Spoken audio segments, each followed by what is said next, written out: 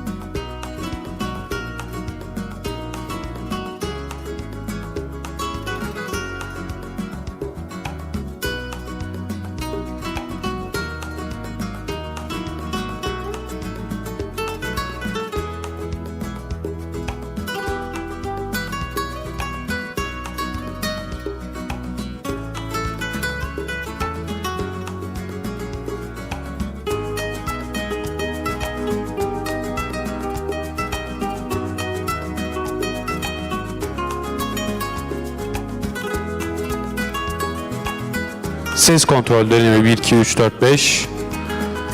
Tamam. Ses kontrol deneme 1 2 3 4 5. Tamam, müzik gelmez. Kapattım. Gelsin mi?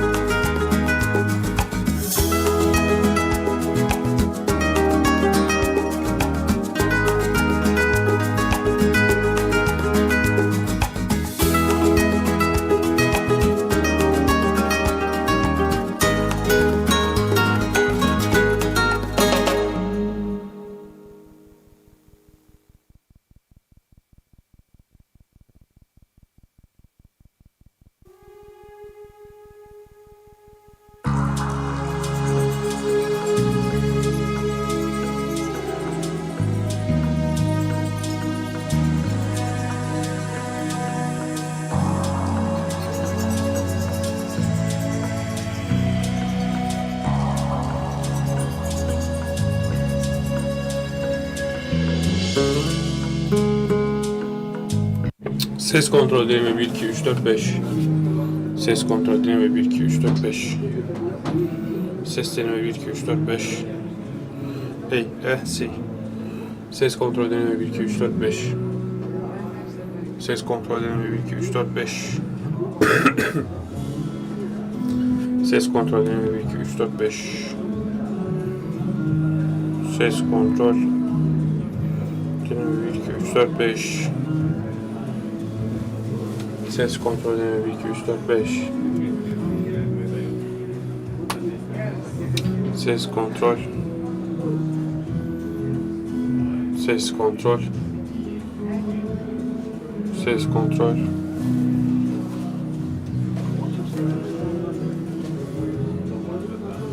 Ses kontrol.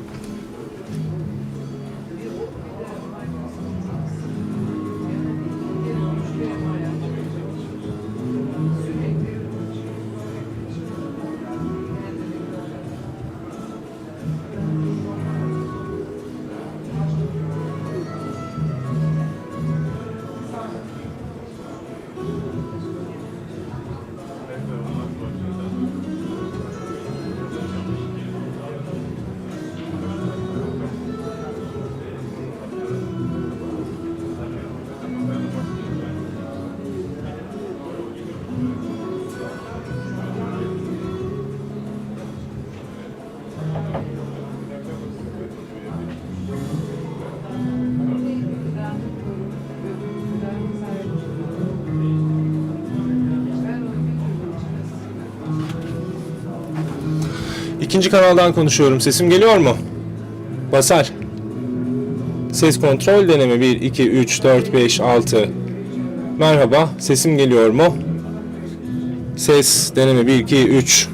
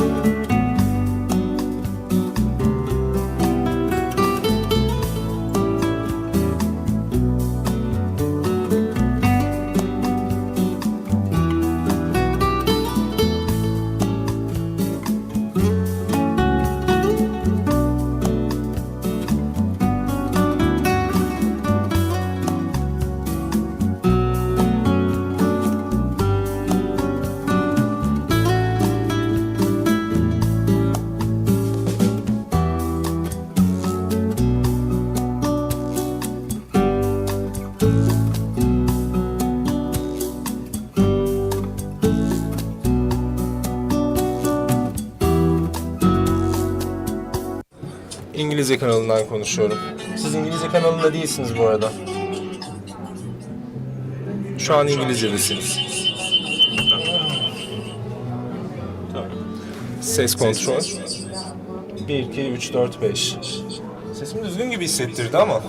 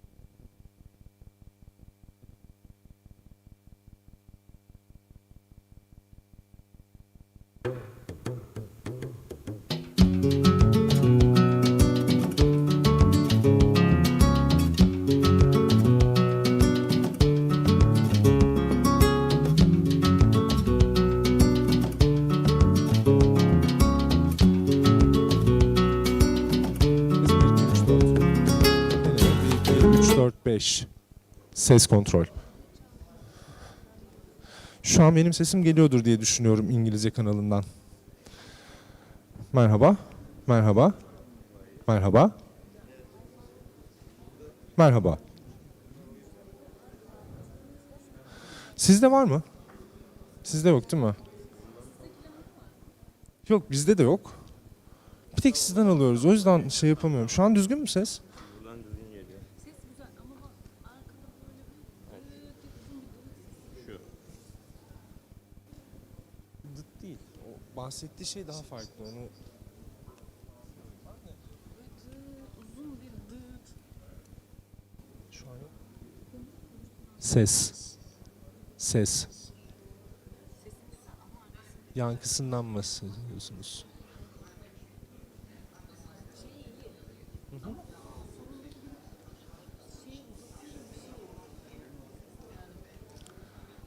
Eko. Bahsettiğiniz şey. Tamam. Çekil. Gerçekten şu an fırlatırım kafana. Ne oldu? Gereksiz şeylerle uğraşıyorum sabahtan beri. 1, 2.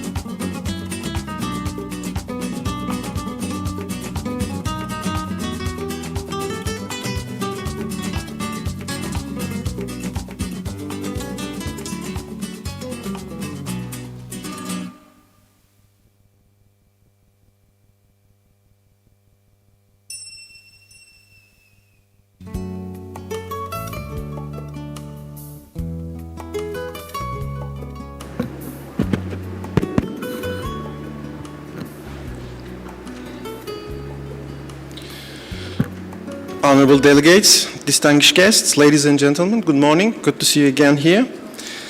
Good morning and welcome to the day 2 of the conference on reducing food loss and waste.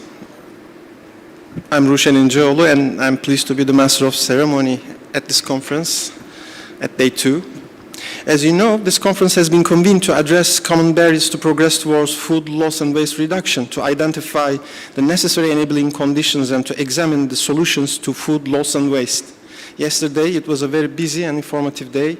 We heard from experts about policy frameworks and legislations related to food loss and waste management, strategies, investment instruments and programs, interventions along food value chain, food donations, food banks, food safety and security, as well as the responsibilities of various public and private institutions overseeing these domains. Today, together with our experts and panelists, we will explore and discuss how science, technology, and innovation, including new products and business models, can accelerate and facilitate prevention and reduction of food loss and waste. We will also hear in detail about various approaches to influence consumer behaviors to reduce food waste at the individual level in our homes, of course. Let me remind you that in the session 4, we will discover new technologies and approaches to drive the change, including the adaptation of new business models, artificial intelligence, for example, for smart labeling, dynamic pricing, product traceability, and intelligent food sharing and redistribution instruments, among other solutions. We will have a lunch break between 1:15 and 2:15, and we will stick to the time today. In session 5, we will learn from experts in academia, FAO, and the private sector about the concept of behavioral science and its potential application in addressing the problem of food waste at the household level. The speakers will also share examples of interventions based on regulation, information instruments, and nudging approaches to help national and regional policymakers as well as marketing specialists in designing and improving appropriate interventions against food waste. Robert van Otterdijk will close the conference with reflections on what we can take away to make changes to reduce food loss and waste, of course. Now I'm asking our moderator, Ms. Victoria Kalinin, to take the floor and guide us through the day for the first session of the day, which is entitled Food Loss and Waste Reduction Program at FAO. The floor is yours, Victoria. Thank you, Roshan. Thank you for that introduction. Honorable delegates, distinguished guests, ladies and gentlemen. My name is Victoria Kalinin. I'm the Regional Officer Communications at FAO Office in Europe and Central Asia in Budapest, and I'm honored to be your moderator today. I'm sure this will be a very enriching experience for all of us. On behalf of FAO, I'd like to take the opportunity to thank the co-organizers of the conference, the Ministry of Agriculture and Forestry of the Republic of Turkey, and the Economic Cooperation Organization Regional Coordination Center for Food and Security. Our appreciation for their support also goes to the Ministry of Agriculture, Nature and Food Quality of the Netherlands. I would like to express my sincere appreciation to all the speakers, panelists, organizers, and contributors for giving so generously of your time and support. This event is really about sharing your knowledge and your experience. And of course, thank you to all the participants who are here live or attending by Zoom for your time, for listening, and for asking questions. So let's begin with an overview of Food Loss and Waste Reduction Program in FAO.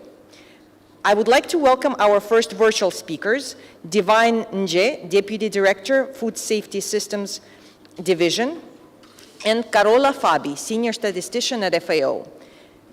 Colleagues, the floor is yours.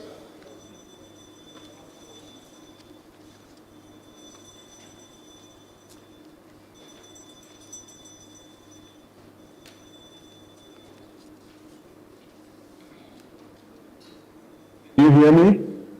Yes. Okay, good. Let me share my screen because I have a presentation.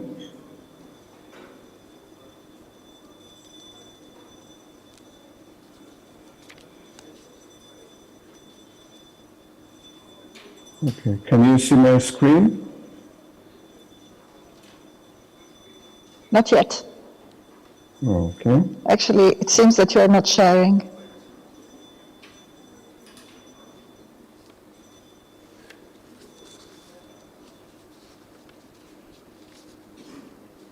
Okay, there we go. All right, coming. Just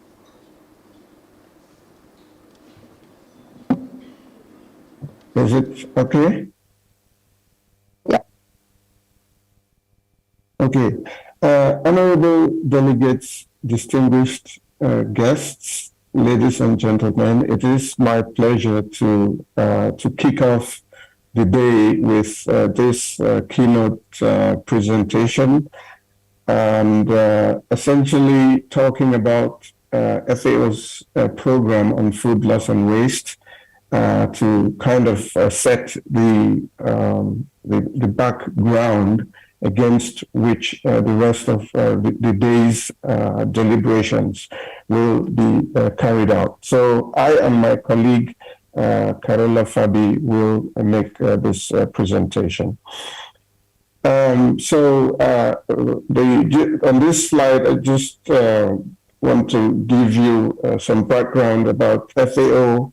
I think it's important just to highlight here the three global goals of FAO, and that these are the eradication of hunger, sustainable management of natural resources, and the elimination of poverty. This is important because you can, I think, see there is an obvious connection to the reduction of food loss and waste. When we reduce food loss and waste, it contributes to each of these global goals. And we work with our members, all 194 member nations and the three other members. We work together in ensuring that we achieve these goals through improving the efficiency of agri-food systems, and thereby reducing food loss and waste. So there are 7 or so core functions along which FAO's work is carried out, FAO's work in general, but more specifically also the work on food loss and waste. And it includes data and information, providing normative standards, supporting policy dialogue, supporting institutional development and policy and program formulation, facilitating partnerships and coalitions, and supporting the uptake of knowledge, technologies, and good practices. And last but not least, supporting advocacy and communication. I think you would agree with me that all these core functions are very, very important when we want to adopt a holistic approach to food loss and waste reduction. The motivation, as it were, for our work on food loss and waste is driven by the implications that food loss and waste have on food security and nutrition, on the economic dimension, on the environmental dimension, as evidenced here by the carbon footprint, the impact on natural resources such as water and land, which are very, very scarce. And here we see the very, very significant footprint that food loss and waste has on these dimensions of the environmental sustainability. And it is a travesty, as has been said in other fora, that while we have 820 million of our co-citizens in this world not having enough to feed, while we have 3.1 billion people not having access to healthy diets, and so resorting to consuming very, very unhealthy diets, which have an impact on such issues like obesity and diet-related diseases. So it is really a travesty that all of this is happening while we are wasting tons and tons of food, and there are very significant losses of food along the supply chain. So the program that FAO and its members are working on is guided by a number of guiding principles. We take a food systems lens. So food loss and waste is not regarded as an end in itself, but it is achieved as part of efforts to make the food system, the agri-food system, more efficient, more sustainable, more inclusive, and more resilient. And by so doing, transforming this agri-food system and helping to achieve the SDGs. Sustainability is a key defining principle in the program. Sustainability in all its three dimensions: the economic, the social, the environmental dimension. So all three dimensions are important, and we work to ensure that the trade-offs between these dimensions are reduced while optimizing synergies. We also cover all sectors, so it's crops, it's animal products, it's livestock, fisheries products, and also aquaculture, and in cases where we have forest products that are consumed, we are also looking at reducing losses in those sectors. We adopt a circular approach, and this speaks to the need to ensure the natural resources are used optimally. And so we try to minimize the waste of such resources and optimize the economic gains. The last point there is that we support the hierarchical approach that puts a premium on preventing losses and waste from occurring at all as the priority. And if that fails, then we seek other alternative avenues, such as rescuing and recovering and redistributing the food, recycling and upcycling through circular strategies. And if all of that fails, then we ensure that the material is not disposed of carelessly. Because if, for example, it is dumped, then it can contribute to emissions that will have a significant impact on the climate and on the environment. So the last thing that we ensure is that there is a proper disposal of the material.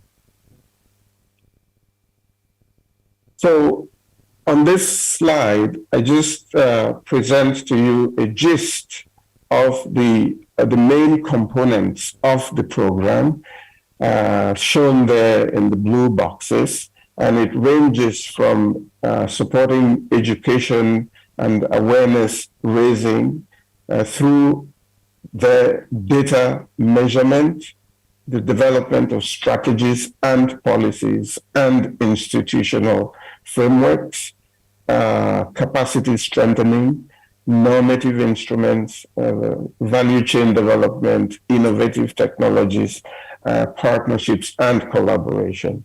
Now, these are the 8 or so components. They are not standalone. They speak to each other, and there are definitely overlaps. Now, in our work on food loss and waste reduction, we see and try to use technologies, innovation, the provision of data and also the complements of governance and so on as accelerators of the work we do. We also mainstream gender, inclusion, and youth into the work we do. So we have accelerators, and then these three aspects are mainstreamed in all the work we do. Now, the strategic framework of FAO have four main outcomes that are being sought. And from the left of your screen, better production, better nutrition, a better environment, and better life, all four of them. And as you can see, food loss and waste is obviously connected to each of these betters. We need to improve production. We need to ensure that food loss and waste does not constitute a burden on the environment. We need to ensure that it serves the nutritional needs of populations. And in doing so, we want to avoid any environmental burden. In the program framework, the primary SDG goals that we are seeking to achieve are SDG 2, SDG 12, and SDG 12. But obviously, these are not the only ones. We also actually contribute to all 17 sustainable development goals. Now, so that's the program. I just wanted to now go into just show you a little bit of some of the examples of how these components and what we are doing under a selection of these components. I and Ms. Fabi will go through that now. And just starting with awareness raising and education, this obviously is a very important part. Awareness raising of policymakers, of the lay public is critically important. And we're just coming out from the observance of the International Day of Awareness of Food Loss and Waste, which I am sure most of you distinguished delegates participated in.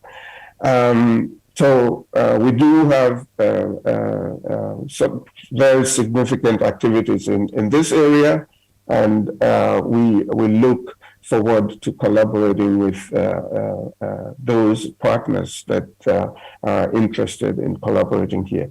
I am going to pass now to my colleague, Carola Fabi, who will then look at some of the other work that we are doing on data measurement and monitoring. Over to you, Carola. Yes, good morning, ladies and gentlemen. It's really an honor to be here today and to be able to talk at the regional conference. I will be, you stopped sharing, Divine? No. Is it not showing? No.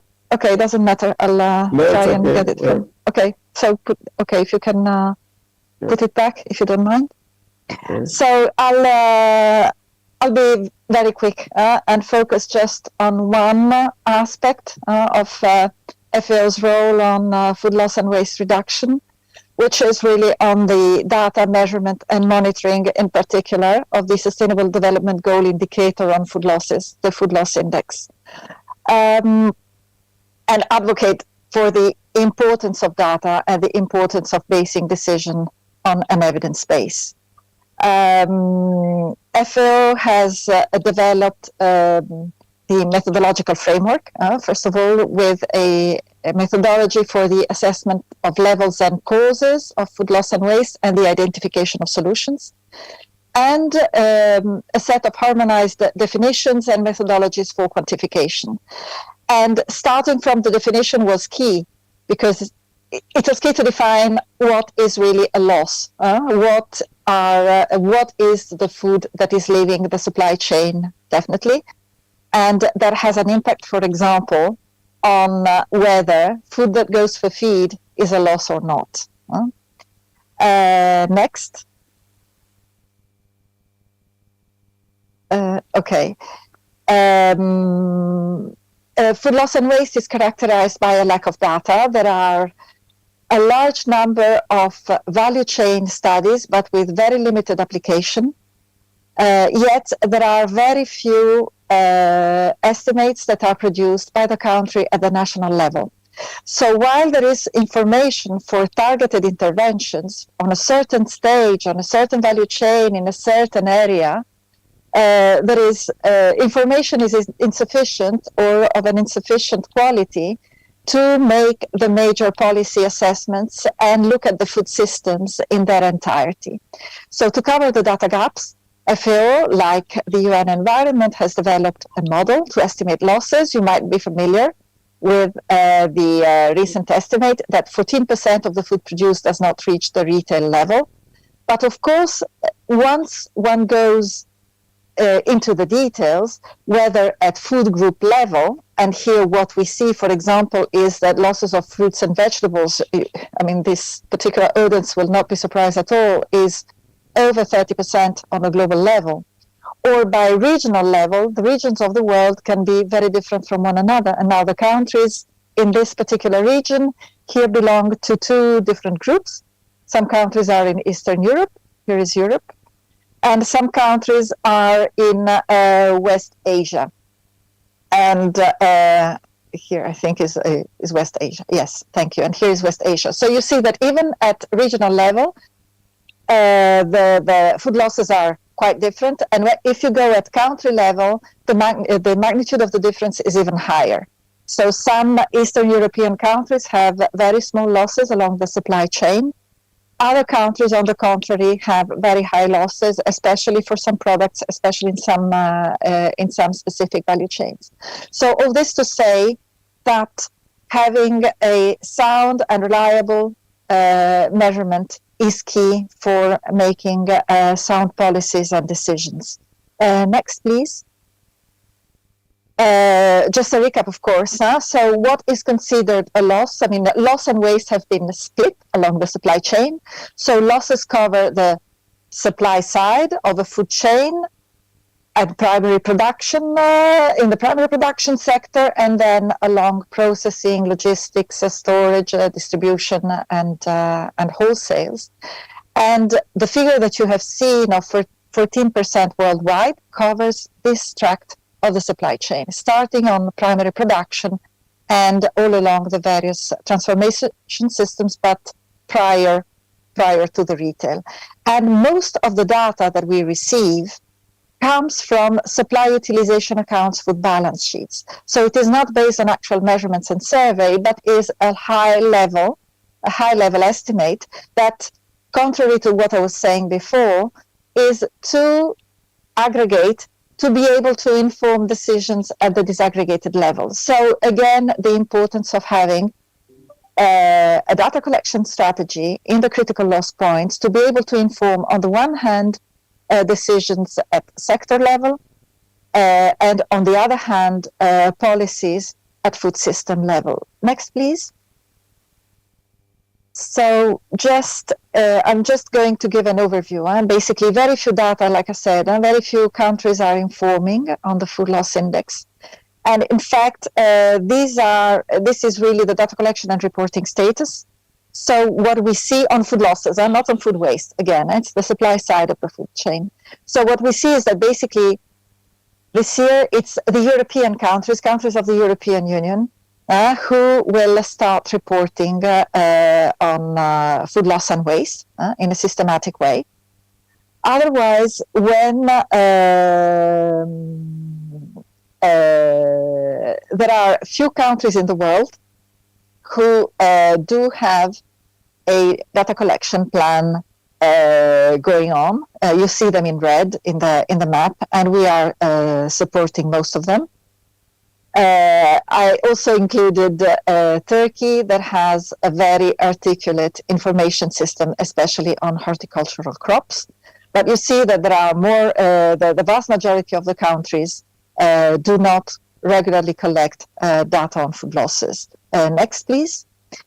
And going back now to FAO's actions and plan on food loss and waste reduction, what you see here are the countries that we are supporting one way or another to measure food losses, whether it be by improving the estimates in the supply utilization accounts, in the commodity balance, whether by implementing loss surveys. And actually, the last thing that I will say is that the countries that you see here are applying very different solutions. So the methodology is very articulate, but it is also flexible enough to be able to adapt to the existing statistical systems and to different ways of collecting post-harvest losses. For the sake of time, I will not delve into the details. I will just say that what Mexico, Costa Rica, Colombia, India, Ethiopia, Ghana, and Zimbabwe are doing is completely different from one another, but yet they will be able to produce loss data along the supply chain by stage and it's in its entirety. Thank you very much. Thank you very much, Carola. So now, continuing after looking at the data and measurement aspect, just two other aspects that I wanted to highlight here, policies and strategies, because this is the core of supporting a reduction program. The policies and strategies, of course, have to be based on evidence. And I invoke here again the prioritization through a hierarchy approach that puts the priority on prevention through good handling and processing practices. And then if that fails, then we resort to the other approaches like rescue, recovery, recycling, and then incineration. And if all of that fails, ensuring that the disposal of the material is handled properly. Now, we support policy and strategy development at all levels within the national space, national programs, but very importantly, even sub-nationally. So urban spaces, for example, might want to develop strategies and policies. There is also the regional dimension, such as this region from which you are all coming, and then also global levels, which FAO and its partners, like the UN Environment Program, support global work. The other important aspect of the work that I wanted to end the presentation with is the normative and standard setting aspect of it. So FAO is like I said in the beginning slide, it's a member organization, and so it's a meeting place where these members can come and negotiate and agree on instruments and standards. Because of this honest broker role and being a neutral platform, it then provides a conducive environment for developing standards that every party can agree to. So FAO has supported and is supporting the development of a number of very important normative and standard setting instruments that are important for food loss and waste reduction. I have here a selection, and the last one to your right is the Food Loss and Waste Reduction Voluntary Code of Conduct that just was approved by FAO members just recently. And then last but not the least, as an area of collaboration, is the collaboration and partnerships dimension. We host the technical platform on the measurement and reduction of food loss and waste, which is a global platform. But our colleague, Robert van Otterdijk, and the other colleagues at the Budapest office also have platforms that you are all participating in. This technical platform has a community of practice that we invite all of you to get involved in, and so that we can share information and develop partnership programs.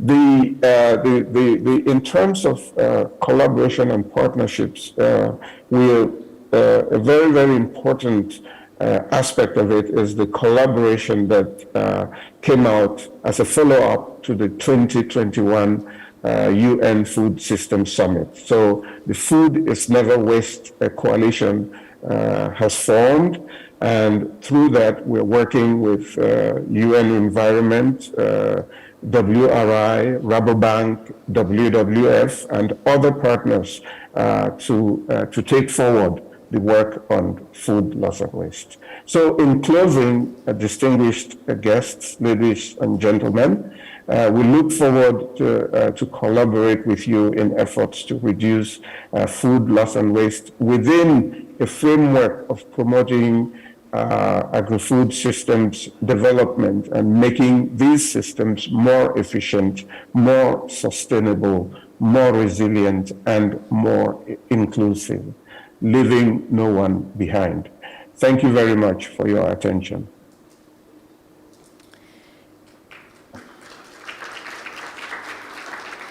Over to you, moderator. If I can. Thank you very much. Teşekkür ediyoruz Mr. Nie ve Mr. Fabi'ye bu güzel sunum için, FAO'nun çok taraflı, holistik yaklaşımını anlattıkları için. Şimdi 4. oturumla devam edeceğiz. Teknoloji, bilim ve inovasyon konulu. Koray Koçer'i, Marie Aman'ı sahneye davet etmek istiyorum bir sonraki panelimiz için.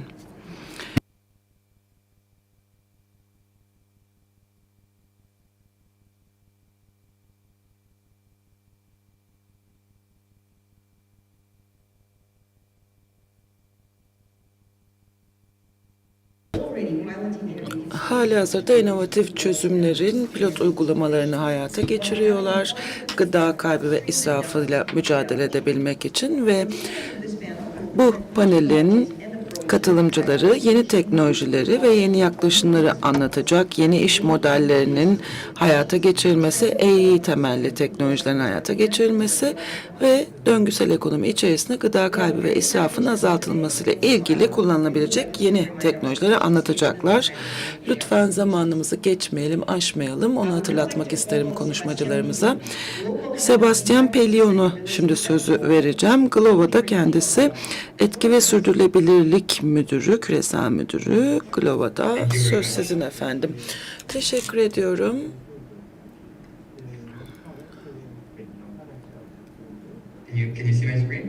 Ekranımı görebiliyor musunuz?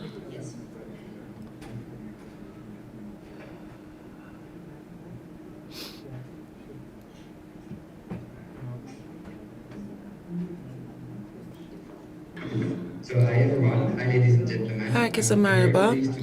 Hanımefendiler, beyefendiler. Bugün sizlere sunum yapmaktan çok mutluyum. Glovo ne yapıyor? Gıda kaybı ve israfını azaltmak için FAO'da nazik daveti için teşekkürlerimi sunarak başlamak istiyorum.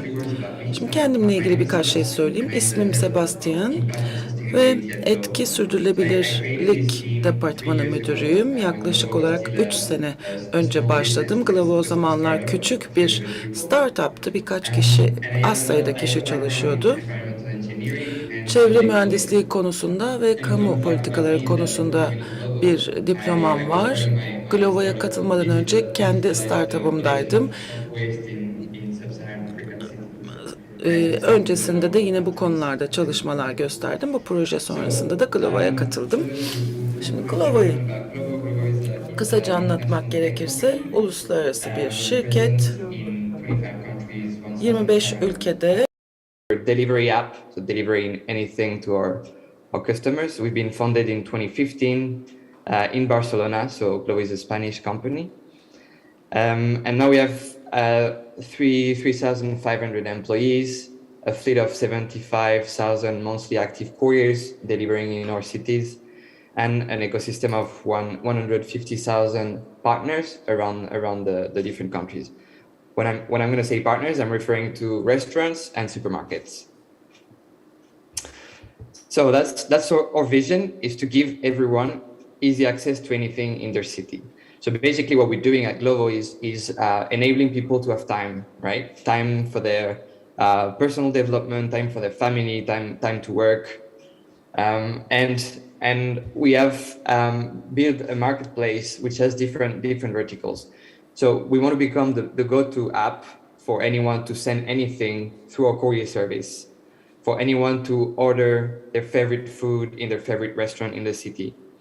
But through Glovo, you can also order any product. It can be beauty product, electronics, clothes. And the last vertical I wanted to mention is our supermarket vertical. You can now order online groceries through your supermarket, or also through one of our own supermarkets. Glovo has built its own supermarkets in the cities. Those are small supermarkets located in central zones of the cities, accessible just online, just in the app, and we can deliver in less than 20 minutes groceries products in these different cities where we operate. And for us, growing the business is obviously key, but we also want to do that in a way that respects the planet and society. So we want to become the first impact-driven delivery app by using our core business, what we know how to do best, our platform, our marketplace, our logistics, to create positive social and environmental value. So I wanted to show you the high-level sustainability strategies that we defined. So we have basically 4 high-level goals, which are related to our marketplace. So the first one is to become the reference platform to provide educational programs for couriers and pickers. We believe that being a courier is not something, it's not a lifetime job. So we can provide tools for couriers and pickers to grow so they can find a job that is more in line with their aspirations. The second commitment we have is to use our logistics to provide support to NGOs. And I'm going to give you a detail about that. Our third commitment is to accelerate growth of local commerce, SMEs, small businesses, and above all, green partners, the partners that are selling green products, veggie products, vegan products. And transversal to this strategy, we committed also to drive the delivery space toward environmental sustainability. So let me tell you a little bit more about our environmental strategy. So Glovo we calculate the carbon footprint of Glovo, and we do that yearly. So in 2021, Glovo emitted 110,000 tons of CO2, right? So if we need to compensate these emissions, that would be equivalent to growing more than 5 million trees for 1 year. So it's pretty significant. And our three main sources of emissions are transportation, so the fleet of vehicles, motorbikes, cars that are used by the couriers to deliver the products. The second source of emissions is packaging. About 1/3 of emissions are coming from the packaging that is used by restaurants to deliver their orders. And the third source of emissions is food waste. So we decided in December 2021 to become carbon neutral. So we're already compensating the emissions that we are producing by buying carbon credits, essentially, through partnerships with Pachama and South Pole. But beside compensation, which is important short term, what we decided to do as well was to set up a CO2 emission reduction target in order to reduce emissions progressively throughout our value chain. So we set up a target to reduce our emissions by 42% by 2030, and with a 2020 base year. And this target has been validated by the Science Based Target Initiative. So we have 4 main emission reduction pillars. The first one is logistics. And here, what we are doing is maximizing efficiency in delivery. For instance, through projects like bundling. So bundling is when one same courier is picking up several orders, several meals in the same restaurant, and delivering these meals to different customers. So by doing that, we reduce the distance which is traveled by the courier, and we reduce emissions. And we're also working on incentivizing couriers to use more electric vehicles. So we actually have a target to have 67% non-combustion vehicles in the fleet by 2030. The second topic that is key for us, and I told you packaging is our second source of emission, is to manage to incentivize restaurants to go from single-use plastic to sustainable materials for the packaging. Here, what we've done is building an e-commerce where we sell sustainable packaging very affordable to partners, to restaurants, so they can do this phasing out of plastic packaging. The third pillar is energy. Here, obviously, we need to switch to 100% renewable energy for our offices, but also for our own supermarkets. I told you that we have our own supermarkets in the different cities where we operate. So we committed also to supply these supermarkets with 100% renewable energy by 2030. And the last, but not least, emission reduction plan is related to food waste. And here, our commitment is that in 2030, 10% of the orders that are distributed by Glovo would be made from food surplus, from food excellent. So I'm gonna go through the rationale about why food waste and tackling food waste is key for us. So we've seen this graph in the previous presentation. You probably know it. This is key, right? If food waste was a country, it would be the third biggest emitter. If we look at it in another way, and I like to remind people that 1 kilo of food waste from a carbon perspective is equivalent to 25,000 bottles of plastic of 500 milliliters. So if we look at the value chain, so we know that 30% of the food is lost or wasted. And half of this food loss and waste happens downstream of the value chain, so in distribution and consumption. And that's where Glovo can play a role. We also see new regulations happening all over the countries where we operate. In the European Union, where Glovo is very present, the EU has set a goal of 30% reduction of food waste per capita, 50% reduction by 2030.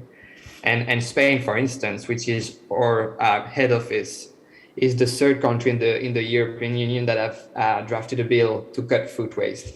And according to this bill, our partners, so supermarkets, restaurants, could face fines up to 60,000 euros if they waste food.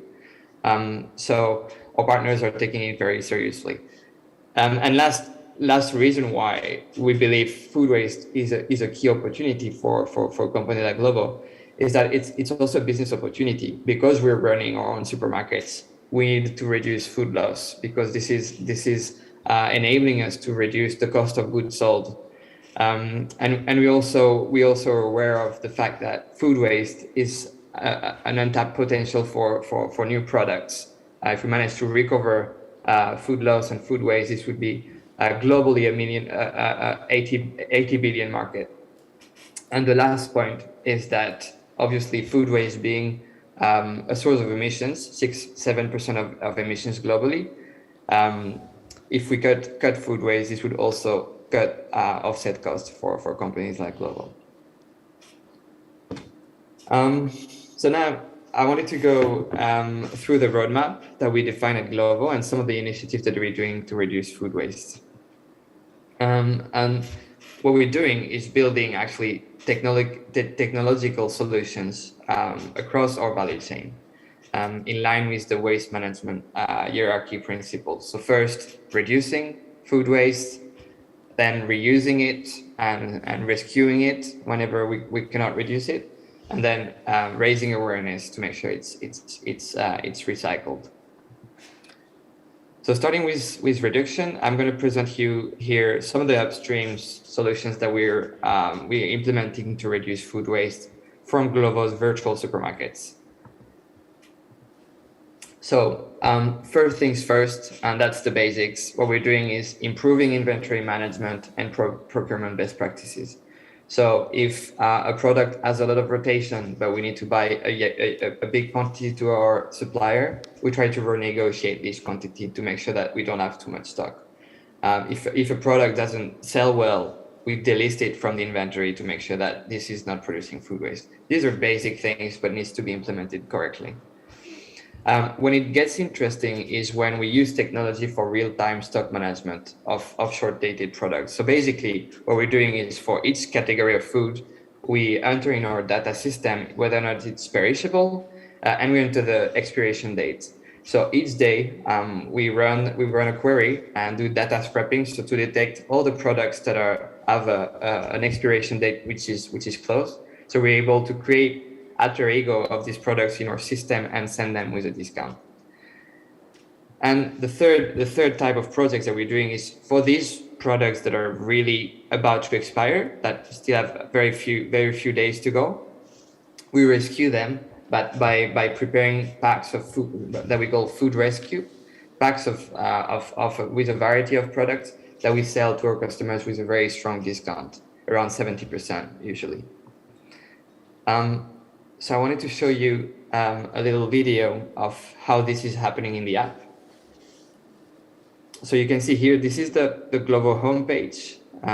So the user enters in the homepage, enters in the Glovo Express category, which is Glovo supermarkets, and goes to fresh product. You can see the category fresh product, and you can see here food rescue.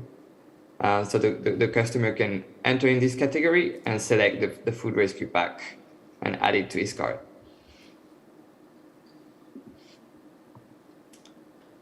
So what's happening in our stores? So these are some pictures of our personal shopper, which is taking care of selecting the products that are about to expire based on the expiration date, and creating food rescue packs in the app, so it becomes available for customers. And you can see here our personal shopper preparing the food rescue packs inside the store. So packs with a variety of products that are sold with a discount. And yeah, writing a little thank you message for the customers who decided to buy these packs and save food waste. These are some numbers that we reached since we launched Food Rescue. We actually launched it pretty recently at the beginning of 2022. And it's very promising. We can see that we already saved 24 tons of food waste. And this is just happening in a few countries, in a few cities, in Spain, in Romania, and in Italy. And it enabled also to create a new revenue stream for us. We sold for a value of 133,000 euros of food rescue items since we launched the project, avoiding also CO2, of course. So reuse. So here, I'm going to give you an overview of the downstream logistics solution that we're actually building to help our partners reusing their food surplus and contributing to solve the problem of hunger. So I'm going to stop sharing because I want to show you a video. So let me share again.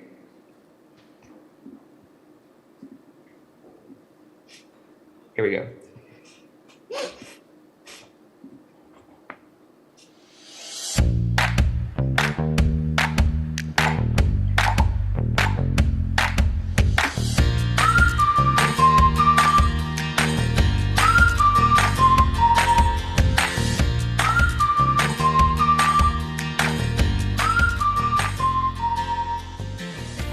Le partenariat Foodwise Glovo Maison Kaiser a pour objectif de limiter le gaspillage alimentaire. Ce partenariat a été décidé pour garantir une certaine sécurité des aliments, pour que nous puissions faire du bien autour de nous et dans notre communauté. Cela motive nos équipes car ils sentent qu'ils font un geste social au sein de leur propre communauté. Le gaspillage alimentaire est l'enjeu de tous, de tout un chacun. Aujourd'hui, en nous associant à Glovo et à Foodwise, nous arrivons à redistribuer un peu de bonheur autour de nous. Foodwise, c'est une entreprise sociale qui lutte contre le gaspillage alimentaire et l'insécurité alimentaire en simplement connectant les invendus avec les enfants dans le besoin, à zéro coût et zéro CO2. Merci beaucoup. La politique sociale de Glovo se résume à 3 piliers que sont le gaspillage alimentaire, l'économie circulaire et le futur de nos Glovers. Dans le cas du gaspillage alimentaire, nous nous sommes engagés avec Foodwise et Kaiser en récupérant le surplus alimentaire et en le donnant gratuitement aux enfants de l'ONG Mission d'Amour, ce qui rentre bien dans notre centre de métier qui est la livraison. À travers ce projet, Glovo s'engage à préserver l'environnement d'une part et à soutenir les enfants démunis.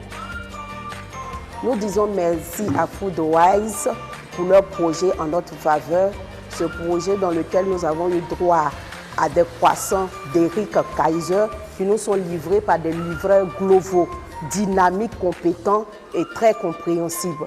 Comme pourraient le dire nos enfants, les croissants de Kaiser sont doux des... So, what you've seen on this video is one of our projects in Ivory Coast that we're doing with one of our partner, the bakery Maison Kaiser. So basically what we're doing is using Glovo's logistics to collect the food surplus, the food leftover, and distribute them to an NGO in Abidjan.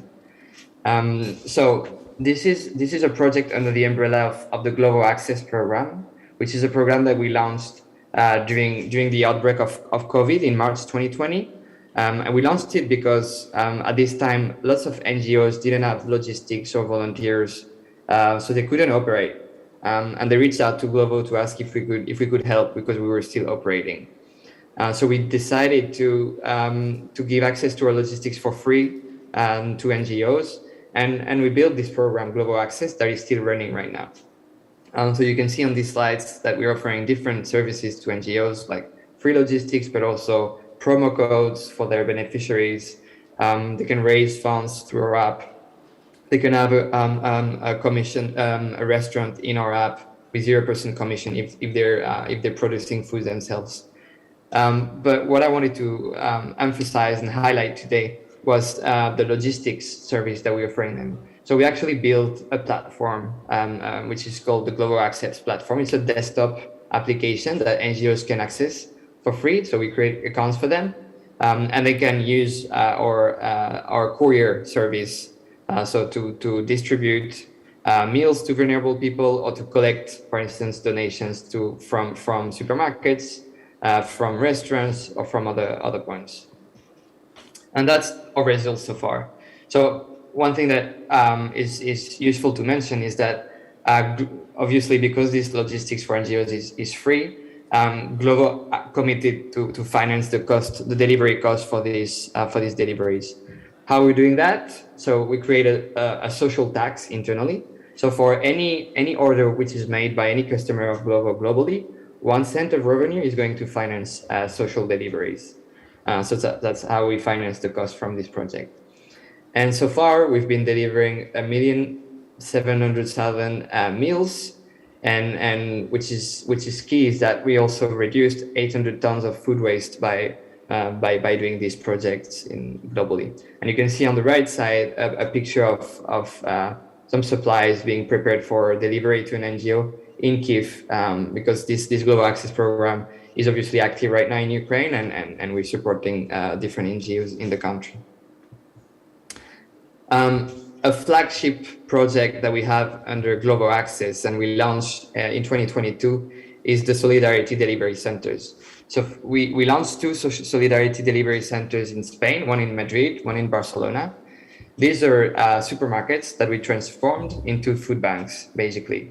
What we're doing is centralizing in these small supermarkets in the city food surplus, food excess from different partners, and we prepare food baskets that are with a variety of products that we deliver to vulnerable people, beneficiaries of an NGO. So this way we digitalize food assistance, and our dream is to be able to cut hunger lines and to avoid people having to come physically to food banks, and enabling these people to focus on what really matters, their growth.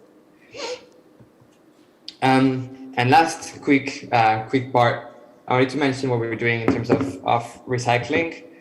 So actually, in terms of food waste, we have low capability to do anything really because it's produced at the customer level.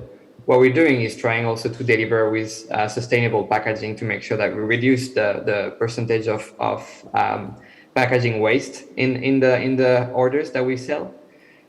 So we created this platform, this e-commerce platform, where our partners can access to more than 4,000 references of sustainable packaging, so made of recyclable materials.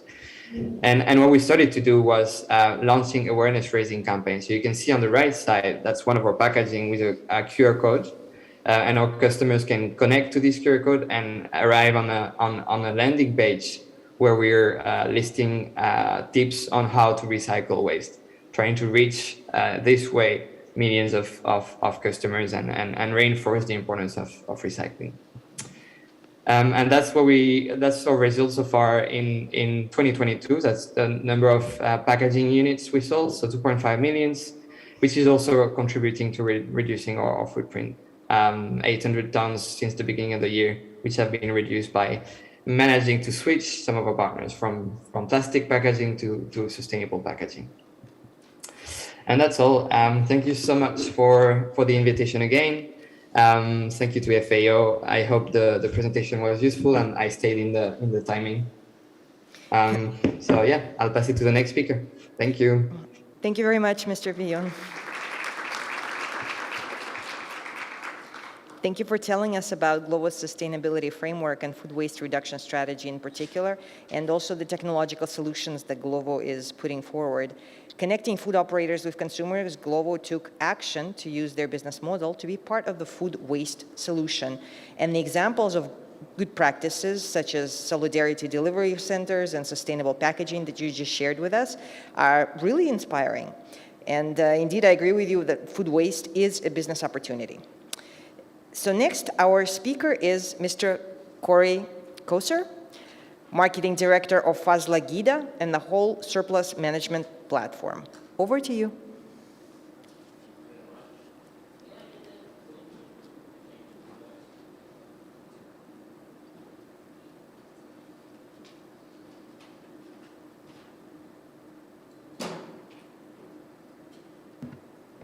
Şununla geçiyoruz. Geri dönmem gerekirse. Good morning, everyone. First of all, thank you very much for this kind invite, and it's a pleasure for us to be a part of this organization.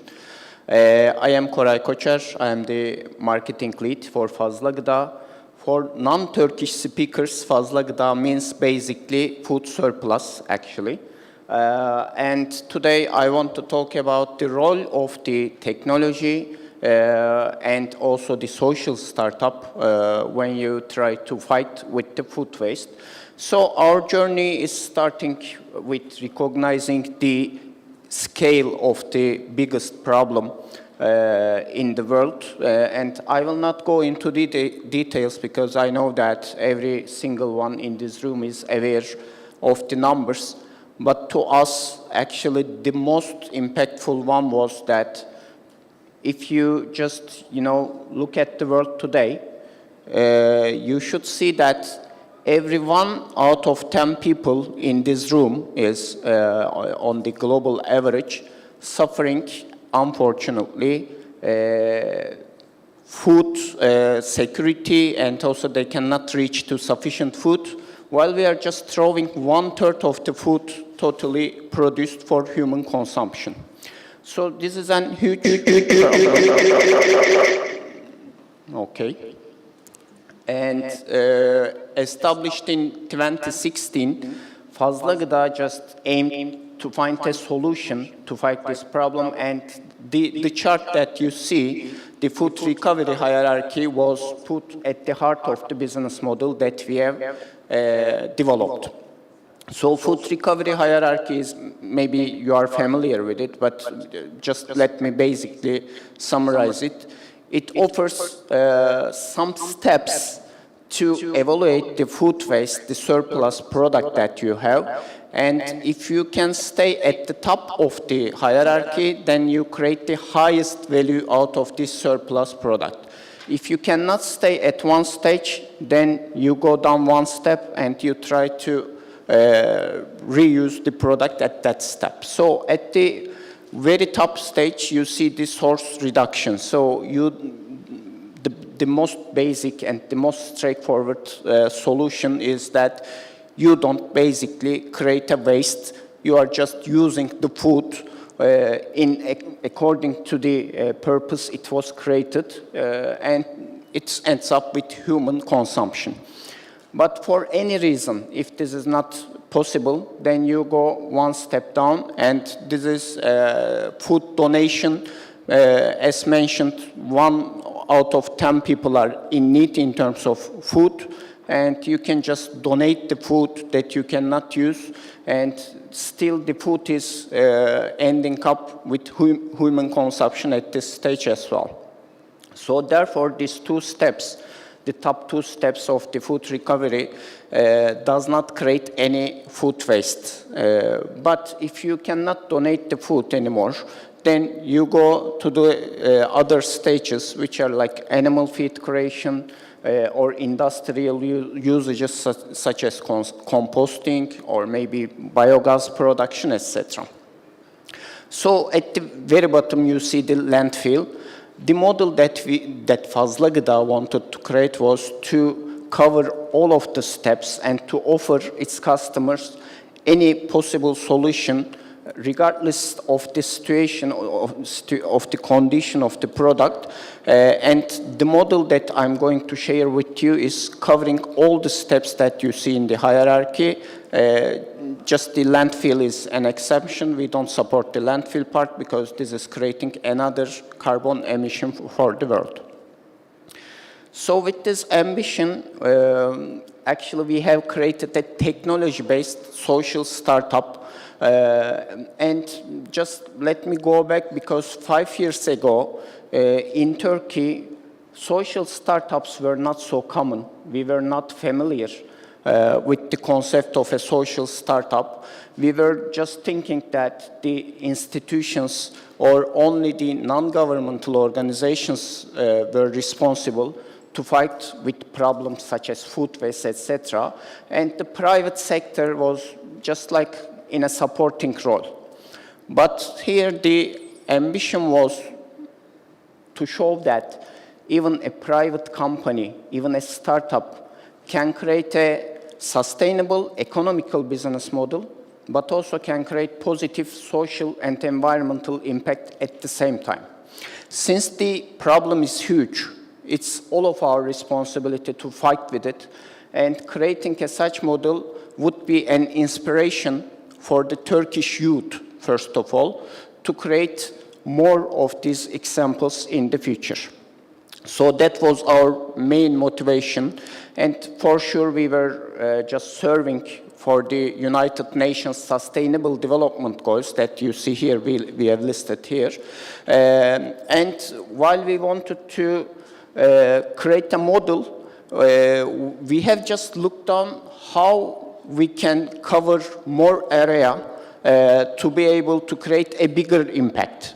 And in that part, the technology comes into the scene, because without a technology solution, it's not possible that you create an holistic approach, that you create a big impact enough.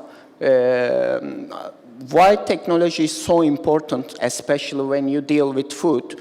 There are actually many reasons. The first one is the operational speed that you need. We are running donation operations that I will share the details with you soon.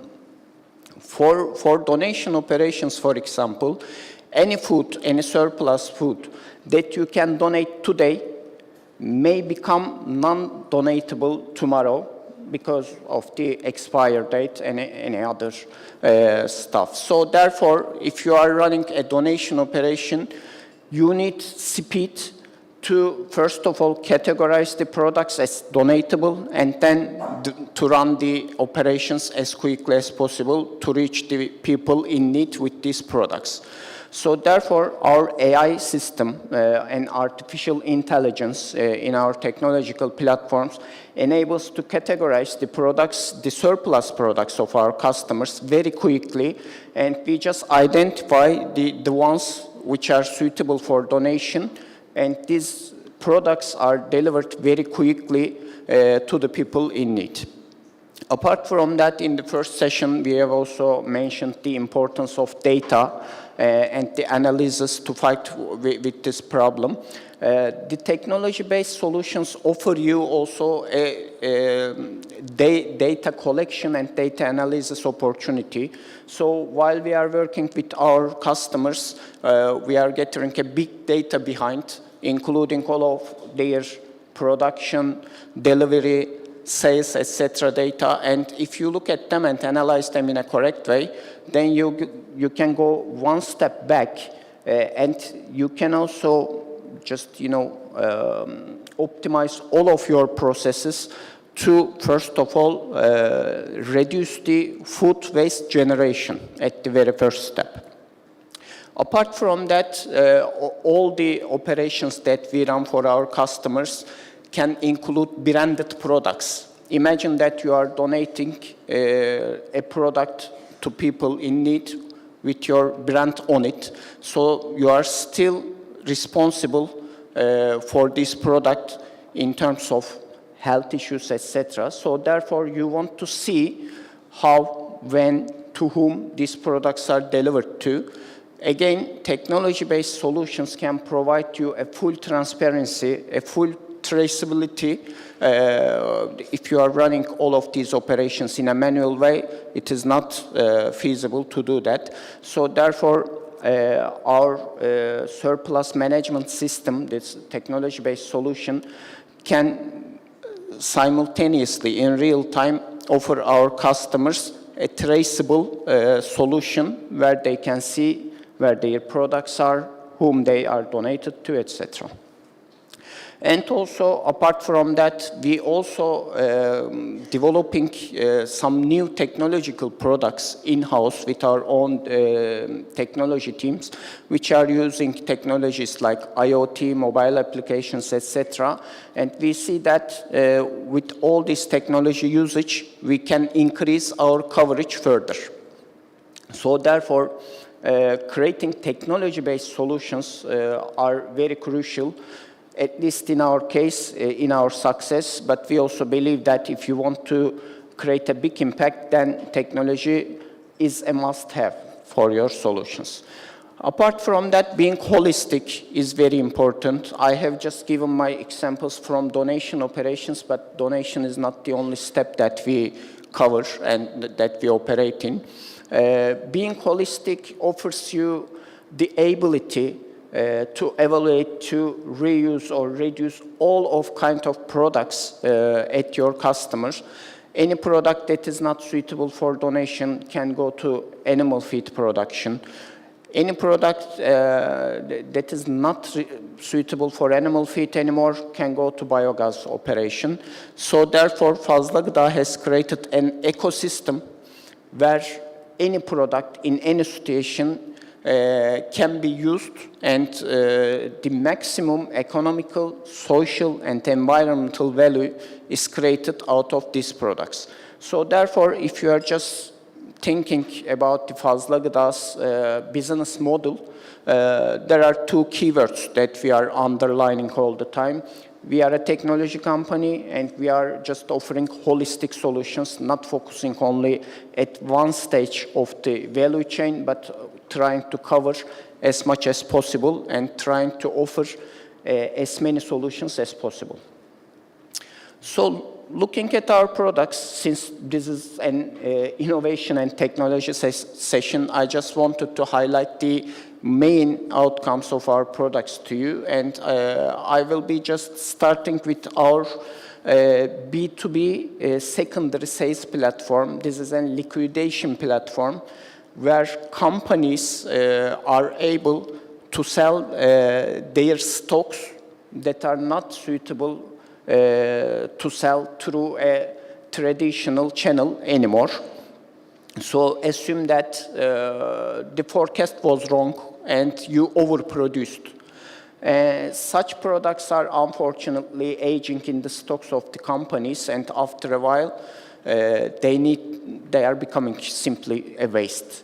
But they are still in a condition where people can consume it or where it can be used in another way. So Fazla Gıda Market is a B2B marketplace where the companies are listing their products where maybe the expire date is close, where the packaging has a maybe small minor impact on it. And the buyers in the platform can buy these products if they are confident that they can consume this product before the expire date, etc., with a discounted price. In this way, we are creating an economical value both for sellers and buyers, but the buyers and sellers together in this platform are also just reducing the food waste that could be generated otherwise if these products couldn't be sold. So this is an example where we create the highest economical value out of surplus products, but also with the environmental value that we create as well. Apart from that, we have the surplus management system, because not all the surplus products can be sold in a marketplace. Maybe think about a retailer, and there are some products with a close expire date that you take from the shelves and you just take them to your warehouse. This product cannot be resold anymore, but you can still donate if the expire date is enough. If we can run our operations quickly, these products can be utilized by the people who are in need. So therefore, after resell, the most valuable solution is donation to people in need. We are just also, Fazla Gıda is offering both the technological platform to run these donation operations, but also are running the operations itself, the logistics, etc. itself as well. As mentioned before, if donation is not available anymore, then we are just evaluating the animal feed and biogas options, where we again create some economical value together by reducing the harm coming from the food waste as well. So this surplus management system is accessible by all Fazla Gıda's customers, and they can easily, without effort, they can easily get the highest value out of their surplus products through this system. We are also, as I have mentioned, we are also developing some other products, because if you just, if you enter the world of the waste, then you see that there are some other areas to capture, even if you are just operating in some certain area. This was the fact for us as well. So started with the donation operations and then added animal feed, biogas, and the secondary sales platform to our solutions. We have seen that, for example, in HoReCa sector, hotels, restaurants, catering companies are generating tons of food waste each day. And the main issue here is that during the kitchen operations, they need to be quick.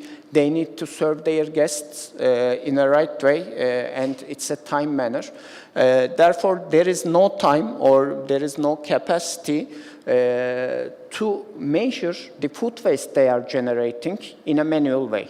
So therefore, Smart Scale System is an IoT technology which is just enabling professional kitchens to measure their food waste in a very convenient way. And the data generated through these measurements is just enabling them to reduce their food waste by up to 50%. This is a huge economical opportunity for HoReCa sector, but this is also reduces the environmental impact of this sector as well. So therefore, Fazla Gıda offers products like this to reduce food waste. Most of our solutions are B2B solutions. We are just working with corporates, or we are working with HoReCa outlets. But we also have a B2C option too, B2C solution too. This is called Fazla app. And this app brings, again, the restaurants, cafes, markets with the end consumers this time. And the main purpose here is from the daily production of these outlets, some part of the products, some parts of the foods are ending up in the garbage at the end of the day, unfortunately. But they can be still utilized, they can be still sold. So from FazLab, you are just buying the products that a restaurant cannot sell during the day. And at the end of the day, as the consumer, you are going to the restaurant and taking your bag, including all the products that were not sold that day, but they are still very fresh to consume. So therefore, with this solution, we are also taking the end consumers into the game in our food waste fight. We are just not developing products, but with the experience and the know-how that we have gained in the last 6 years, especially in food waste management, we are also running consultancy and education with the customers. We are, for example, in an hotel right now, and there is again a food operation running every day here. Fazla Gıda can just run a feasibility study in such an hotel and taking the full picture in terms of food service and food waste management and coming up with suggestions to reduce the food waste generated at this station further. So coming to our impact, as you have seen, it's a bit hard to explain Fazla Gıda's operations in a nutshell because there are different kind of products, different kind of solutions that we are running. But all of these products have one common point at the very bottom line. So we are just reducing the food waste with all of these solutions. So far, we have just saved around 50,000 tons of food. We are just calling ourselves a carbon positive company rather than being carbon neutral. The actually business that we create is reducing the carbon emission by its nature. So therefore, we don't have any target to become carbon neutral. We are just trying to get more carbon positive, and we are just trying to save more food and therefore prevent more carbon emission with all of our customers. And maybe one of the points that we are proud of is that with the donation operations that we are running, we are today reaching out more than 1 million people in need in Turkey frequently with food donations, and we are just trying to contribute to their sufficient nutrition every day. So this is the social impact that we are creating with all of our operations. So just to give you an idea, I have talked about our customers in my presentation. We are calling them our partners actually internally because we are creating the impact all together. And some examples of our partners include the big retailers, food manufacturers, and also the distributors, wholesalers in Turkey, because anyhow, all of the players in the sector are creating surplus food. It can be less, it can be more, but they all are creating some surplus food for any reason. So therefore, any player in the sector can create a partnership with Fazla Gıda to manage their waste and create a positive impact.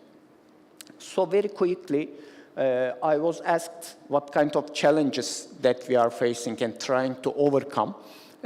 So just, established 5 years, 6 years ago in Turkey, maybe the main challenges that we have faced, we are still facing those challenges, by the way, but we are just slowly overcoming them, I believe.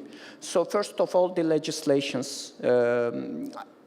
As I have mentioned, we are working to corporates, and of course, corporate companies are just looking at the legislations and accordingly trying to build their business models.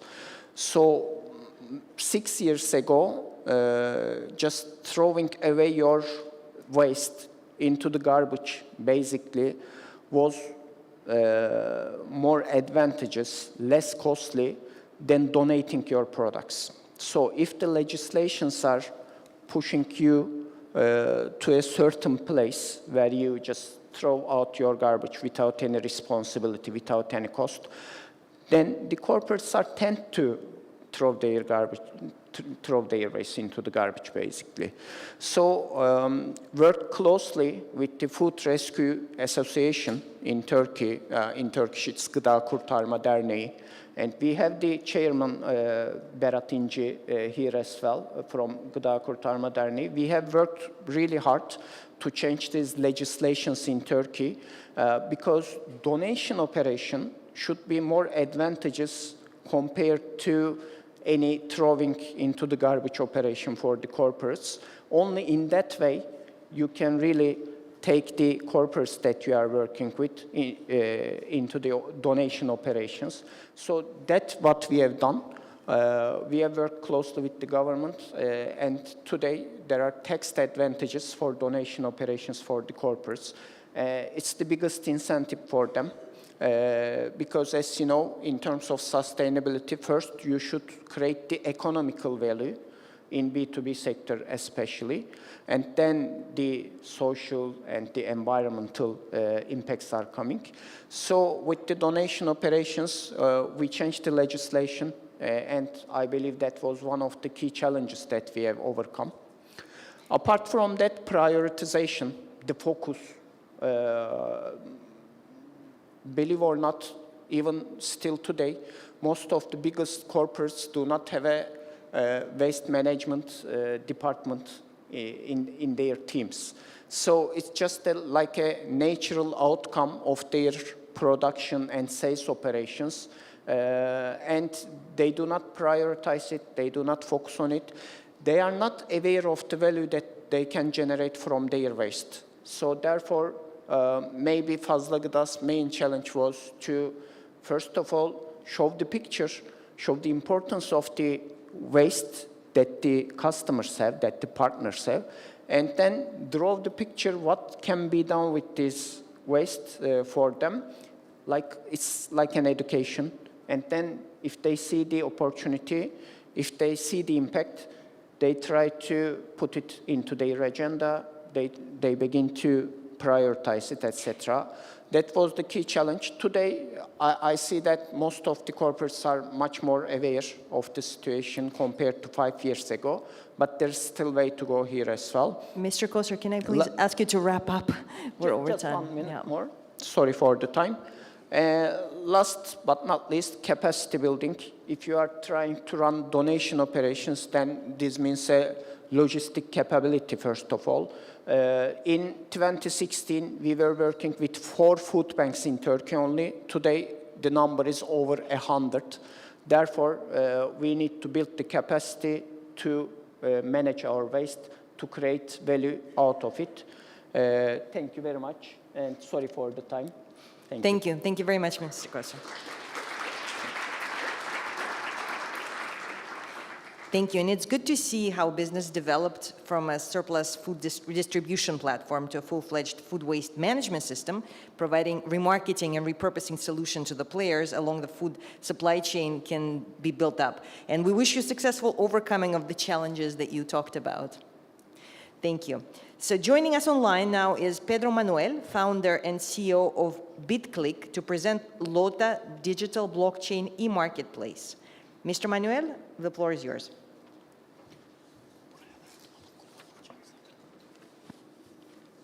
Hello, good morning.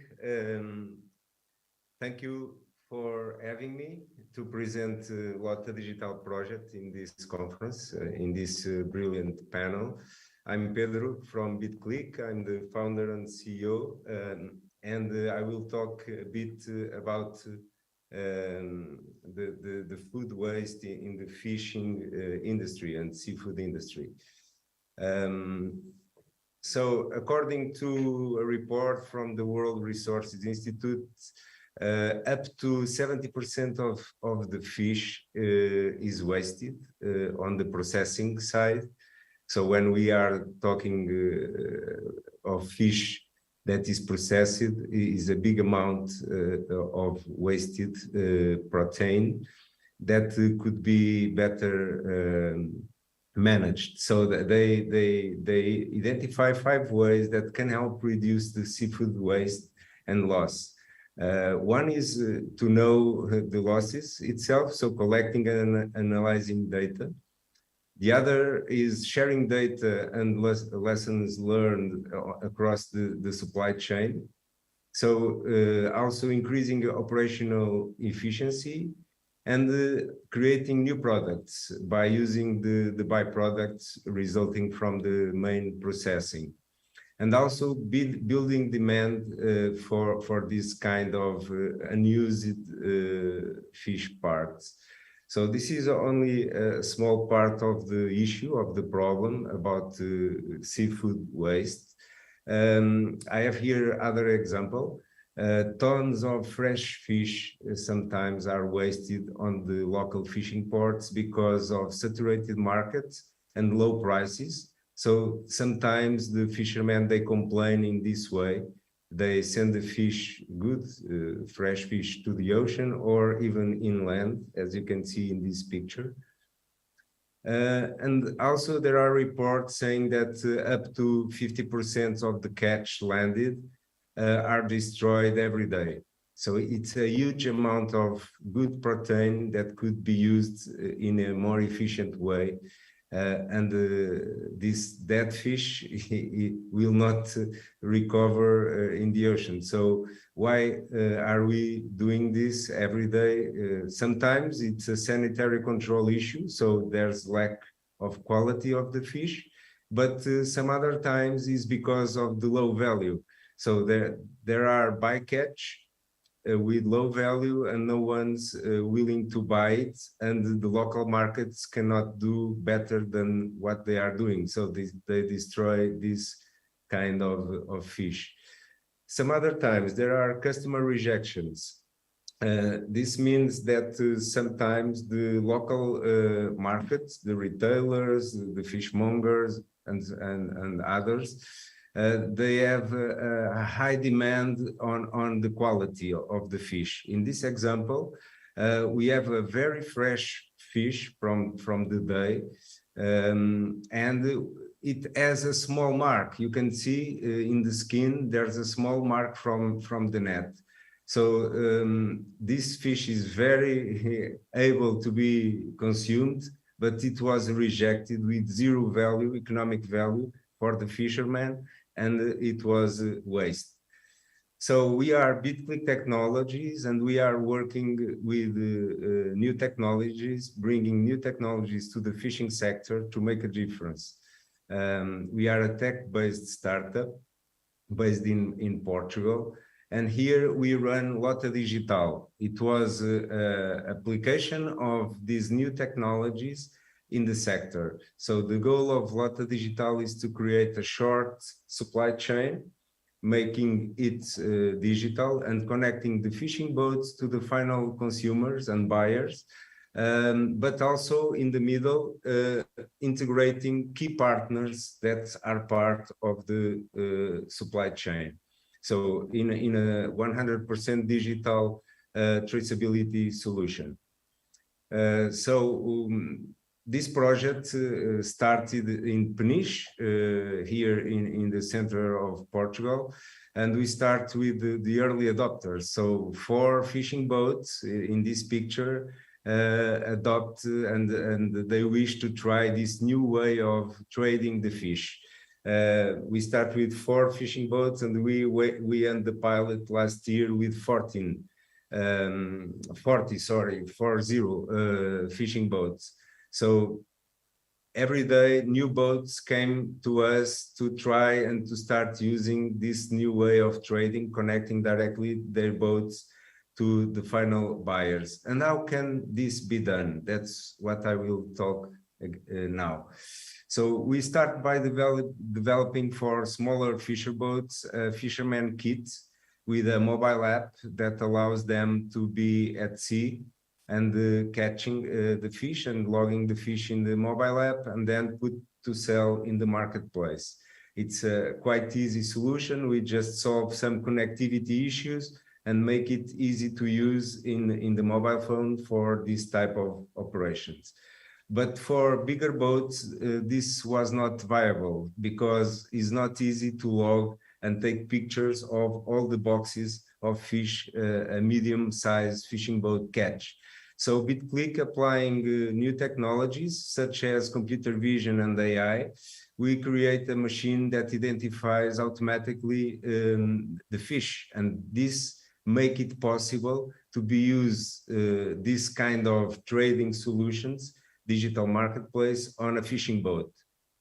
I will show you in a short video an example of the usage of this technology. Of course, the buyer, normally B2B buyer, can be connected to the fishing boats and have all the information about the daily catch and start bidding or making the offer to buy the fish from the boat. But we need to care about the quality control as well, because buying fish online, fresh fish, is not as easy as it looks, and the quality is a matter for this kind of business. So we developed an intelligent system for the landing facilities where the fish lands every day. And with this, we create an optimized and very objective way to classify the quality of the fish, avoiding situations such as the ones I mentioned before. Nowadays, we developed this technology and it is being integrated in all the fishing facilities in Portugal. It's a smart scale that using computer vision and AI, as we did in the boats, inland is also helping the operators to do a better job in the fish classification and quality analysis. So, as I said before, this project couldn't work without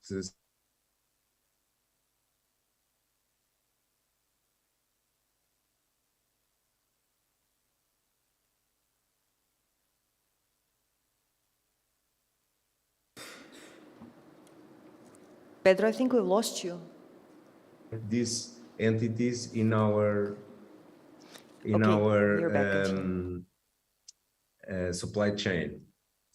Of course, being digital allows us to be traceable and transparent, and all the data is collected automatically. So we also provide a new way to be more transparent to our final customer, creating a smart label connected to a blockchain network and allows to get some part of the information from the supply chain.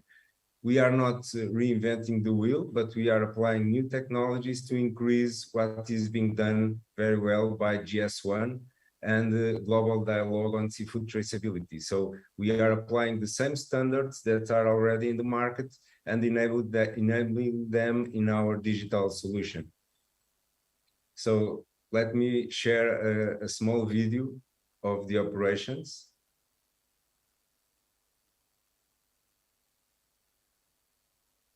So here the fishermen with the mobile app in the small scale boats, and now in a bigger boat, you can see how easy it is to put the fish to sell. A single click on a button. And Pedro, sorry, we cannot see either your presentation or the video. Can you please make sure that we can see them?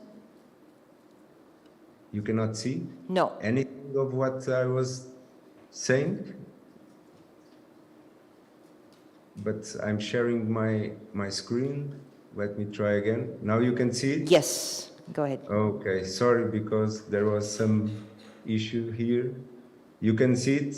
Yes. Right now? Yeah? Yes, thank you. So, sorry, because I was talking on top of my images. So I will try to move forward, but these are the first information I share with you about the 5 ways to help reduce food waste. And the tons of fresh fish wasted on local fishing ports.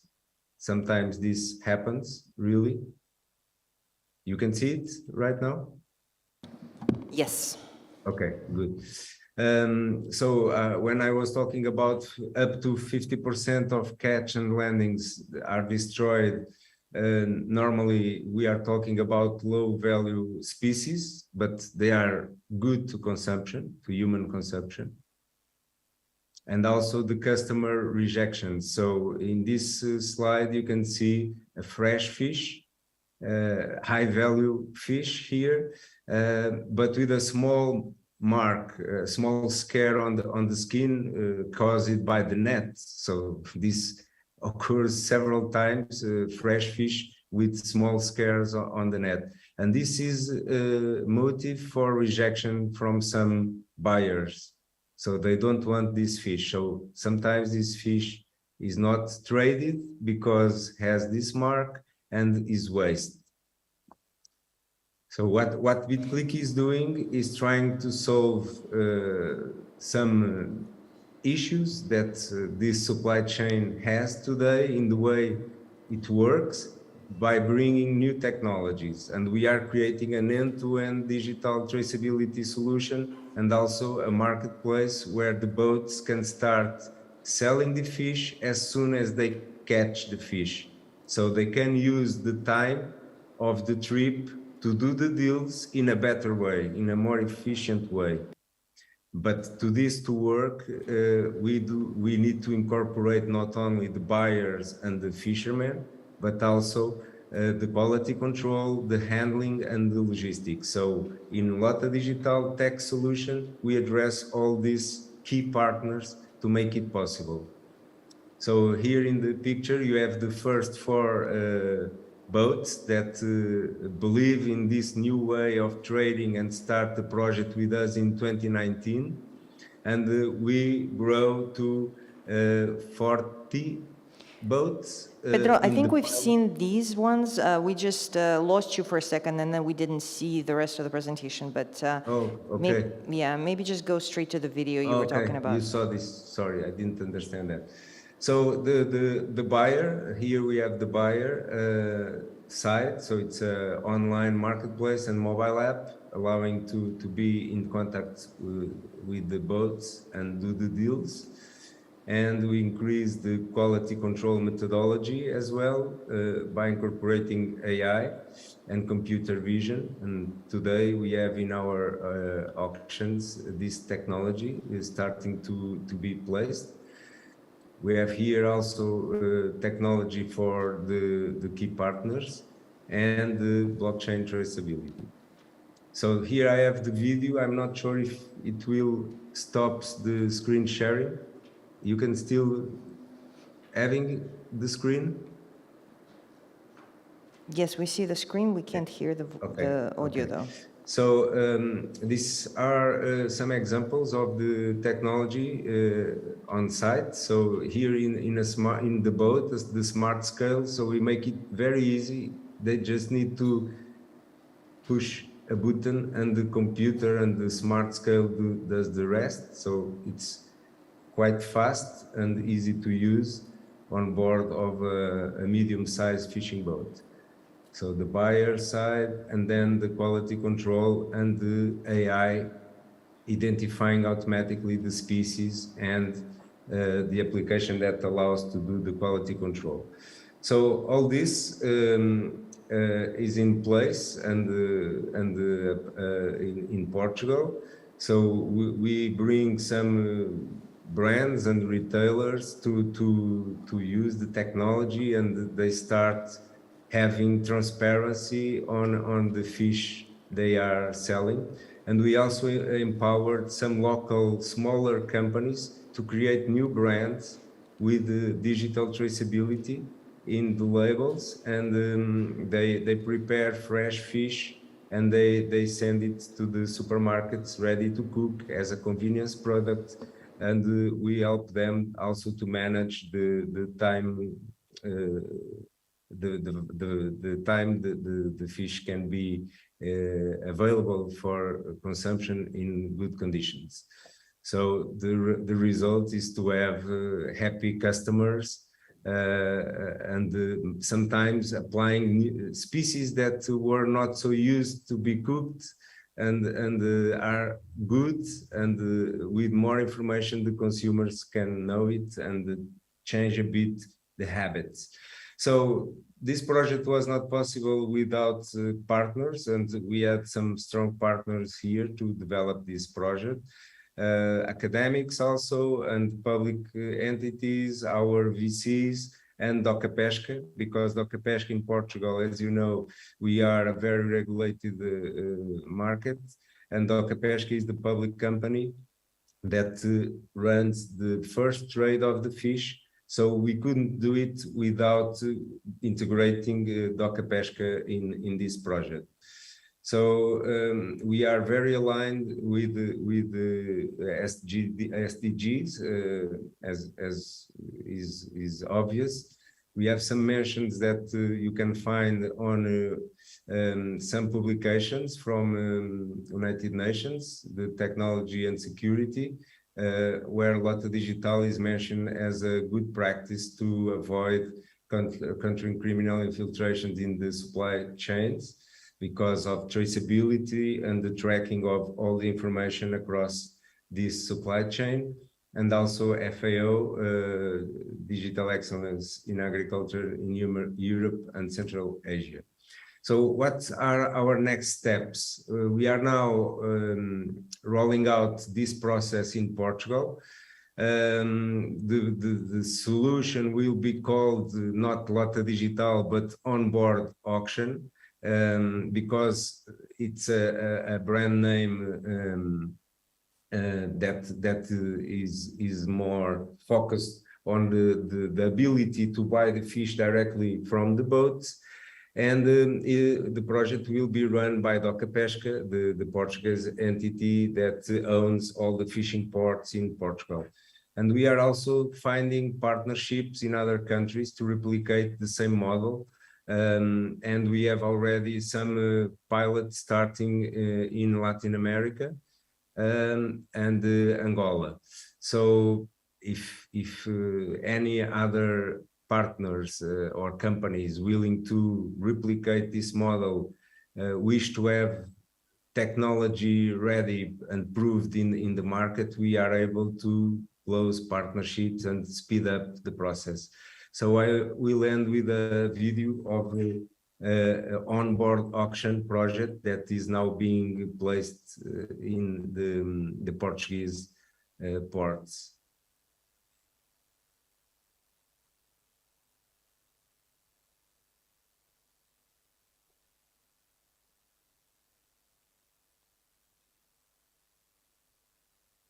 So the same technology, but now applied in Copa-Cogeca processes, connecting the fishing boats, anticipating the trade, using the time during the sailing of the fishing boats, bringing a broader access to new customers, to new markets, and also digitizing the quality control and increasing traceability in a very effective way. So this is what we are doing here in Portugal, and starting also to spread to new markets. So that's it. That's what I have to share with you. Thank you, and I'm open to any questions. Thank you very much, Mr. Manuel, for this very interesting presentation. Lota Digital indeed has a unique role to play, reinventing the trade of fish and empowering fishermen with rapid sales, improved market access, and reduced waste. Thank you again. Our next speaker is Sanne Struzneider, Program Manager, Food Loss and Waste Prevention at Wageningen Food and Bio-Based Research. I hope I pronounced it correctly. Ms. Weiniger, you have the floor. Mr. Snyder. Thank you very much, and very happy to be here today during this important conference. I hope you can see my slides. Yes. My name is Sanne Struzneider, and I work at Wageningen University and Research. I'm a program manager for food loss and waste prevention, and I'm here tell you today a bit more about the state of our trends and developments that we see from a science perspective in the food loss and waste arena in the context of a sustainable circular economy. And I'm really happy to hear the presentation of my previous colleague speaker from BitClick, because I think that is an excellent example of how research and innovation, with the reference speaker made to the collaboration with academic institutions and scientific institutions. I think it's really interesting and very promising also for the food loss and waste domain. So I will be sharing a bit more about that today with you. Very briefly, the program that we manage at Wageningen University and Research is really focused on contributing to sustainable food systems where food resources are used optimally with minimal losses and waste. And of course, in the long haul, to ensure better food for more people. I think many of the partners that we work with have shared their stories on the floor during yesterday's sessions and also this later today about the importance and the impact of this topic in the bigger transition to a more sustainable food system.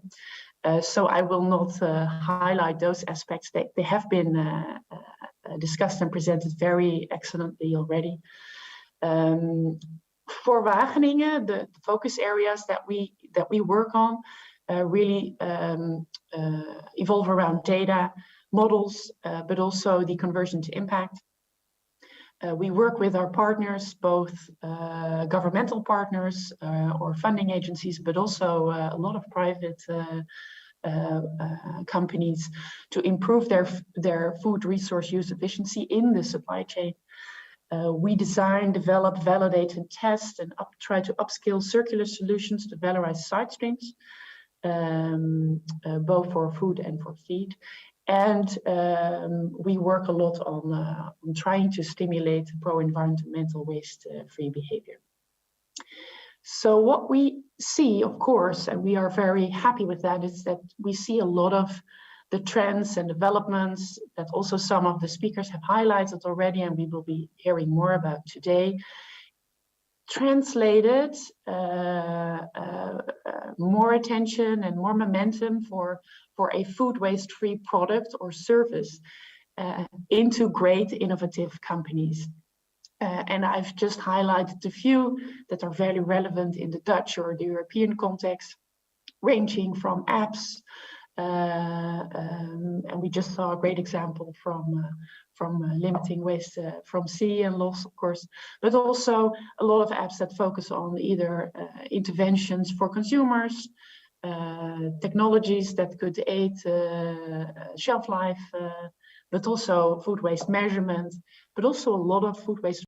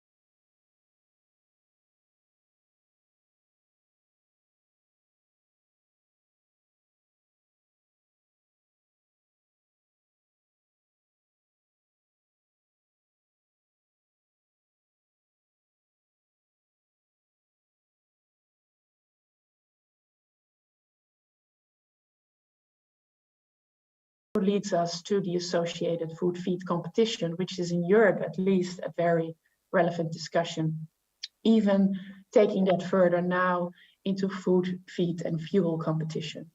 That is a strong force at the moment, especially in the current geopolitical context, that we need to be very aware of when we make policy or when we invest in technology or in installations, especially if they are long-term investments. For us, it is very important to take the total use of the biomass as a starting point, especially with the distinction of food loss and food waste. If you look at it from a biomass perspective, we might even need to broaden that scope. So it's a total use or circular use if possible, not always, but circular if possible for biomass, which also includes food, feed, but definitely also non-food applications in terms of materials, chemicals, plastics. Bio-based plastic is a big topic, of course, but also fuel. So I think it is important to take that broad lens sometimes and make sure that we do the good thing, but we also do it the right way, especially in the domain of packaging and efforts to reduce, especially plastic packaging. The impacts on negative impacts on food waste might have a bigger environmental impact than the actual packaging.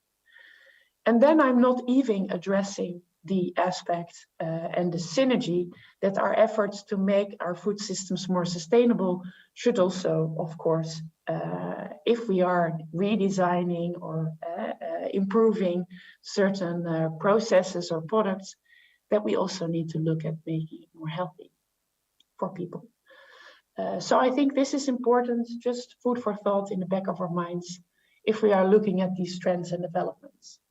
And just to start with, I think this already has been highlighted many times, the power of measurement. And in Dutch, we have a saying, what gets managed, get measured, gets managed.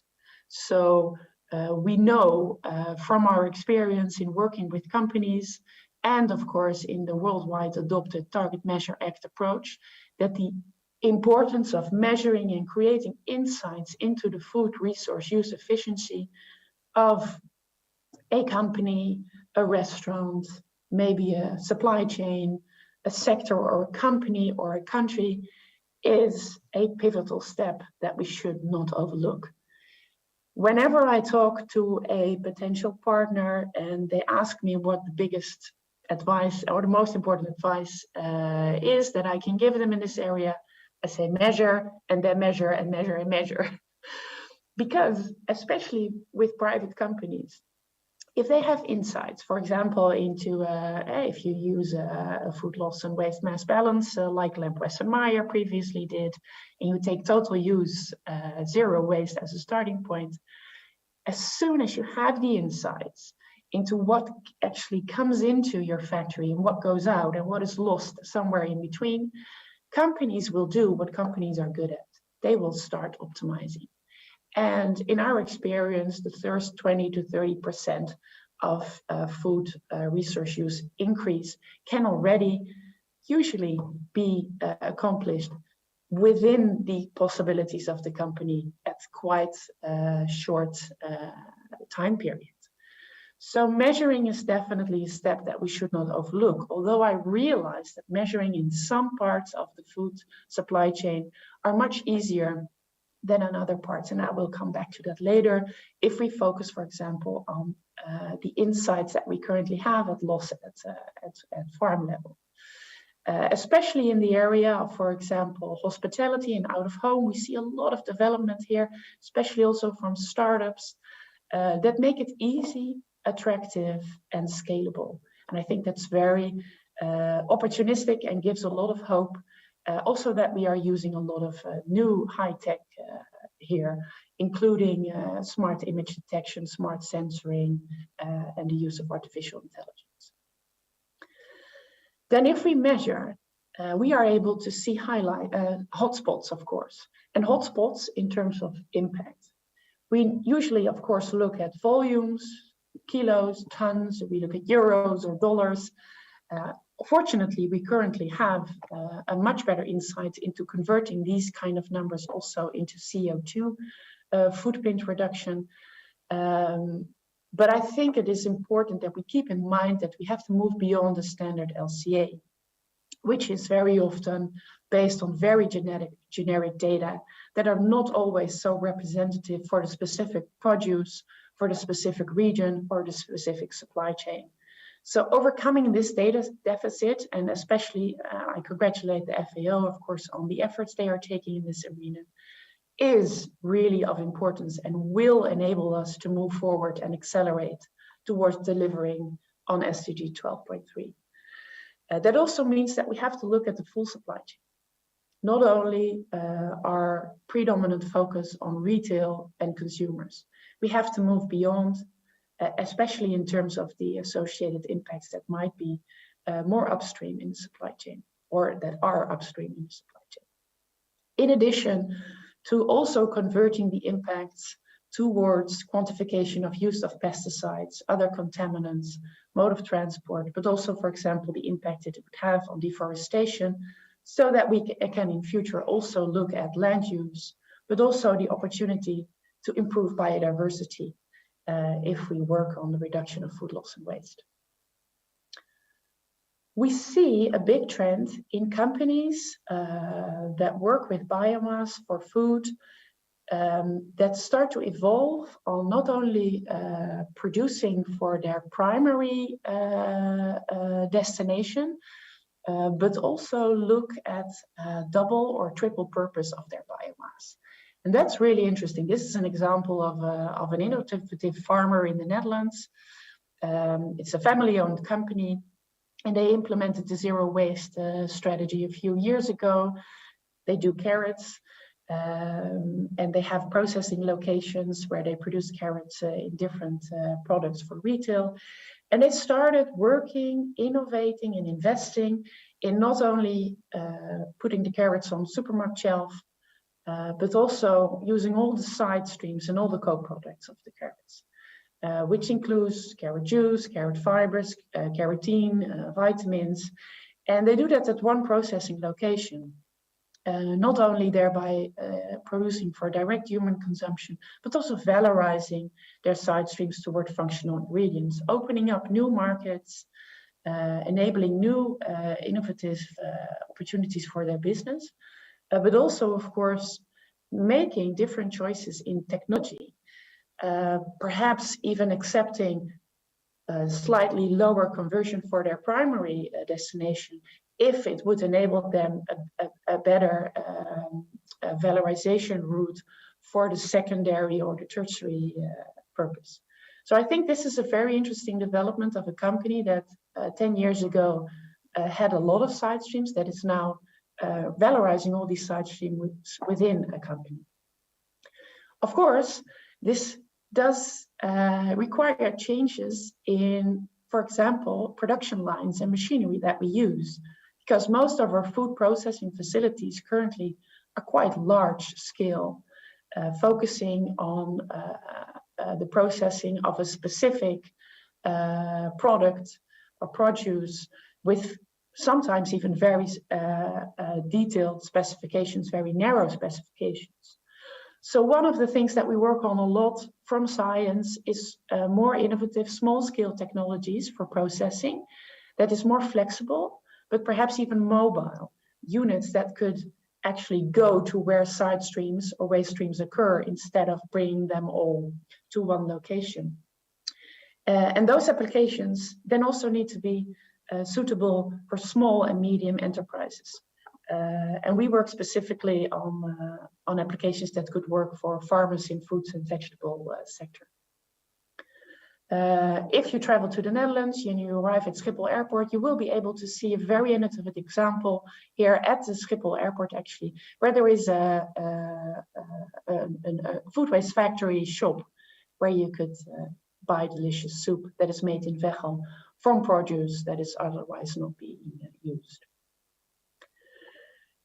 We also see the added value of high tech, as was mentioned before. They also serve a very good purpose in the area of quantification, But we also see use of them in the prevention of food loss and waste, especially in the area of predicting product quality real time in the actual supply chain, using smart sensors, but also digital twins to simulate the actual quality and shelf life of a fresh product, to be able to, at a certain touch point in the supply chain, decide where to match the supply with the demand, and to measure and continuously monitor the quality.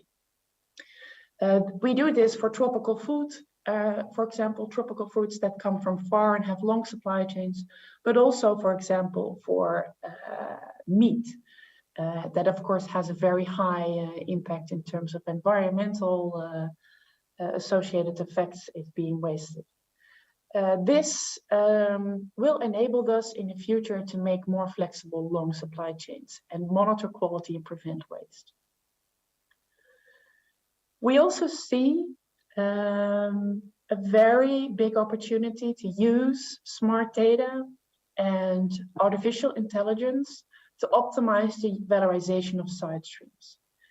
Currently, we face the situation of many, especially ingredient companies, that have a lot of attention for food loss and waste prevention, to invest in circular ingredients, but they face very fragmented insights and unstructured data, where some of the insights are based in scientific publications, many is part of the company's own production data, or could be in search engines.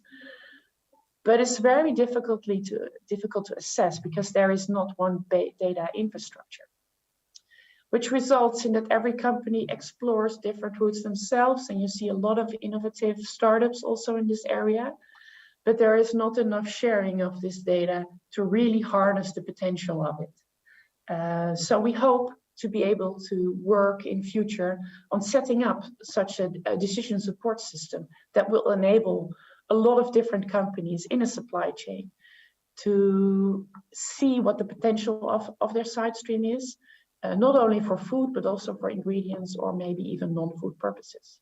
Thereby also finding synergies to these different sectors in our society that all actually look at claiming certain parts of the biomass, which is of course limited.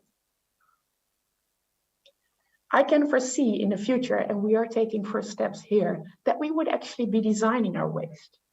Currently we use our waste as it is, and that's very often diverse, unstable, limited shelf life, perhaps even contaminated, limiting what we can do with it in a future circular destination. But in future, we might be able to even design the properties of our waste, and waste become, hopefully, much more a value proposition than it is currently. You could imagine that plant breeding for total use, I'm taking a tomato as an example, the stems and the leaves of a tomato are very useful biomass. They contain a lot of fibers, but to be able to apply them in packaging solutions, maybe we need different type of specifications, and we could even breed for that. So not only breeding for the perfect, delicious, tasty tomato, but also look at breeding how you could use the rest of the biomass. And we could, of course, imagine, especially in this time, to really manage our waste and design also how we prevent the waste status of surplus food, for example, from hospitality or from retail, to be able to enable valorization through animal feed. I think in the Netherlands, this is one of the most important, but also difficult topics at this moment. And of course, that is also influenced by European EU legislation and practices.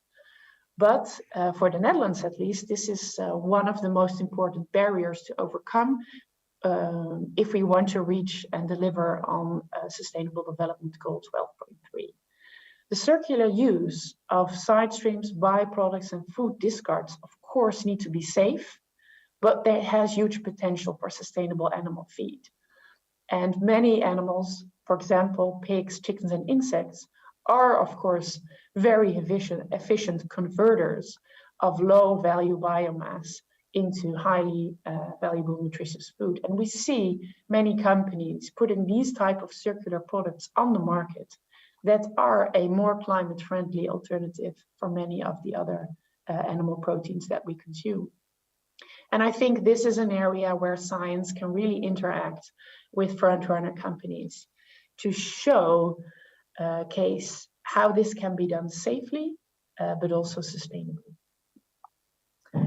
And then what about the consumer? Because I think it is important that if we invest, both from science, from governments, from companies, into creating these waste-free, more circular and sustainable products, that we don't forget to actually bring along the consumer in this story. We've seen examples of very sustainable waste-free products that are not accepted or not appreciated, very often due to lack of awareness by a consumer. Consumer behavior is, of course, not only focused on food waste free. The consumer has many different priorities and many different motivations. And I think this graph shows that it is actually quite complicated behavior. So we need to take a very holistic, multidisciplinary view here and look at the different levels of influence. My colleague Erica van Herpen will definitely talk about this more later today. And I think it's important that if we look at interventions to reduce food waste at consumer level, we co-design them, we pilot them, and we test them on feasibility in real life situations in order, hopefully, not only to move a consumer to wasting less food, but also maybe find synergy with other types of pro-environmental behaviors, such as discarding, separation of packaging, or for example, using less water in a household. I touched upon it very briefly before, but I would like to also stress the importance of focusing more on the losses at primary production stage, not only at land, but also at sea. So I was happy with the previous presentation. This area is seriously overlooked currently, also from science. We lack robust and reliable measurement and monitoring, and there is a big data deficit. Assessment is often difficult, time-consuming and costly, and a common EU method excludes the measurement at this moment of food losses at primary stage at farms. And I would recommend everybody who is interested in this to read the excellent report that WWF published on this last year. To round up, because I'm almost out of time, I would like to share with you that when talking about food loss and waste at Wageningen University and Research, we broaden the scope to also look at the circular use of agro-food co-products. Because in the production of some of our ingredients that we use in food, the co-products are rarely used. I give here the example of palm oil, but this also applies for cashew nut, for sugarcane, for pineapple production. And these are often produce that come to the Netherlands or to Europe, are important from far away. But locally, the co-products of these productions that are often very large in scale are hardly used. We work both upstream and downstream, and we really look at those international chains. Because especially in terms of the oil of palm oil, only 10% is actual oil, and the 90% of the rest of the biomass could have many different applications that could be very sustainable, but also could provide new business opportunities for local economies. And that is an area that is sometimes a bit overlooked, I think, if we talk in the food loss and waste arena. So I have shared with you several of the areas that are really trending and developing from a science perspective. We hope, of course, to contribute to developing solutions, technologies that could aid products and services in future, probably things that will come to market in hopefully 3 to 5 years' time. And I hope I've been able to inspire you with this. As a final call to action, I always share with all my scientific colleagues, but also here with you, if we think about new innovations and new technologies, products and services, we need to think innovative. We need to think like an inventioneering. But we also need to take into account the full food system and take into account the different actors that we need. We need to think big. Small and beautiful solutions. We are, I think, out of time. We need to accelerate them as soon as possible and to think about scalability from the start. And we need to be action-oriented, which is especially important, of course, if you work at a scientific organization. And last but not leastly, I would like to invite you all to take this personal, to start at home, to start at school, where your kids go, and to start with your family, to discuss this topic and really set a new social norm. Not only in business, which I think is very important, but also in your personal life. Thank you very much for your attention, and I hope to be able to connect with you during the rest of the meeting. Thank you.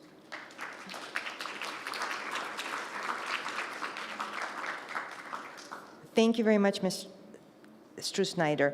We have a question for you from the audience.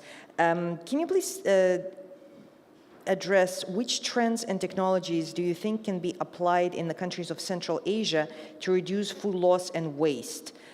Did you have any projects on supply chain management or research of food loss and waste in this region? Yes, we have. I think what is quite interesting is that we do see, especially in, and that could be Vietnam or it could be Indonesia, we see the added value of, and it's not even that high tech actually, so it's more like institutional, organizational innovation. We do see a lot of added value in setting up standard operation procedures to prevent post-harvest loss. And that could benefit especially certain supply chains that export produce to different regions,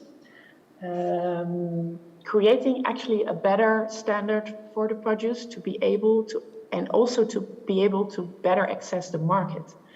Many of the produce is actually lost very early and very close to the production facilities. And I think that is an aspect that could definitely be of huge impact in the Asian region. In addition, I also see a lot of promising startups there that use high tech in a very innovative way. And that is often combined with high tech sensing or use of artificial intelligence. So I think a combination of, maybe high tech and low tech could actually be most promising.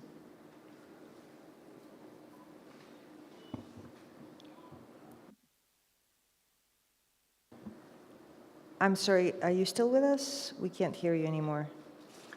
I'm still with you, yes. Okay. Yeah. So was that the answer to the question? I hope it was the answer to the question. Maybe I should refer that to the, okay, to the great. one that asked the question. Yeah, thanks. Thanks very much for sharing your perspective on food loss and waste through science and innovation. Our next speaker is Mariaman. She's going to present, and she's here in person, Innovation Manager at EIT Food. Over to you, Marie. Thank you so much. Yes, I hope you can hear me properly. It's a pleasure to be here. Thank you, first of all, for the invitation, and lovely to be with so many impact-driven people in the room here. My name is Marie. I'm from EIT Food. EIT is the European Institute for Innovation and Technology in the area of food. And I really like that we are talking today about solutions, because we at EIT Food are strongly convinced that solutions in terms of innovative technologies are the driver and also the answer to tackle all the challenges we're actually facing when we talk about food loss and food waste. And I think we've heard a lot about this either yesterday and also this morning. At EIT Food, we are Europe's leading innovation initiative, working to make our food system more transparent, more sustainable, but also more future-proof. We are a European network with over 200 partners, and I will tell you a little bit more in the next slides. Active in over 27 countries, and you see on the very right side how we are organized. I personally am sitting in Munich in the light blue part, where we are responsible for driving activities and programs to transform our food systems in Germany, Austria, and the Netherlands. And yesterday we also heard from Rabobank, Danone, but also Sodexo, how important the network is, and also the community of driving things forward. And that's also the food systems approach we are steering. You see here on this slide an extract of our partners, and you see they are active across the whole value chain. So starting from the production over the distribution, but also the consumption, the side streams, and also the processing part is included. And what I think is quite important if we talk about transforming our food systems, and if we also talk about food loss and food waste, then it's important to have a network and to have a collaboration of partners and to answer these challenges with joint actions. And at ERT Food, we're strongly convinced that our so-called knowledge triangle integration, you can see it on the very right side, that our knowledge triangle of combining innovation with education, but also with business creation, is a basement for driving long-term and sustainable change when we want to transform our food system in the long run. And I know I don't want to talk all the time about ERT Food, but I think this approach of actually creating change is quite unique and also quite important when we talk about how we want to really make a shift. As I said at the beginning, I'm employed, or I'm working in Munich, where we predominantly collaborate with partners from Germany, Austria, and the Netherlands. And here's a short extract about our industry partners, starting from John Deere, Döhler, Siemens, and also Südzucker, over the strong universities we are collaborating with, particularly in Germany, actually University Hohenheim, to the Technical University of Munich, but we also have the ministry involved across our partners. And on the very right side, you see the startups which are active in the region Germany, Austria, and the Netherlands, and where I will tell you a little bit more at a later stage. I want to make clear that due to the fact that we are, on the one hand, a pan-European network, but we also have the regional and actually local presence and steer local initiatives and also activities there, we can make this shift, and also we can make the relation to steer activities from pan-European to a local or regional level, and also vice versa. And to recap, at ERT Food we are convinced that innovation, or particularly innovative technologies in the area of food, agriculture, and nutrition, are the solution when we want to transform our food system to a more sustainable, trusted, and healthier one. Due to the fact that we have such a big partner network, we can allow and guarantee a systemic approach, and also through the collaboration of the different partners across the supply chain, we have the supply chain management or the supply chain approach covered as well. What we actually see when speaking to our partners, and cross to my previous colleague speaking, that waste valorization is quite on the agenda, on the industry players, at least speaking from my perspective when I get the feedback from my colleagues. If we talk about where and how we steer innovation and technologies, we have 6 focus areas, and I don't want to talk about them for hours, but I want actually to mention that food loss and food waste are an integral part of all the 6 focus areas where we steer innovative approaches. The first one is alternative proteins, and with alternative proteins we don't only mean alternatives for human nutrition, we also are talking about alternative proteins for feed. We have another focus areas, target nutrition. I think that's clear. Sustainable agriculture and also sustainable aquaculture. I think we heard about sustainable aquaculture also already this morning. Digital traceability, particularly the point of measuring, tracking, is pivotal when we talk about food security. But here also the point of reducing food waste and food loss can be guaranteed. And circular food systems is as well, of course, covering the topic of food loss and food waste and is an integral part here.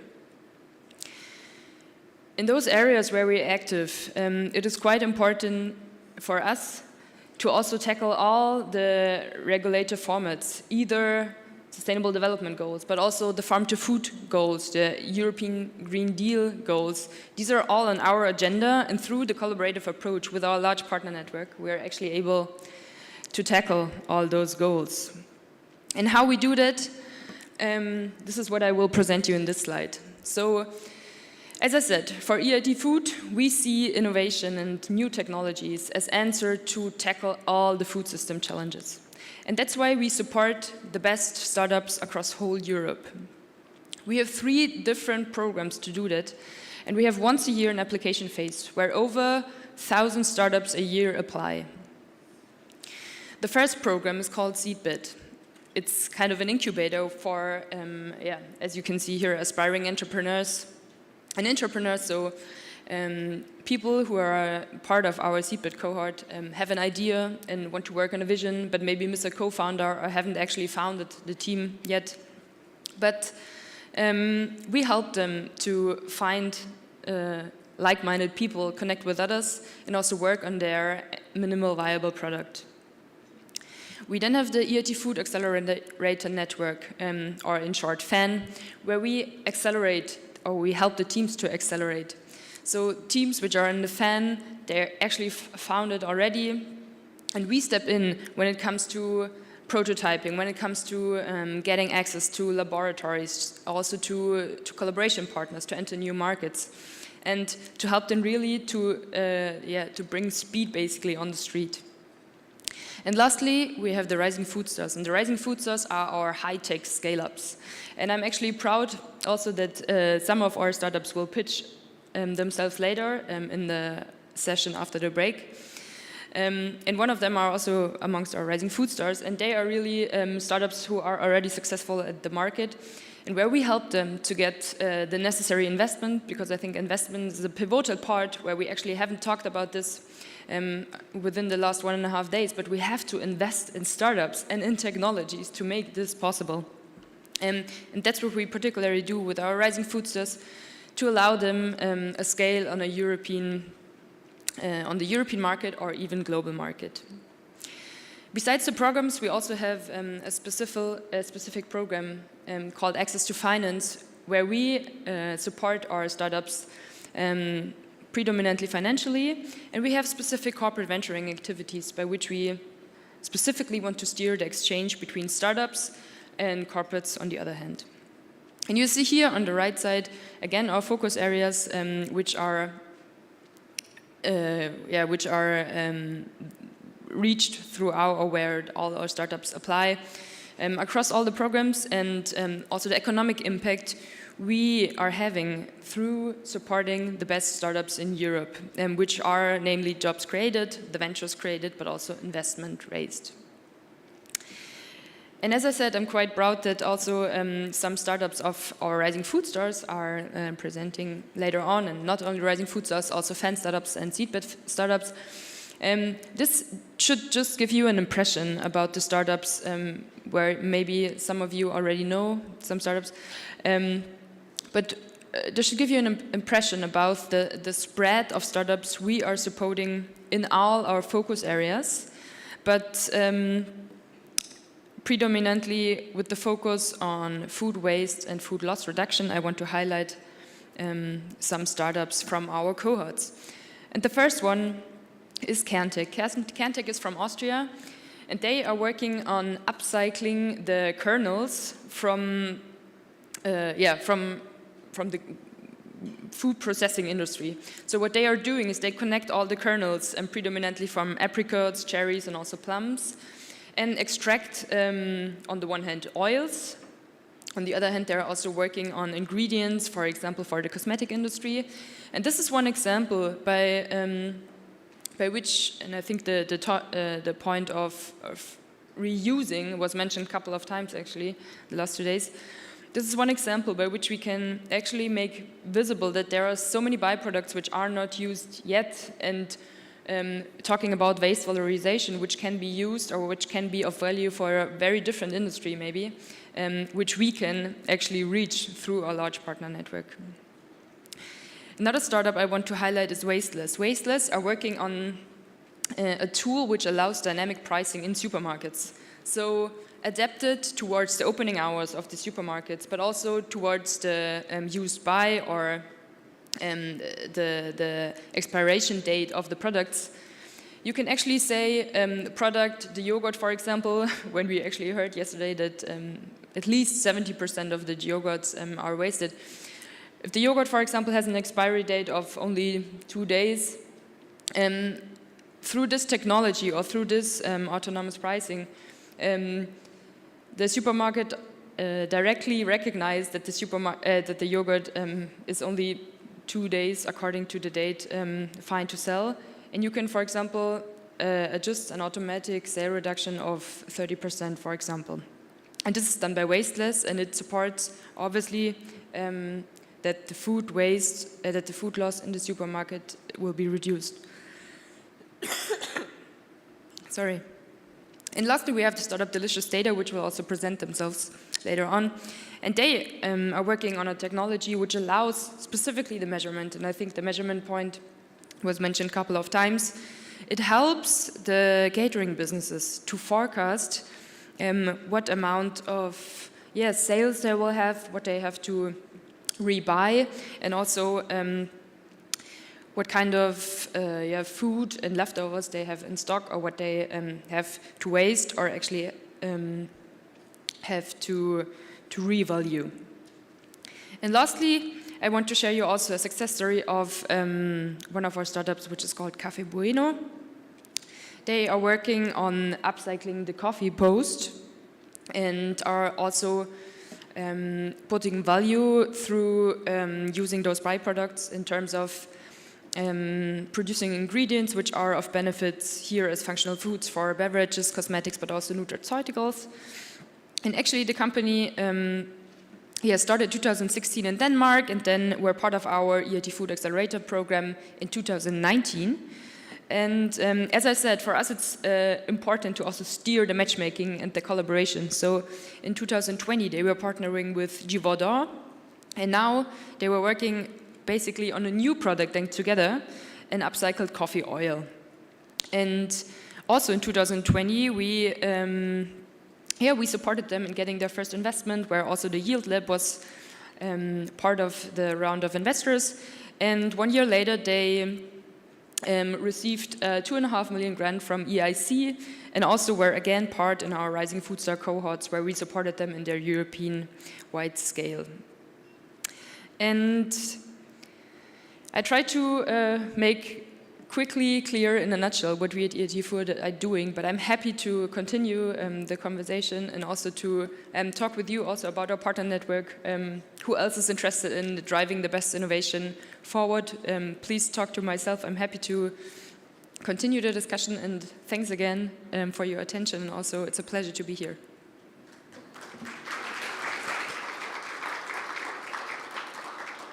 Thank you. Thank you very much, Ms. Aman, for sharing with us how EIT Food is building innovations ecosystem to provide communities with novel solutions for food system challenges. I'm sure that our participants will benefit from using the apps, technology, and innovations that have been presented to us today. This has been a very informative session, but because of time, we will skip the Q&A session just now, and we will invite the audience to submit their questions, which we will address during the roundtable later today. And we go straight to the next part of the session. I will let the speakers go back to the audience.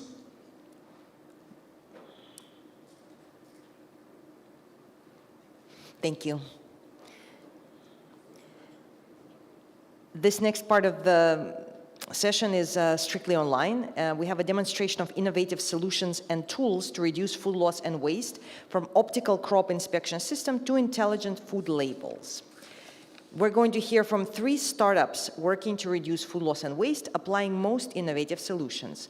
We will start with Amir Adamov, Chief Executive Officer of Neolithics, which produces industrial optical software quality control systems for sorting and grading fresh produce and detecting quality parameters, so that waste is reduced and money is saved. Mr. Adamov, the floor is yours. Thank you very much. Thank you for inviting us, and it's a privilege to be here. I surely hope to make it in person next time. So I'm Amir, I'm the CEO of Neolithics. We deal with providing transparency into quality for produce in the entire distribution of grocery and food. This is well known, it's been discussed through and through. Why we are doing the thing we are doing is that we see major loss of food and value down the supply chain, specifically for produce, highest waste rate. That's why we start with produce. In the future, deal with other fresh products, not just the direct waste of food, but the value that goes with that, and all of the derivative damages and resources that are invested in product not being used. More specifically, we work with multiple stakeholders in the food supply chain, from packing houses of fruits and vegetables all the way to distribution centers of major retailers. This is what you see in the background. And what we see is that there is very little transparency and knowledge of quality. So if there is an issue of inadequate quality, or, for example, too short shelf life, most likely this product would end up on the shelf and get wasted. What we are trying to do is to enhance quality control practices in any warehouse that today are very subjective, manual, and suffer from low means and high costs, and give them a very scientific and objective way to look at quality and to manage it accordingly. So if we are talking about a warehouse of an average retailer that would send to supermarkets or fulfill e-commerce demand, we see more than 10% of the inventory loss between purchase and distribution. They don't get the best price for the best inventory. Suppliers are being overpaid, not because of fraud, but because of not being able to infer quality at the receiver stage. Consumers are not happy, especially in the online category. And added to that, we see safety recalls, for example, pesticide and chemical lab testing that are received too late and after the product is being distributed, and lots of product sample being destroyed through the sampling process. So if I have an average quality control team working at the warehouse, they would destroy between 0.1 to 0.2% of all of the inventory, and we're talking about lots of food across the entire supply chain. What we are doing is we are integrating advanced optics and AI software into automation and sorting equipment to do the classic practice of visual inspection, but to very, very deep knowledge and transparency, generating real-time data and predictive data on quality. And the goal is to give customers who purchase goods, pack goods, and distribute goods the best knowledge on the inventory so they can best utilize it. So it's no longer first in, first out. They receive the goods and they can make decision how to price them and where to send them, because once it's received at the stores or at people's homes, it's already too late. It's too late to recall or to repurpose. We want to help them maximize transparency into different inventory quality. We want to help them be more competitive in the eyes of the consumers that increasingly expect safer product, higher quality, and responsible consumption. And all of that is coming in a very industrial and high throughput packaging. So we want to imagine the average system for a retailer distribution center, just an illustration of things that we do on a daily basis. Inventory goes in, it could be a sample, it could be the whole thing. We look at it, we manage different commercial and organic parameters, and we help the customer understand what they bought, what it's worth, and what they can do with it. Because quality is never consistent, it's never homogeneous, very difficult to manage. This is why we see the high waste rates in produce specifically, and very little transparency to be able to infer external and internal quality in a very consistent basis.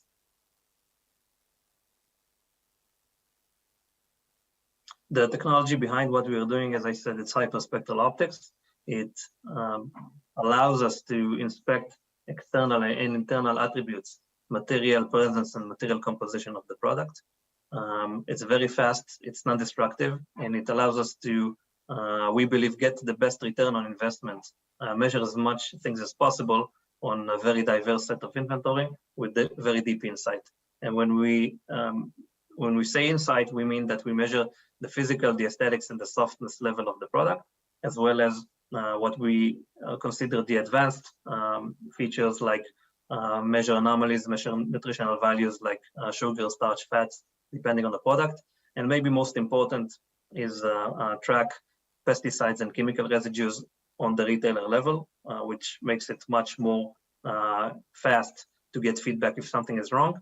And most important is to predict shelf life and ripeness timing, which we believe can impact as much as 30% of the supply chain food loss to be able to manage inventory according to its durability.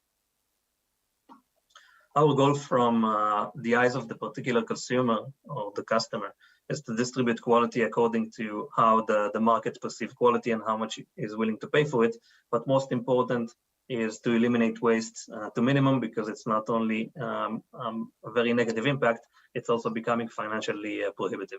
So if each customer can infer quality with very accurate data and predictive data, they're able to better manage their inventory and to have better cross-market trade, even cross-border, and offset surplus of food to places where it is lacking, that is willing to pay for the actual quality and durability of the product. So as a company, our goal is to help consumers consume safer, receive better quality of product, and expose them to responsible consumption. Two consumers can buy 2 avocados with different shelf life, and we can help them eat the shorter shelf life first, for example.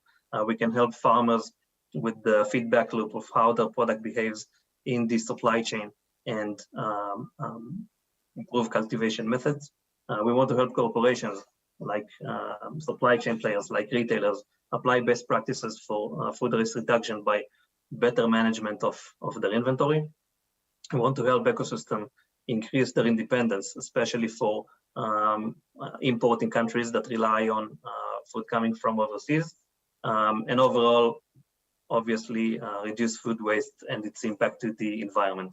What we're looking for is anywhere between strategic partners, R&D partners, and policymakers to help them help us integrate our systems and develop more powerful systems into multiple stakeholders in the industry, anywhere between the farmer and the consumer, help them produce better and consume better. Thank you very much. Thank you.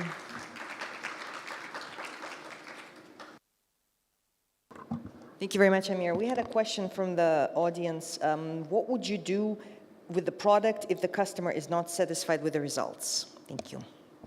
So depends who the customer is. We are serving who is managing the product. And we want to increase the likelihood that when the product reaches the edge, for example, a consumer that is buying at the supermarket, he will get the quality and the safety that he is expecting. So if I'm allowing the shipment of perfectly looking avocado, but I can tell that there is high probability of internal defects in those avocado, I can really reduce the likelihood that this avocado will be distributed, even bought, but not be consumed. So we try to eliminate problems as much as closer to the source as possible, or at least in a place that will be able to divert inventory to a more usable destination. Thank you very much, Mr. Adamov. Now let me introduce Valentin Belser, Managing Editor of Delicious Data. I like that name.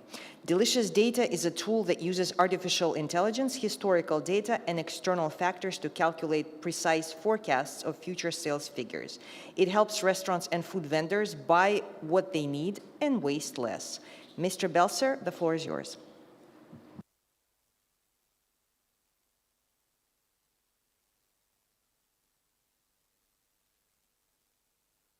Thank you very much. I hope my screen is clearly visible and you can see the presentation. Yes. Okay, perfect. Thanks very much. Pleasure to be here today remotely. My name is Valentin. I'm founder and managing director of Delicious Data. Delicious Data is an AI startup. We are based here in Munich, and we are also driven to solve the problem of food waste with our solution.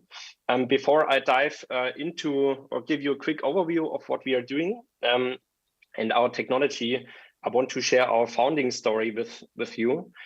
Basically 5 years ago, while I was still a student that time, I came late for lunch at my university cafeteria, and I discovered that there was plenty of food available, freshly cooked in the canteen, but at the same time, no guests to eat. So I was a single person, but at least 100 meals left to eat in that very big canteen.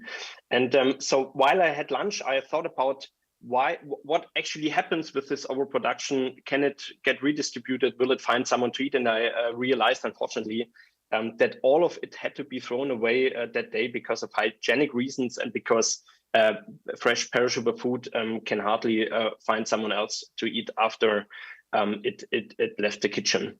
So I thought about what is basically the main reason behind this. Why does it come to food waste?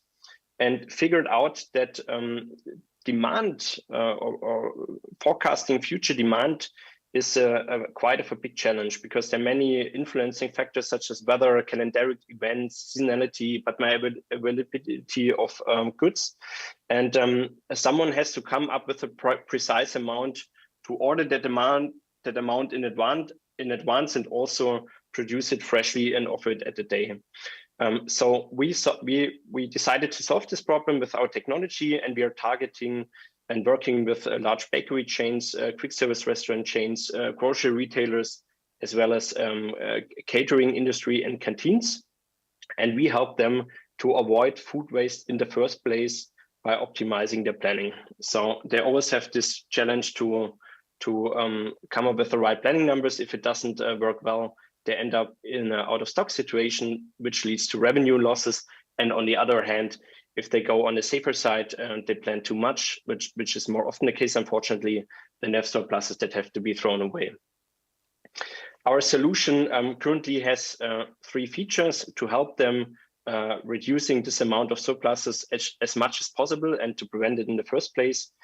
First feature I want to highlight is the order engine, how we call it, that basically gives them a precise demand forecast for the next days and weeks ahead, meaning how many items I need in each store to have it then in stock the day I sell it and produce it.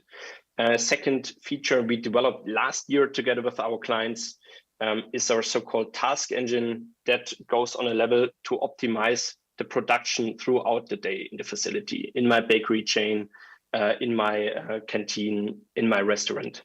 So this basically helps them to optimize production throughout the day. I will go into the further detail later on. Third feature is our dashboard solution that basically shows then KPI development, food waste reduction, cost savings for the decision makers, so that they can also see what is going on in their stores, and also how much they can actually achieve with us in our cooperation. It's very effective. So we are reducing food waste that is avoidable by up to 40%, and also enable them by that with significant profit margin increases, which is also necessary to give them an attractive reason also to join the cooperation with us. What is behind it? Quickly looking at the technology on a very high level, we basically use point of sales and ERP data, so historical data from our clients. We transfer that to our cloud solution through interfaces, so we always know what is going on in each store with that data. And then on our side, we enrich it with external factors such as weather, calendaric events such as holidays, seasonality, basically everything that influences future customer demand. And based on this data, we then train our algorithms that then predict what's going to happen within the next days and weeks to optimize ordering, and also what's going to happen in that day or today in my store over the next hours. Quickly want to give you an overview of the task engine, which is basically our newest product extension. Imagine a bakery or a baking station in a supermarket. We basically directly transfer our forecast into a tablet system where we have an interactive to-do list. So we are telling the personnel, or recommending the personnel in the morning to bake, for example, 20 pretzels, because most likely you will sell them within the next 2 hours. So then they can produce it freshly in advance before the actual sales event, and that enables them to have throughout the day always the optimum of perishable food in the shelf, in the offer, and also ensures that at the end of the day, within the last hour, where it really counts on how much do I produce, that so that I don't have too much left, no surpluses, to come up with a better amount that is closer to the zero, which is desired. Yeah, so it's already working. We are currently active in more than 1,000 stores that signed a cooperation with us. I'm really proud that so far we saved more than 800,000 meals together with our partners. We're also awarded with the Federal Award Against Food Waste by German government, and saved also by saving food waste significant amount of CO2 to have impact there as well. Yeah, thank you very much for your attention. We are basically looking for new partners. In case that topic is interesting for you, just reach out to me, and I'm also looking forward to your questions.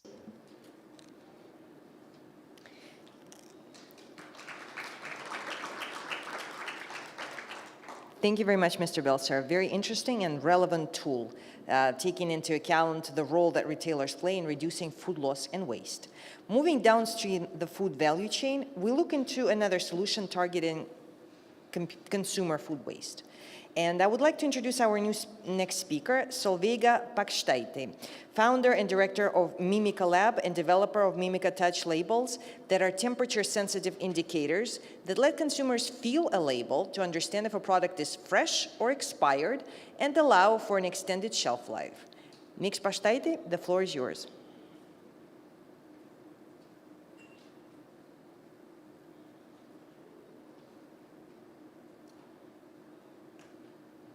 Thank you very much. Sorry, couldn't find the unmute button.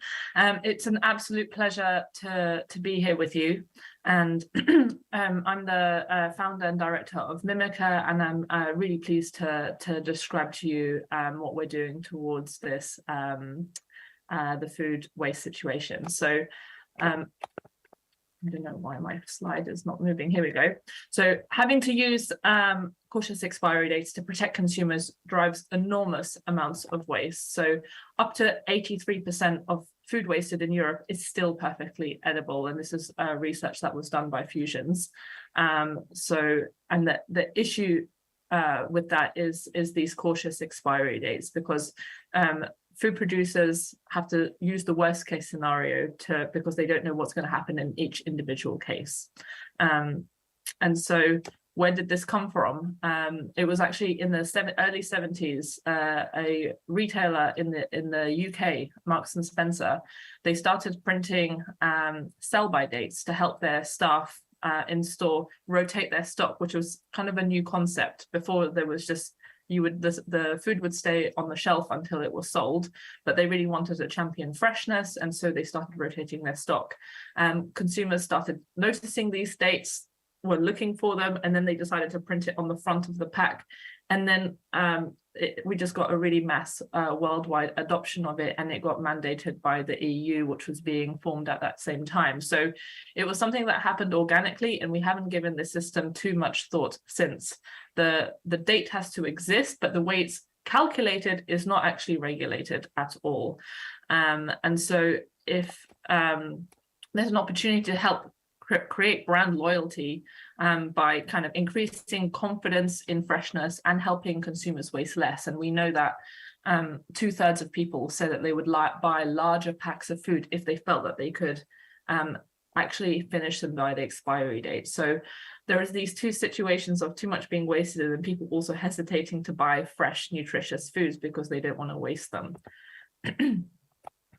So if we could safely extend shelf life, we could reduce waste and increase sales. So at Mimica, we've worked to solve this problem by creating a label that tells you exactly when food spoils, and it's called Mimica. So using chemistry and smart design, we've created a label that actually is temperature sensitive, and so adjusts as conditions change after it has been activated. The way you use it is that you feel it, and if it feels smooth, then it means it's everything is fine. And only when you feel bumps, that's when it should no longer be consumed.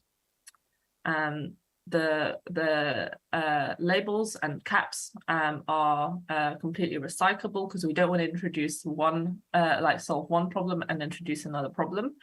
I want to show a short demo of our technology to explain further. Hopefully this will work. Let me know if you don't hear the sound.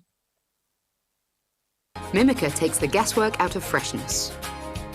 Just touch the label. Is it smooth? Good, then that milk is still fresh. Or does it feel bumpy? Okay, then it's spoiled. That's easy to understand, and it's accurate to within hours of food spoilage. The Mimica Touch system can be applied as a label or a cap on food packaging. Inside is a bioresponsive gel that reacts at the same rate a particular food spoils. The gel liquefies over time, and the rates adjust as conditions change.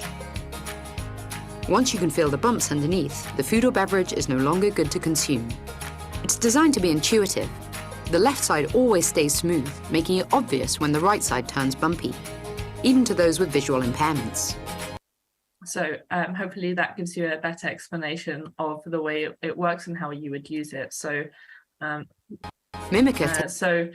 The way we make it accurate is that we calibrate our gel chemistry specific to different food types. And so this helps us maximize shelf life by demonstrating the true longevity of the food. So you can either have extra days in store to sell the product, making waste go down and sales go up, or extra days at home, giving consumers a better experience and wanting to return to buy that product. So brands can really kind of leverage this opportunity. I think it's important while we're talking about food waste solutions that we talk about the commercial angle, because this is really the thing that is going to drive this to becoming reality. So we know that people buy larger packs of food if they could use it up in time, and people would switch brands to try products that will help them reduce their waste as well. So we know that adding 2 days of shelf life, it would cut home waste by 63%. Retail waste would go down by half, and we should expect an increase of sales of 10%. So the reason why that happens is that you actually obviously get a longer time to sell before wasting, a longer time on the shelf.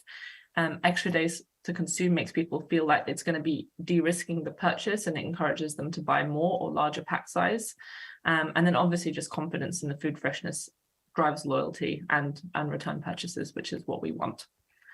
So here are some of the projects that we're working on already. We as I mentioned already, we have two formats, a label and a cap that we've integrated our technology into. And we're currently working on projects on juices, red meat, and seafood as well. One of these projects is actually funded by EIT Food, who we heard from earlier. We're really proud to be one of their rising food stars, and it's great to have their support in our mission. We're still kind of open to finding new partners to work with. So if you're interested to see how we can help you reduce food waste, please do speak to me, and we'd invite you to join our mission to radically reduce unnecessary waste. Thank you very much.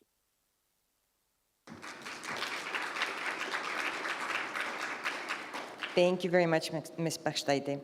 As we know, nearly 570 million tons of food go wasted at the household level. And as it was mentioned on the first day of the conference, confusion about date marking and expired food products are one of the main reasons for food being wasted in households. Mimica Touch proposes a solution without creating an extra burden for consumers. Thank you very much for these really fascinating demonstrations. We will now have a very quick 15-minute break. And for our online guests, please remember to simply step away from your computer and don't close out of Zoom. Thank you and see you in 15.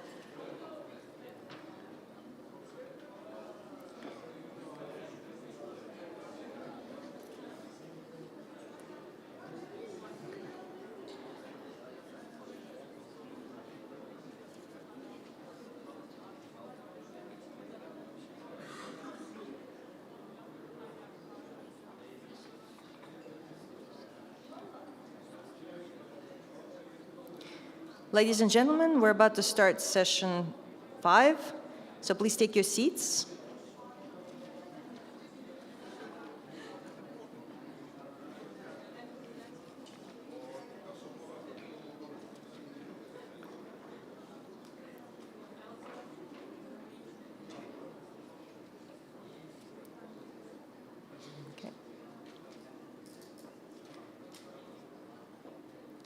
So this session 5 is about people. Rethinking supply chains and infrastructure and improving policy and regulation frameworks to create sustainable food systems is critical. But these structures and innovations will only work if consumers embrace the new models. I think we'll agree that success in eliminating food loss and waste is down to a combination of individual action underpinned by access to sustainable food choices in the context conducive to making such choices. In this session, we will turn our focus to the individual, to the barriers and drivers of sustainable behavior, and how these can be leveraged to shape new sustainable habits and positively impact food waste.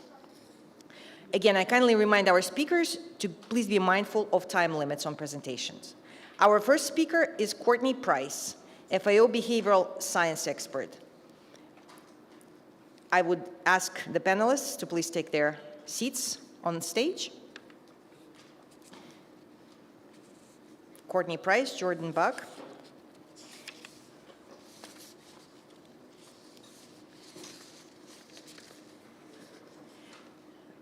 Yes, you can do from podium or from the seat, wherever you like.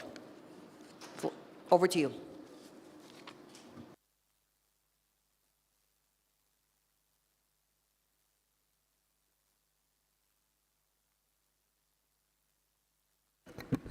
Thank you so much. Great to be with all of you today.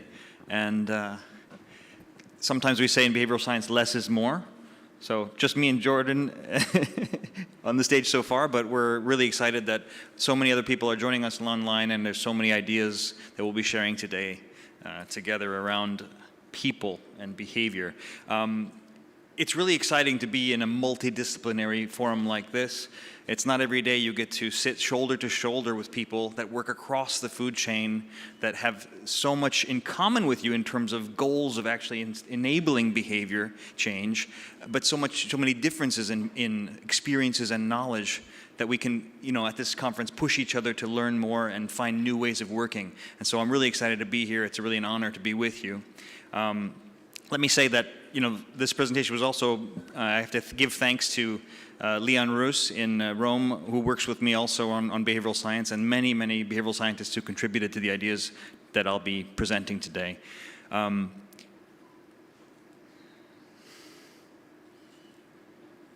we go. See if I can get this to work for me. I apologize, but it's not working. There we go.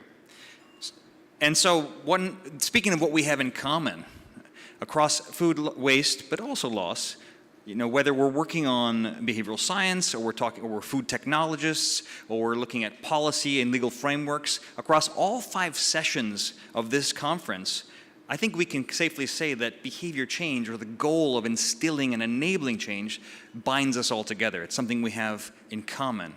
And so I want to look at with this commonality and look at behavioral science as a potentially new approach to add to our toolkit. And I'll get good at bumping this when I can. I apologize for the technical difficulties. Here we go.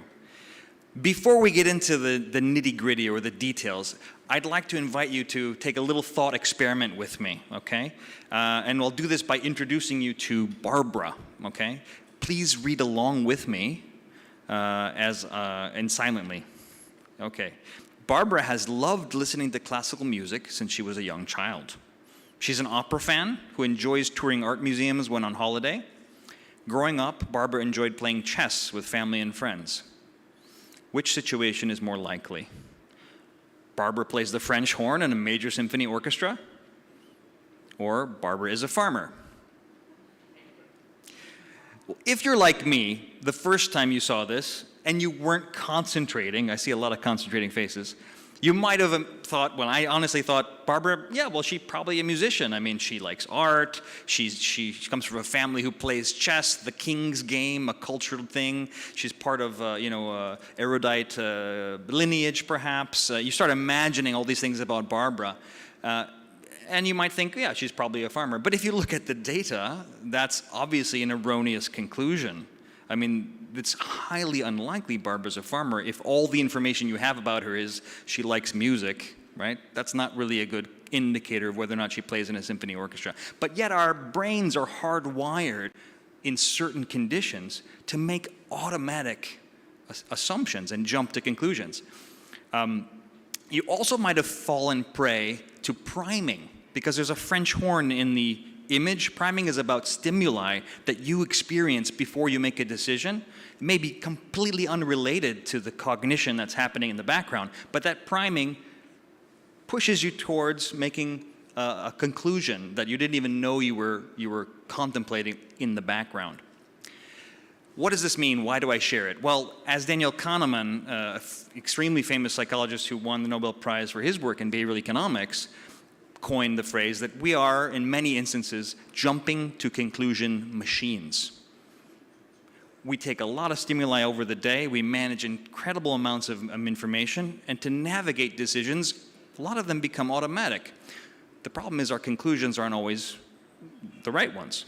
Take, for instance, Barbara, an example from, example A, with very specific characteristics, but since those characteristics seem related to being a musician, we might assume she's part of the category B. Now, this is called the representativeness heuristic. It's when we associate individual with certain characteristics with a larger group.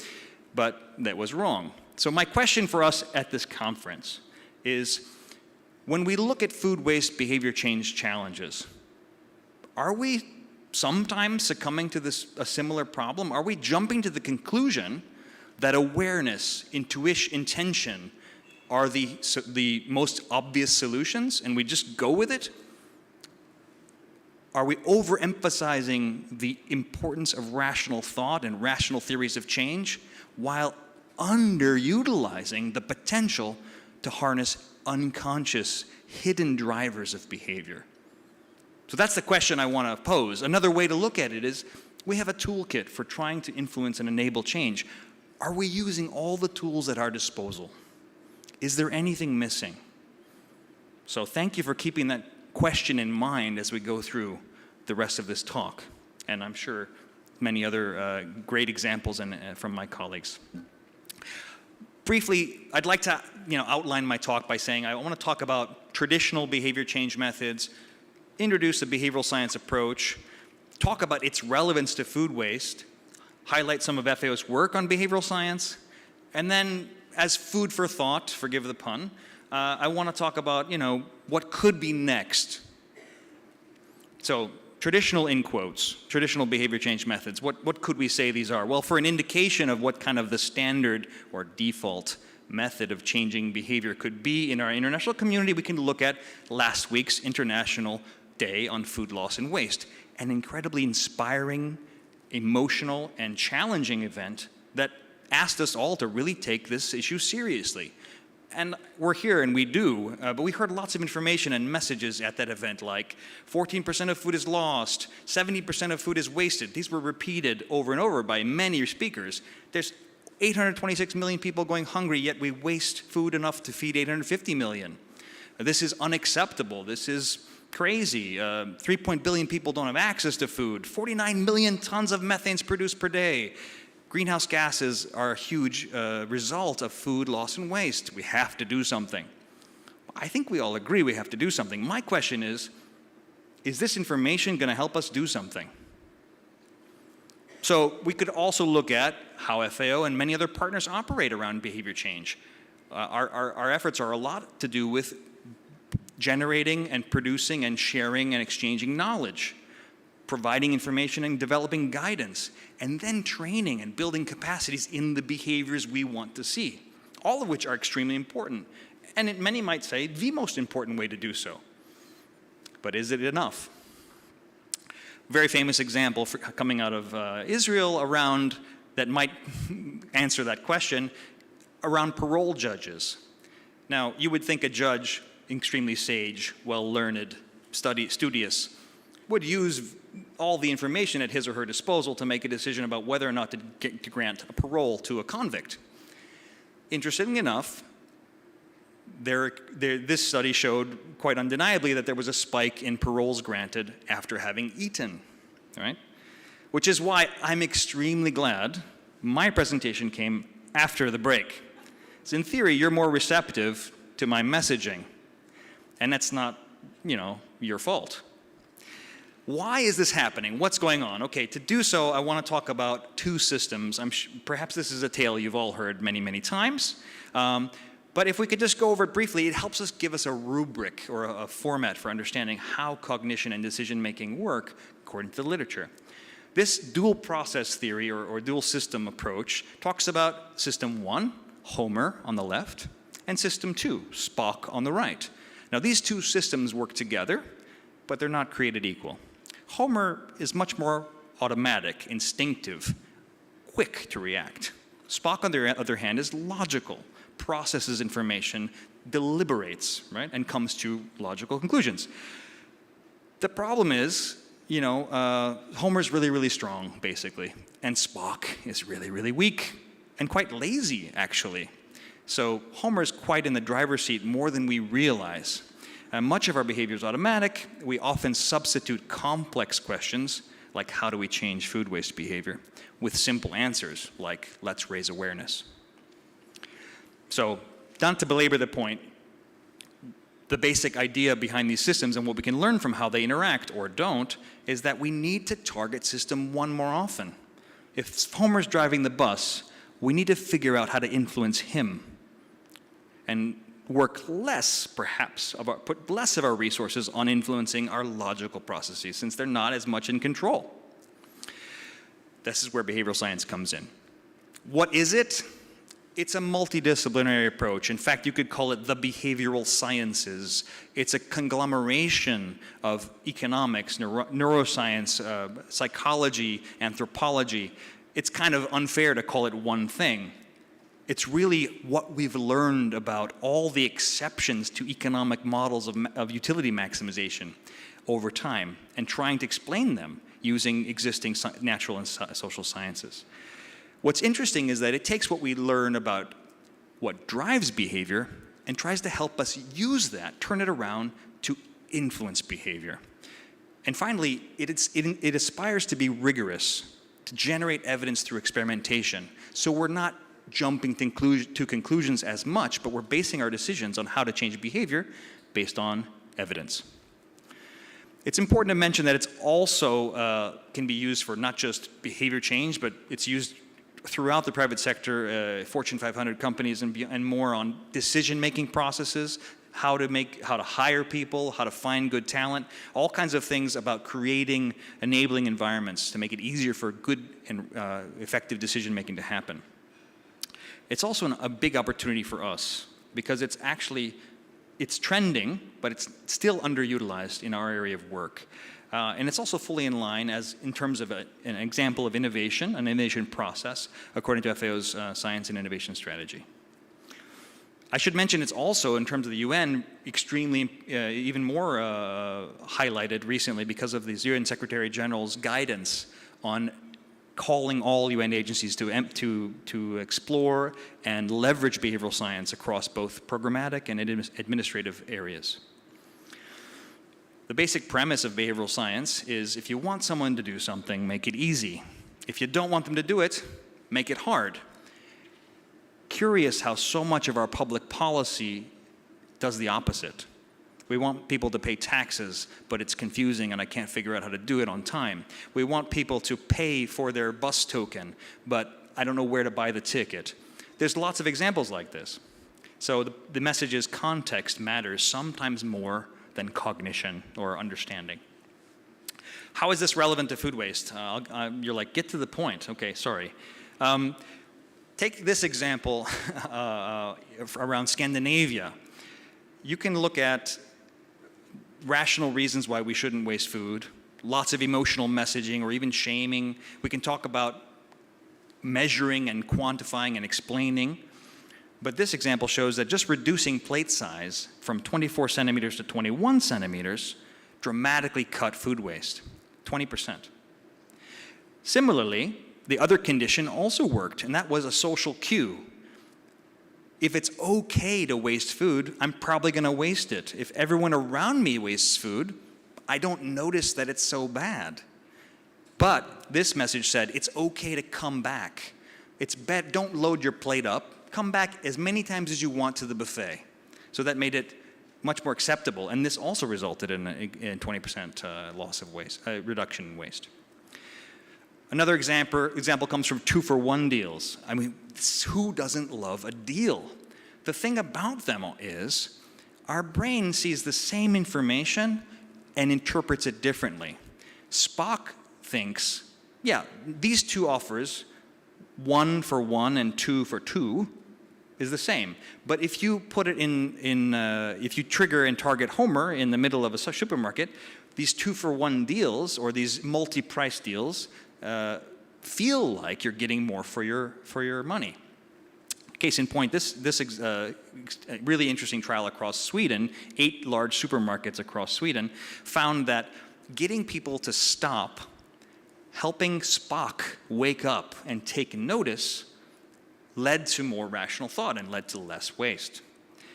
This is an example of some of the ways these interventions were laid out, but not to get into too many details. The point is, if you can stop and think, you might be able to override Homer for a second and make the rational choice.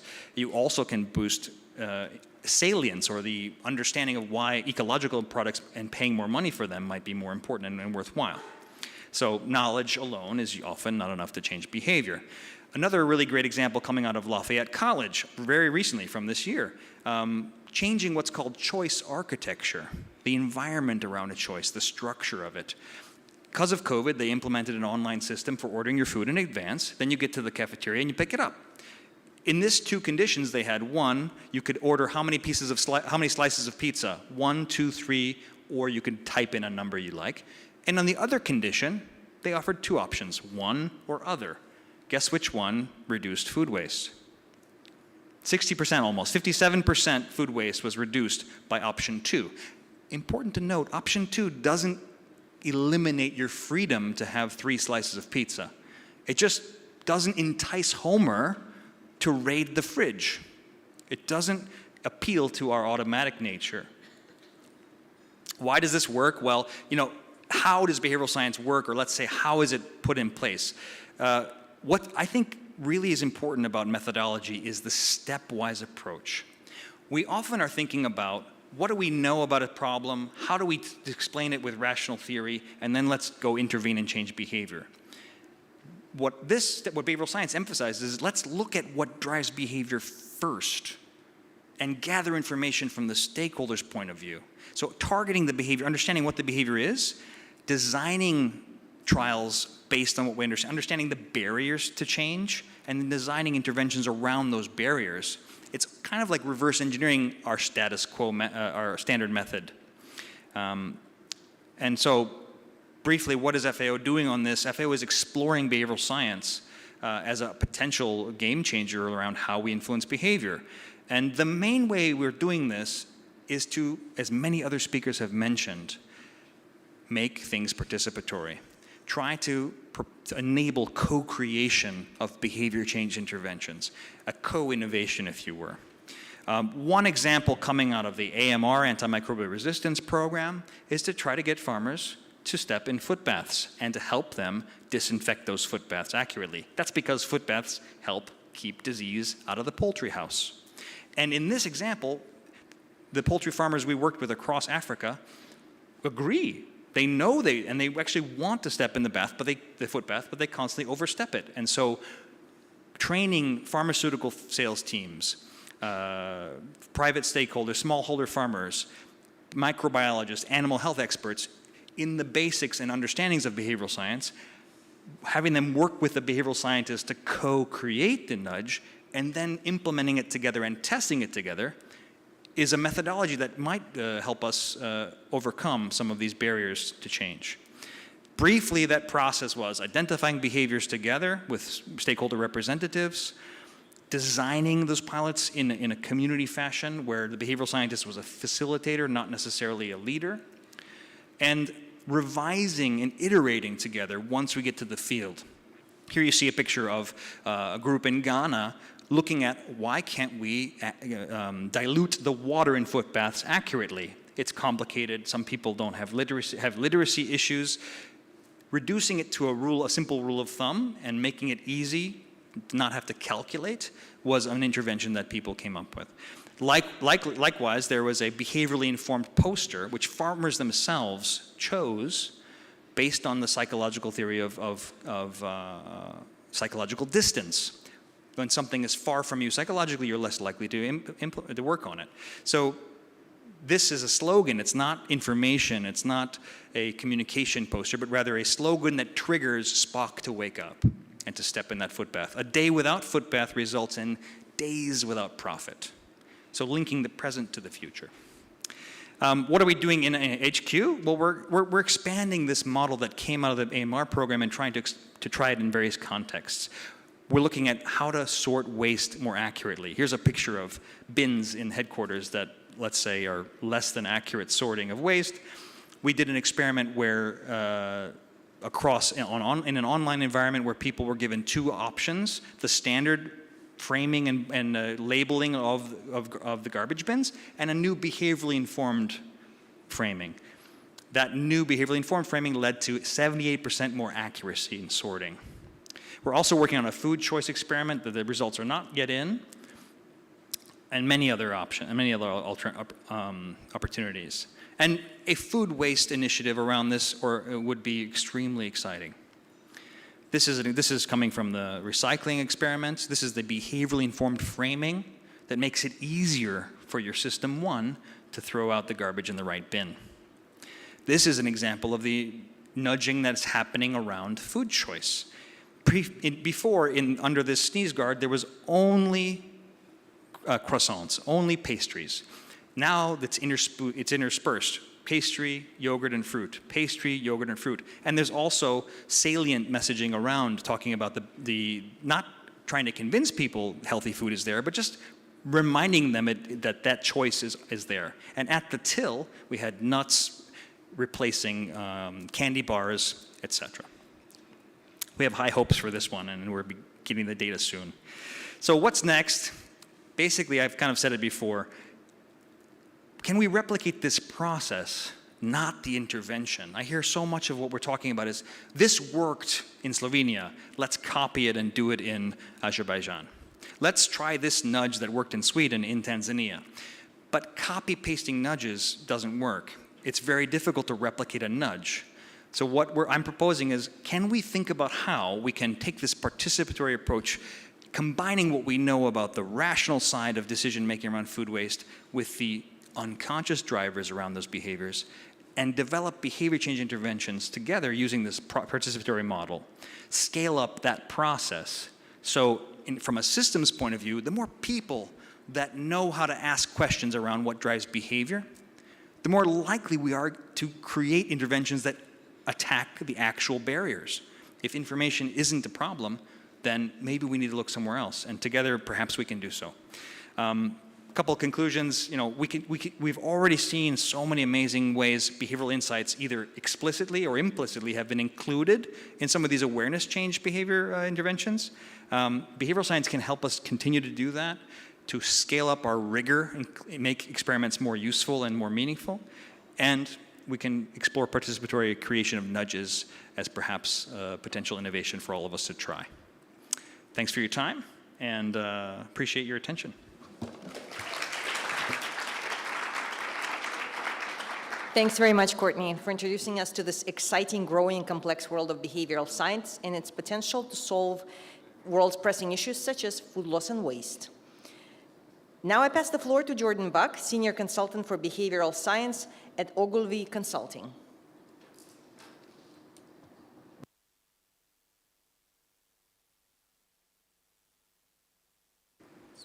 Perfect. Hello. Excellent. Well, thank you very much, Victoria, and thank you for inviting me to speak here today. I'm delighted to be speaking to you all. If my slide, excellent. I hope very much that this talk will follow on very nicely from that excellent presentation from Courtney, because I'd like to talk to you today about some examples where we've applied behavioral science to the food waste challenge. And I'd like to start by talking about this quote. And this quote says that if your problem could be solved rationally, you probably would have solved it by now. And this is a quote from Rory Sutherland, who is Vice Chairman of Ogilvy UK, where I work, and who founded our team. So I work for the behavioral science practice within Ogilvy Consulting. And what we aim to do as a behavioral science practice is to solve these kinds of problems. So challenges where rational thinking or traditional techniques, existing sort of efforts, or standard comms campaigns just haven't been as effective as we might have hoped in really changing behavior. And so this is where I think behavioral science can really come into play. So it's those sticky problems, those behaviors that are most sort of resistant to change, where really we can sort of drive the most impact. So as a team, we work with clients all around the world, and that could be sort of large global brands, all the way through to sort of smaller charities and NGOs, really helping to tackle these sorts of issues. And typically they will take the form of how can we get people to do X, whatever that behavior might be. And that's not necessarily just food waste. It could be getting people to choose a different product. It could be getting them to use a service differently or as we hoped. Whatever that sort of behavior is that we're trying to change, we use roughly the same sort of technique for achieving it. If this works, the reason why those sorts of behaviors then are so sticky and so resistant to change is, I think, fundamentally because of the widespread assumption that knowledge leads to behavior. That if we just tell people what they should do or why this is important or why they should care about it, then they will change their behavior accordingly. But as we have just heard, that isn't always the case. And often that link just isn't necessarily there. And it's not there because we're not totally rational as human beings, but also we don't have the level of introspection needed in order to really understand why we do or don't do things. So we can't even rely on just asking people what would encourage you to do this behavior, because people don't really know that themselves. Often with sustainability challenges, people know about the issue, they care about it, they support it, they know what they should be doing, but they just don't do it in the real world. And it's that kind of gap that I think behavioral science can really help to overcome.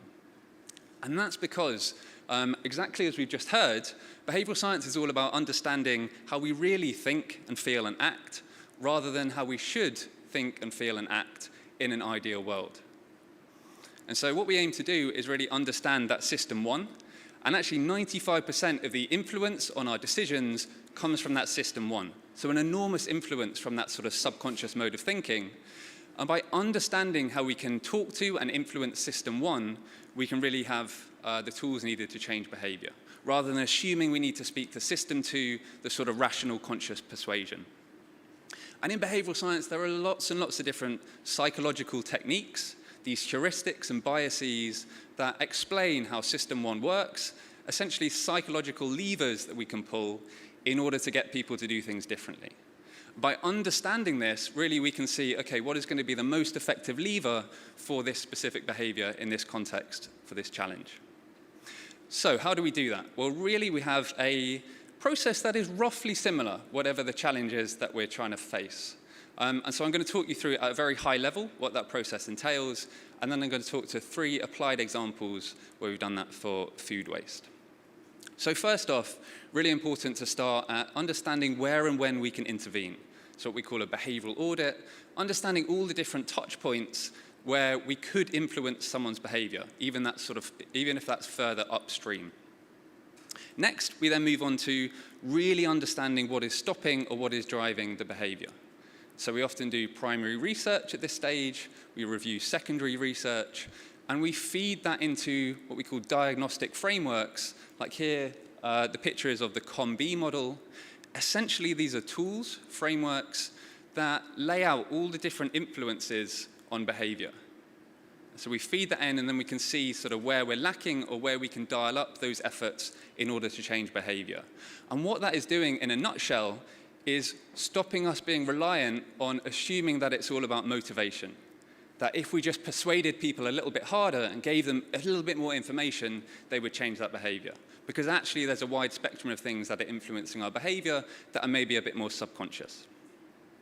Once we have that picture and that understanding of where the key opportunity areas are, we can then move on to creating our solutions. So this is where, from that array of behavioral science principles, we can see, okay, so these levers we think are going to be the most effective to pull for this particular challenge. And often we'll sort of have a range of different interventions, different sort of ways of showing that message that we can then test. So we move into testing. Really important to have that experimentation there to see what works the best and what doesn't. And then also so that we can iterate. We can make those solutions better, and we can give ourselves or we can give the clients the most confidence possible that when they scale this up and when they roll this out, it's going to work and it's going to be as impactful as it possibly could be. So what I'd like to talk to you about today are 3 applied examples where we've used this to tackle the food waste challenge. Each of these come from our work with RAP. So we partner very closely with RAP, who are a global NGO working to tackle the causes of climate change. And we work very closely with them on the level of the sort of larger national campaigns. So baking behavioral science into awareness campaigns and attitude changing campaigns. But also we work on the level of the individual. So individual consumer behavior change interventions, and that's the level I'm going to talk to you about today. Now, it may seem slightly niche and a bit sort of small scale to focus on the individual rather than the whole sort of system, but certainly in the UK, 70% of the food that's wasted after it's left the farm comes from the home. So small changes to individual behaviors actually lead to a massive impact on food waste and climate change. One thing I'll say is that each of these examples are from the UK, the work that we've done in the UK, but both ourselves and RAP work all around the world solving these sorts of challenges. So this first example comes from optimizing date labels to reduce at-home wastage. We've heard a lot about date labels across this conference, especially yesterday. I won't labor the point in too much detail, but essentially, we're very used to seeing date labels that look something like this. But when we take it back a step and look at what is the behavior we're trying to drive, really it's all about we want people to be able to use their food before that date. Date labels are trying to drive behavior of using the food before it gets to that date. What actually happens in reality is that so much food is wasted because it gets to that date, people haven't used their food, and therefore they throw it out. And that could be a use-by date, it could be an expiry date, a best-before date. Essentially, we're trying to drive the behavior of getting people to use it. So we thought, from a psychological point of view, is there anything we can do to make these date labels more psychologically salient? So to allow people to act on it, to remember it, and to make sure they use their food before those dates. To answer that, and the insight that we used here, I'm going to ask you 2 questions. Firstly, what day is it tomorrow? And do have a think about that. And secondly, what date is it tomorrow? And typically, when you ask people these questions, they find it much easier to talk in terms of days than they do in terms of dates. We think in terms of days. Days of the week is how we naturally think about things. It's easy for us to see what day it's going to be in 3 days' time. It's a lot harder for us to see what date it's going to be in 3 days' time. Now, I'm aware that above me is today's date in big signs. Normally, when people don't have the date above them in a big sign, it's much easier for people to say, okay, I'm going to answer the day far easier than the date. So we thought, actually, can we simply put the day on the date label itself?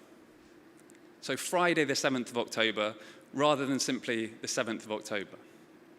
A tiny change that hopefully can have a big impact in how that information is received. And what you should hopefully see here and across our case studies are that we're kind of looking for those butterfly effects. So when a tiny change that is hopefully very inexpensive to implement can hopefully have a big impact on what we're trying to drive.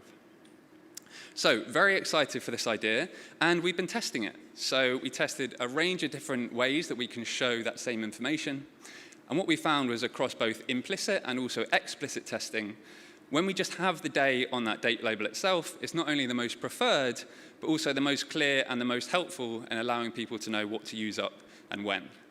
So very excited by these findings. This is currently being piloted live in the UK. on a product with a major UK retailer. I'm very much looking forward to receiving results back hopefully early next year, and intending then to sort of roll out this recommendation across the sector, whether that's for best before dates or use by dates. Now, for each of these examples, I'm going to give one sort of takeaway, so something that I think can be applied more broadly to whenever we're trying to come up with these sorts of ideas. And here the takeaway from me, and very similar to what we just heard from Courtney, is that you should reduce friction as much as possible if you want to drive behavior.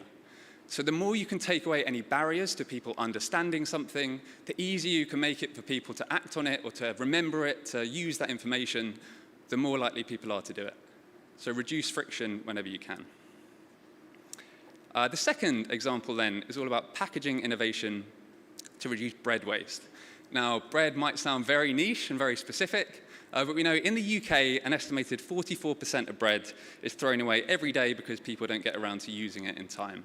And that equates to around 20 million slices of bread being thrown away every day just in the UK alone. So again, small individual behavior change can hopefully have a massive impact at scale.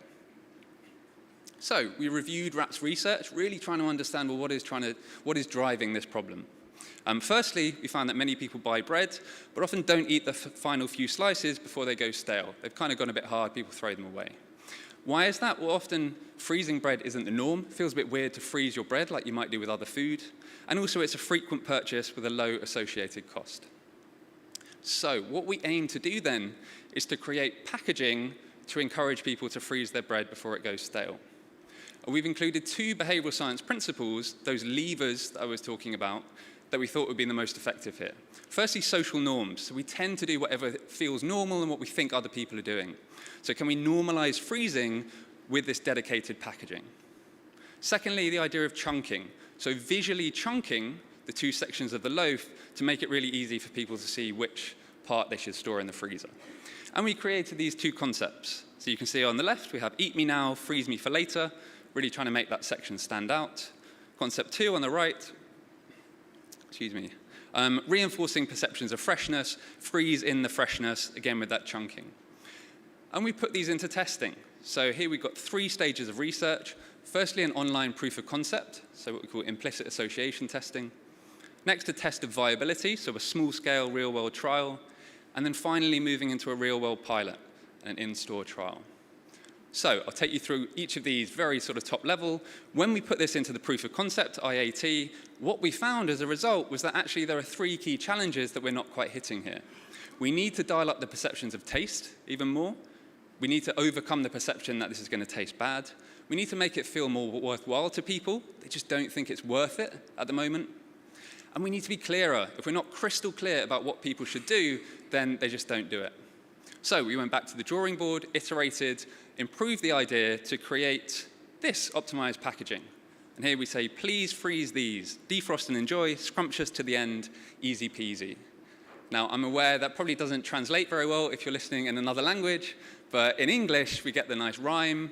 Interestingly, rhyme has been shown to increase sort of perception and make people more likely to act on information, which is interesting. We're also using words like scrumptious, trying to increase those taste perceptions, and making it very clear that these are the slices you should freeze. So we created this packaging, physical packaging, and we moved into the trial in people's homes. So we had 60 surveys, 60 loaves, 30 in-depth interviews, really trying to understand, well, how do people actually interact with this packaging? How does it actually work when we sort of start to roll it out? What we found in a nutshell was that people did freeze the bread, but not in the way that we necessarily expected. So for a lot of people, it just felt weird freezing those last few slices because it felt that they'd kind of gone a bit stale.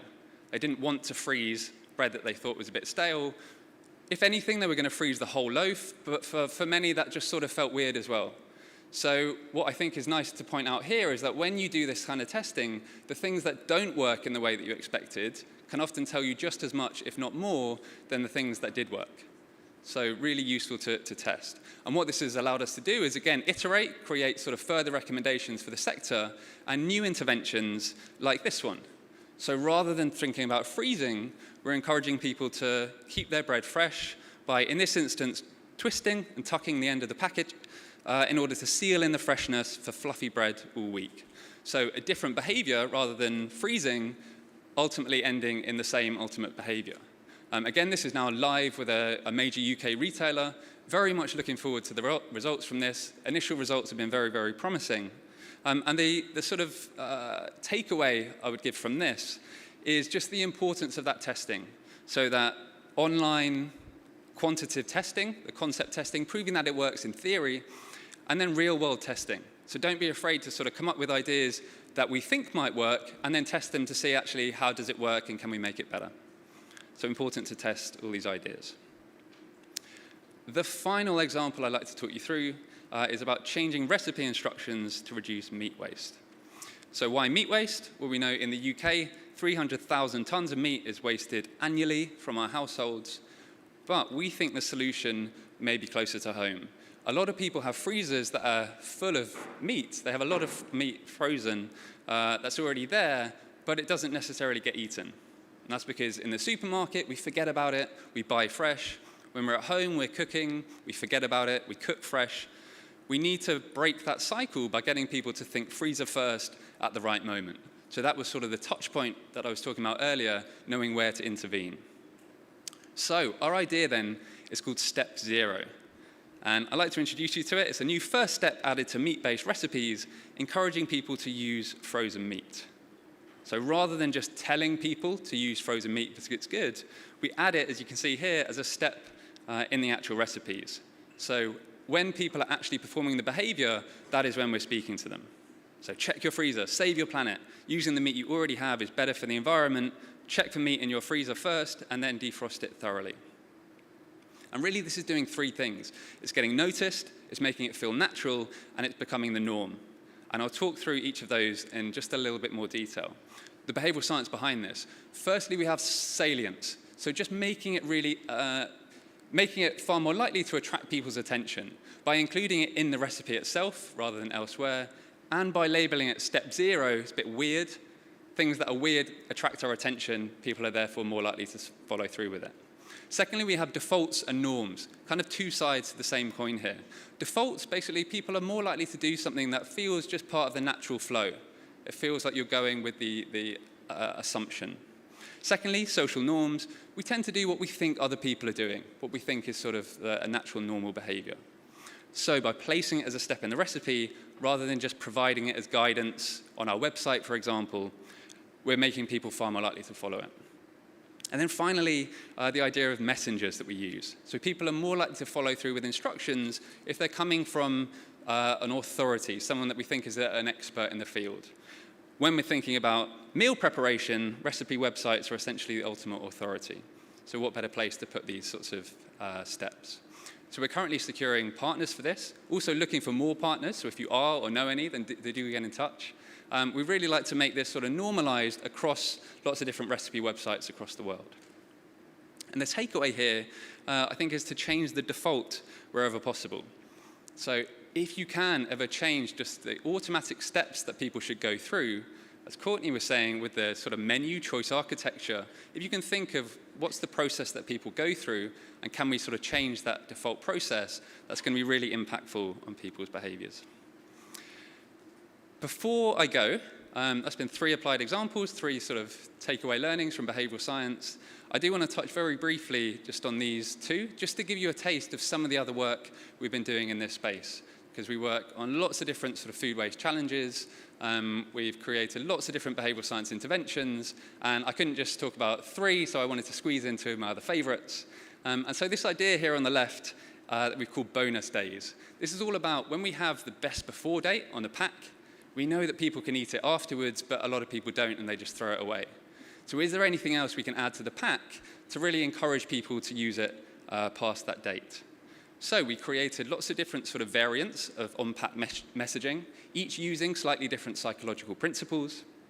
And here, as you can see, what we're aiming to do is reframe those days as bonus days or extra days, so people kind of think, oh, this is a plus for me, and I'm more likely to do it. This particular example on the yogurt tested especially powerfully. So 48% more people said they'd eat this yogurt past the best before date as compared to the control. So really promising early results, and this is currently being rolled out to a real product in the UK. Finally, the example here on the right, which I love, is about waste-reducing tablecloths. So often if you're cooking or if you're hosting for other people, we feel like we have to provide a full table of food to be a good host, to be a good cook, that it's sort of natural to do that. And if not, then maybe we're sort of shirking our responsibility. So we thought, is there anything we can do to create the perception of a full table rather than it needing to be full of food that's not going to get eaten?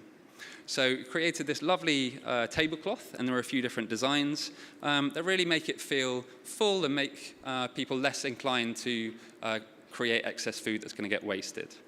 And this was actually concept tested as part of a whole suite of interventions specifically for Ramadan that we're hoping to scale up and roll out next year. And I know that RAP are speaking a little bit later on this afternoon, and Richard is going to be talking about another one of these interventions, so I'm very much looking forward to that. That's it from me. If you'd like to hear more from us in terms of how we apply behavioral science, we host an annual conference of behavioral science called Nudgestock. We also have information on applied behavioral science freely available online. So the Behavioral Science Annual, again, really getting into the detail of how to apply behavioral science to different challenges. And the last thing to say is just thank you so much for listening, and please do get in touch. I would love to continue the conversation around any of these sorts of challenges. Also, if you're sort of working on a challenge, some kind of behavior that you think actually maybe behavioral science could help to shift this, I'd love to chat about it and to pick up that conversation in a bit more detail. So please do get in touch. Other than that, thank you so much for listening and enjoy the rest of your afternoon. Thank you.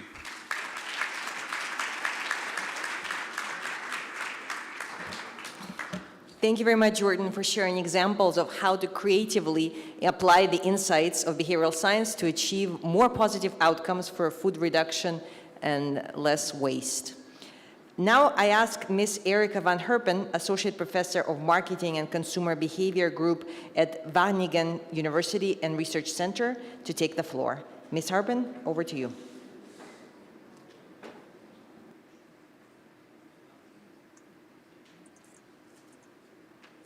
Thank you very much. I'm trying to get my video. Yes. Hi, thank you for inviting me and for having me as a speaker at this conference. I'm really glad to be here. Well, not in person, but at least to be part of the program. I hope everything's working fine and you can see my slides and hear me. I'm assuming so. I first wanted to say that I really enjoyed the first two presenters of today. They were giving some really great insights into consumer behavior. And we've also learned that, consumers often don't do things very thoughtfully. And we've talked about food waste as collateral damage, actually, of people are going through their whole process of managing the food in their house. And then sometimes things get wasted, but it's not their intention to do so. But that's not what I'm going to talk about in my presentation here. I hope that you got lots of inspiration from the previous speakers about types of interventions you could possibly do. And then when you set up these interventions, obviously you also want to know whether they work. Now we could ask people whether they like certain interventions, certain new ways of the previous speaker said of presenting date labels or that lovely tablecloth. But we can also, perhaps as the proof of the pudding, actually measure the amount of food that is wasted. And that is not so simple to just measure food waste in people's homes. And that's what I want to focus on in my presentation here. Yes. It might seem a little bit boring. Why talk about measurement? But it's very essential. It's essential because we want to know how much consumers actually waste. It's also essential because we want to know whether it's increasing or decreasing over time, what is happening to it, what is driving actually household food waste. But also, and much in line with what the previous speakers were talking about, we want to know whether certain interventions that we've set up, certain actions, whether they actually are effective, whether they are changing not just what people may think or how they like it, but the actual behavior, the actual amount of food waste. And there are different ways in which you could measure household food waste. We could go to people's homes, take their garbage, and waste sort it. We can also ask people to keep track of how much they're actually wasting in a diary. You really per day, every day, note down, this day I've wasted this or this much. We could also ask people to make pictures of food. People are very often taking pictures of the nice meals that they're having in a restaurant. We can also ask them to take pictures of their waste and then code how much waste there actually seems to be. Another way to do it could be to just ask people to self-report in a survey how much they're wasting. And if you would ask me what is the best way to measure household food waste, I'd have to say none of these. None of them is like the golden standard of this is the best way to do it always. There are advantages and disadvantages to every type of measurement that you need to keep in mind before you pick and choose. So I wanted to go over that a little bit. First of a survey measurement. Now, a couple of years ago, when people started, measuring household food waste, we saw some surveys coming out with very rudimentary measurements where we just asked people general questions like, how much do you waste? Do you waste a little or a lot? Or how often do you waste? When evaluating these types of measurements, we realized that these are not very good measurements. They're not so good for a couple of reasons. First off, there's a high degree of social desirability. So people want to give the answers that are nice or okay to give. Not necessarily want to admit that they have food waste, but also just because people are unaware. People don't necessarily keep track of their food. They just don't. So they don't really know how much they're wasting. So when you ask them, how much do you waste? Most people will say, well, yeah, I waste a little. So the reported food waste is relatively low, and there's also very little variance in answers. And that also made it very weakly correlated with other measures of food waste. So all in all, not such a great evaluation of this type of measurement. But like I said, there are other measurements. So sometimes you also ask survey measurements which are more about amounts, like how many kilograms or how many grams have you wasted. And there we see extensive underreporting. In the survey, compared to a diary, lots of underreporting, tenfold discrepancies, surveys evaluated as vastly not accurate. So also there, if you ask more about amounts, there seems to be a lot of underreporting going on. And I'll get back to that in a minute. But luckily, there are also other measurements that we can take. For instance, we could ask people to fill in a diary, right? Then we have much more accurate, precise measurements because you're tracking it all every day. So yes, on the upside, diary gives you much more detailed information also on what and why people are wasting things if you ask those type of questions in the diary. There also tends to be a relatively good correlation with other types of waste measurements, but there are some downsides to this. Because you're asking people to really keep track of their food waste, they become very aware of what they're wasting, and that can induce behavior change. So actually, keeping track of your food waste is an intervention in itself almost. It's a way to change people's behavior because they suddenly realize, like, oh, that Homer guy, that the other speaker is doing all this. You should change it. So that, on the one hand, is good to know and could be useful in designing interventions, but also it's not so good in the sense that we'd like to have a measurement of waste, not necessarily a part of the intervention that's also measuring. It gets a little bit fuzzy then. Another downside of the food waste diary is that this type of measurement is very effortful for participants. So there's a high dropout rate. And the people who keep doing this over time, well, it's a specific type of person. So you get more of a biased sample in this way. Also not something you necessarily would like. So then what? We could ask people to make pictures, photographs of their food. This has the advantage that it's quite easy to do for participants. It also seems to be a quite okay measurement, but it takes a lot of time and effort for researchers. Frankly, if anyone's interested, I've been involved in a project where we still have thousands of pictures that we haven't coded yet. And it's really, you tend to underestimate how much time and effort there would be involved. So think before you do this, I would say. And actually, I think maybe in a few years, there will be more technological advances in terms of artificial intelligence. These types of measurements might be more feasible. Right now, there's already these waste bins for restaurants where the waste bin is on a weighing scale and takes an automatic picture when something's thrown in. And it's there's software behind it to automatically look at what is being wasted. And it works for restaurants, but it's too expensive and not variable in terms of food enough to be used in people's homes. But who knows? Maybe we'll get there. Right now, if you have to hand code it, it's still quite effortful.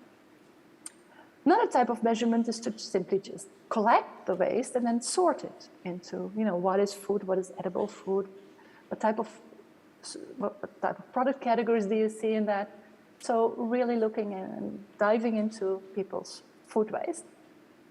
The upside is that it can be done very unobtrusively if people are not so aware of what you're actually measuring. So you get a more clear measure that way, more accurate measure. Also very highly correlated with other waste measures, so it seems to be doing quite well. Downside is that it does take effort for researchers. You have to go and collect that waste and sort it.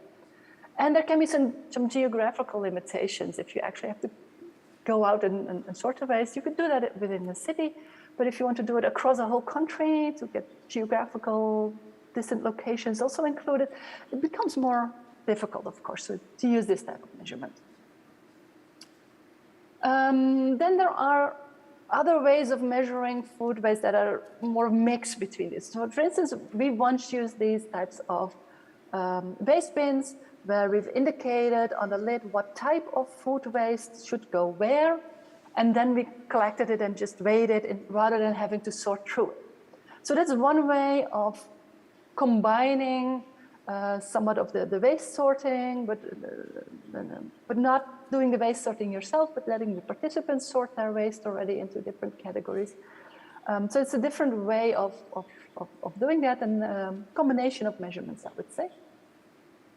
And I want to come back to the survey, because I've just been very negative about surveys, but truth be told, we also developed a survey ourselves.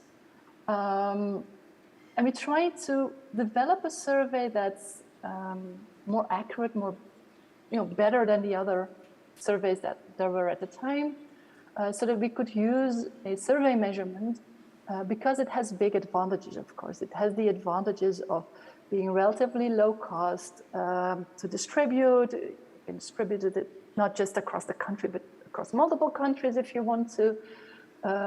It has certain advantages, but we need to have a better measurement in that way. So we developed the household food waste questionnaire, where we asked people to sort of keep in mind how much they were wasting and then to report on the waste in the past week. They were given a list of categories and just to tick which categories they actually wasted in that past week. And for each of the categories that they ticked, they got a follow-up question asking them about amount. In this original questionnaire, we asked them to report it in appropriate units. So like how many serving spoons of a certain vegetables, or how many pieces of something, or portions of fruit. And then we calculated that into grams. Later on, we've also used this type of approach with weighing scales so that people could weigh their food rather than giving us an estimate of how much it was, to get even more accurate measurements.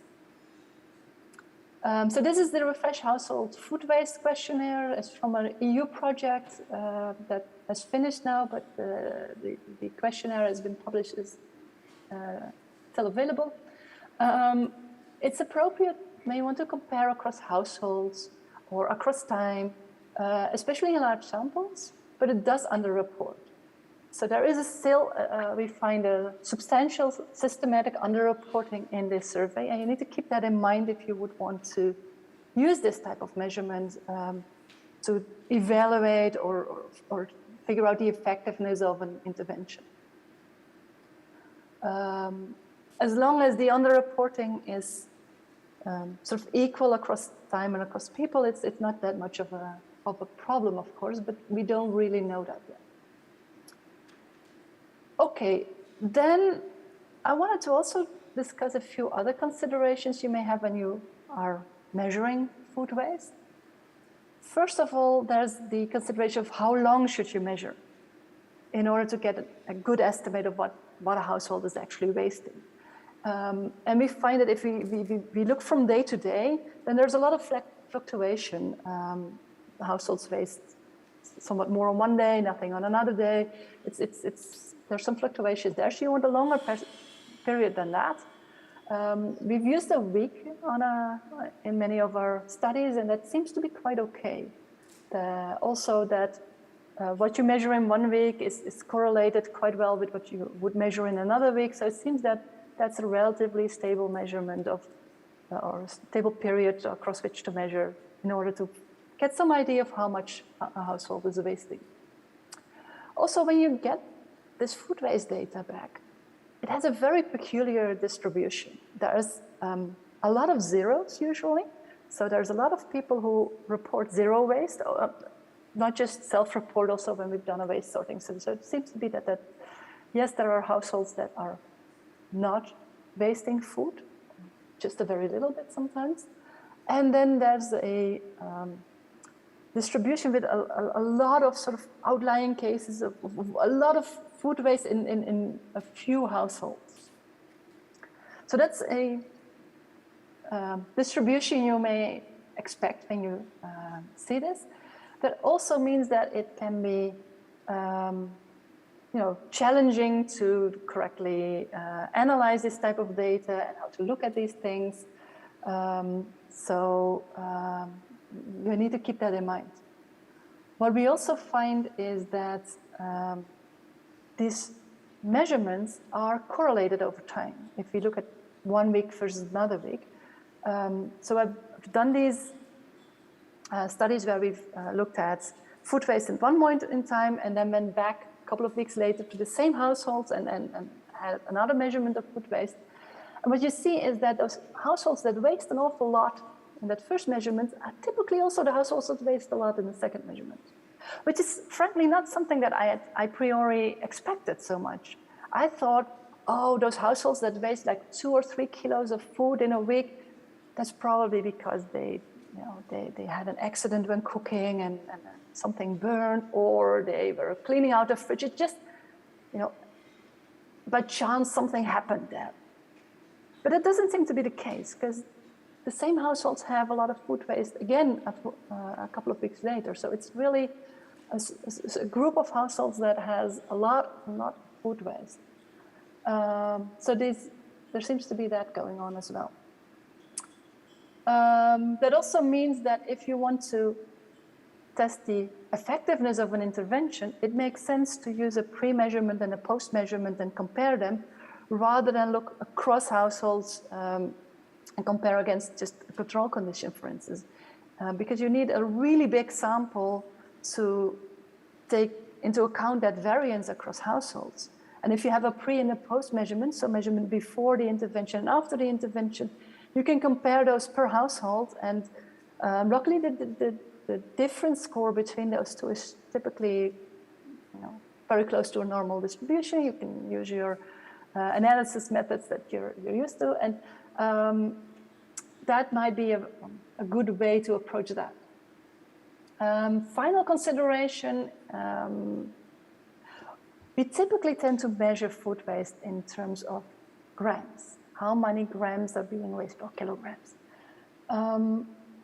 That's just one way of measuring food waste, of course. We could also talk about how much money is being wasted, how much greenhouse gases are being wasted by wasting the food.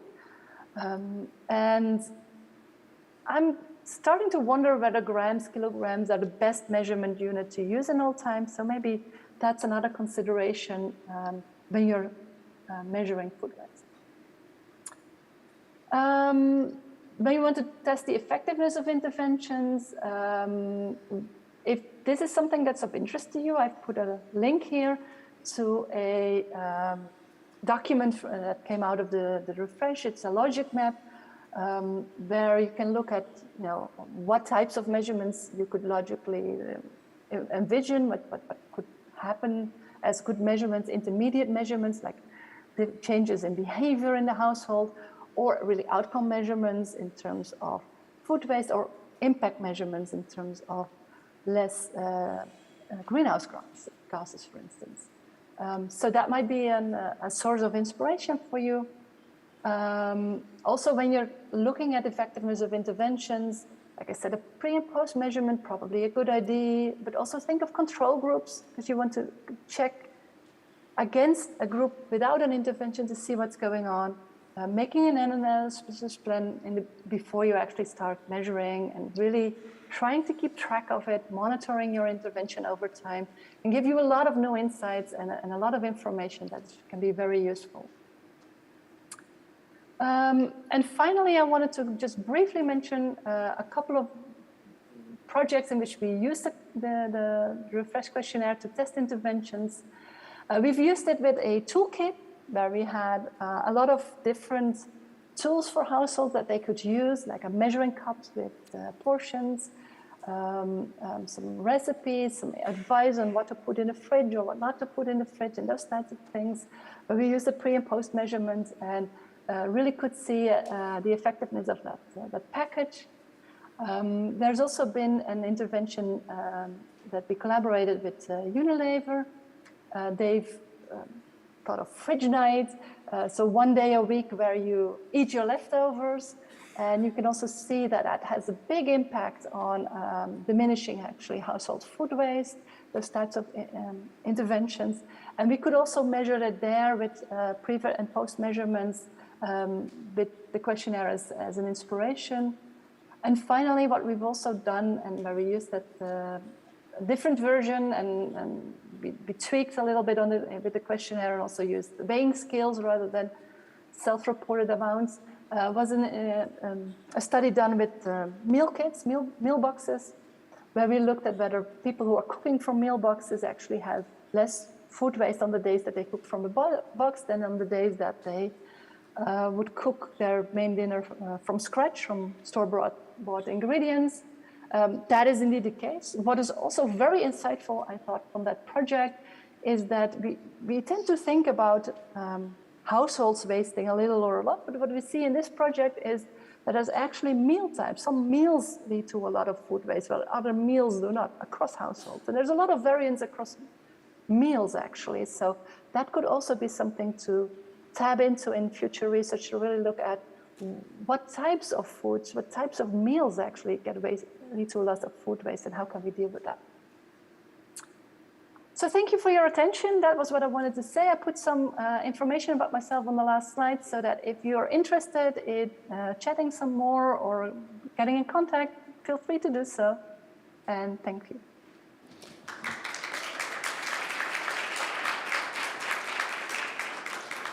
Thank you very much for that overview of approaches to household food waste measurement. And this concludes the part of our session 5. Thank you again to all our excellent speakers. And you can step off the podium. We're going to skip the Q&A session for the sake of time.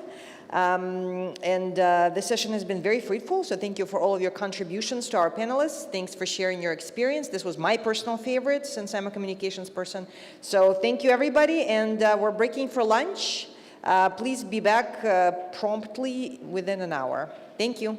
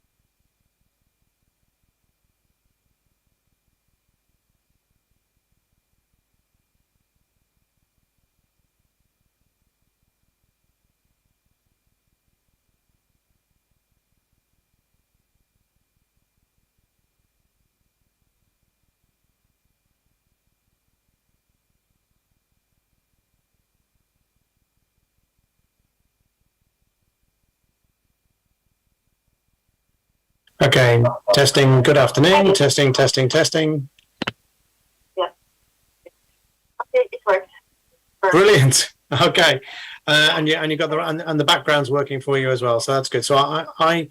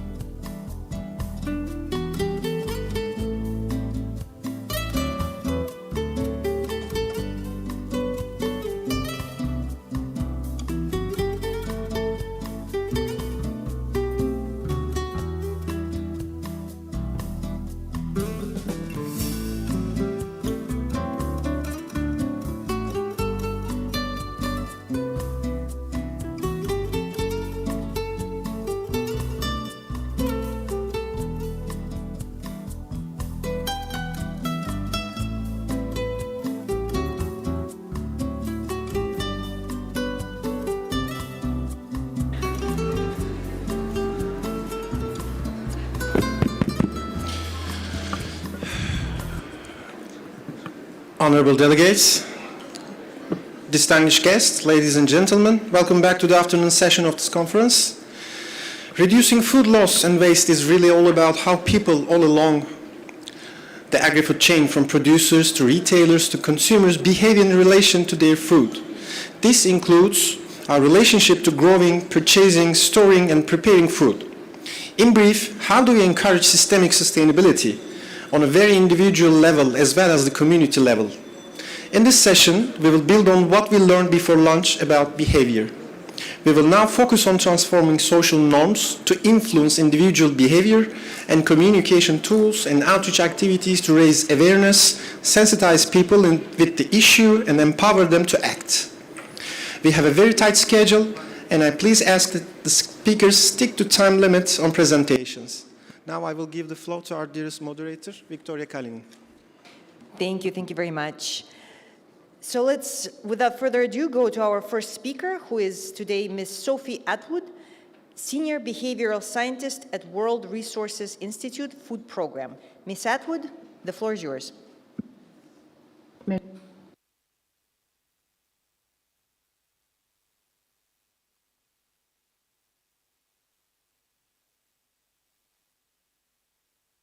Can you guys hear me now? Yes. Wonderful.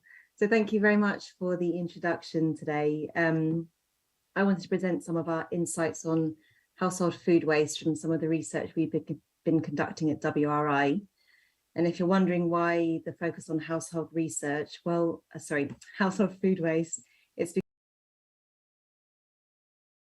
because the vast majority of this, around 61%, actually happens in the home.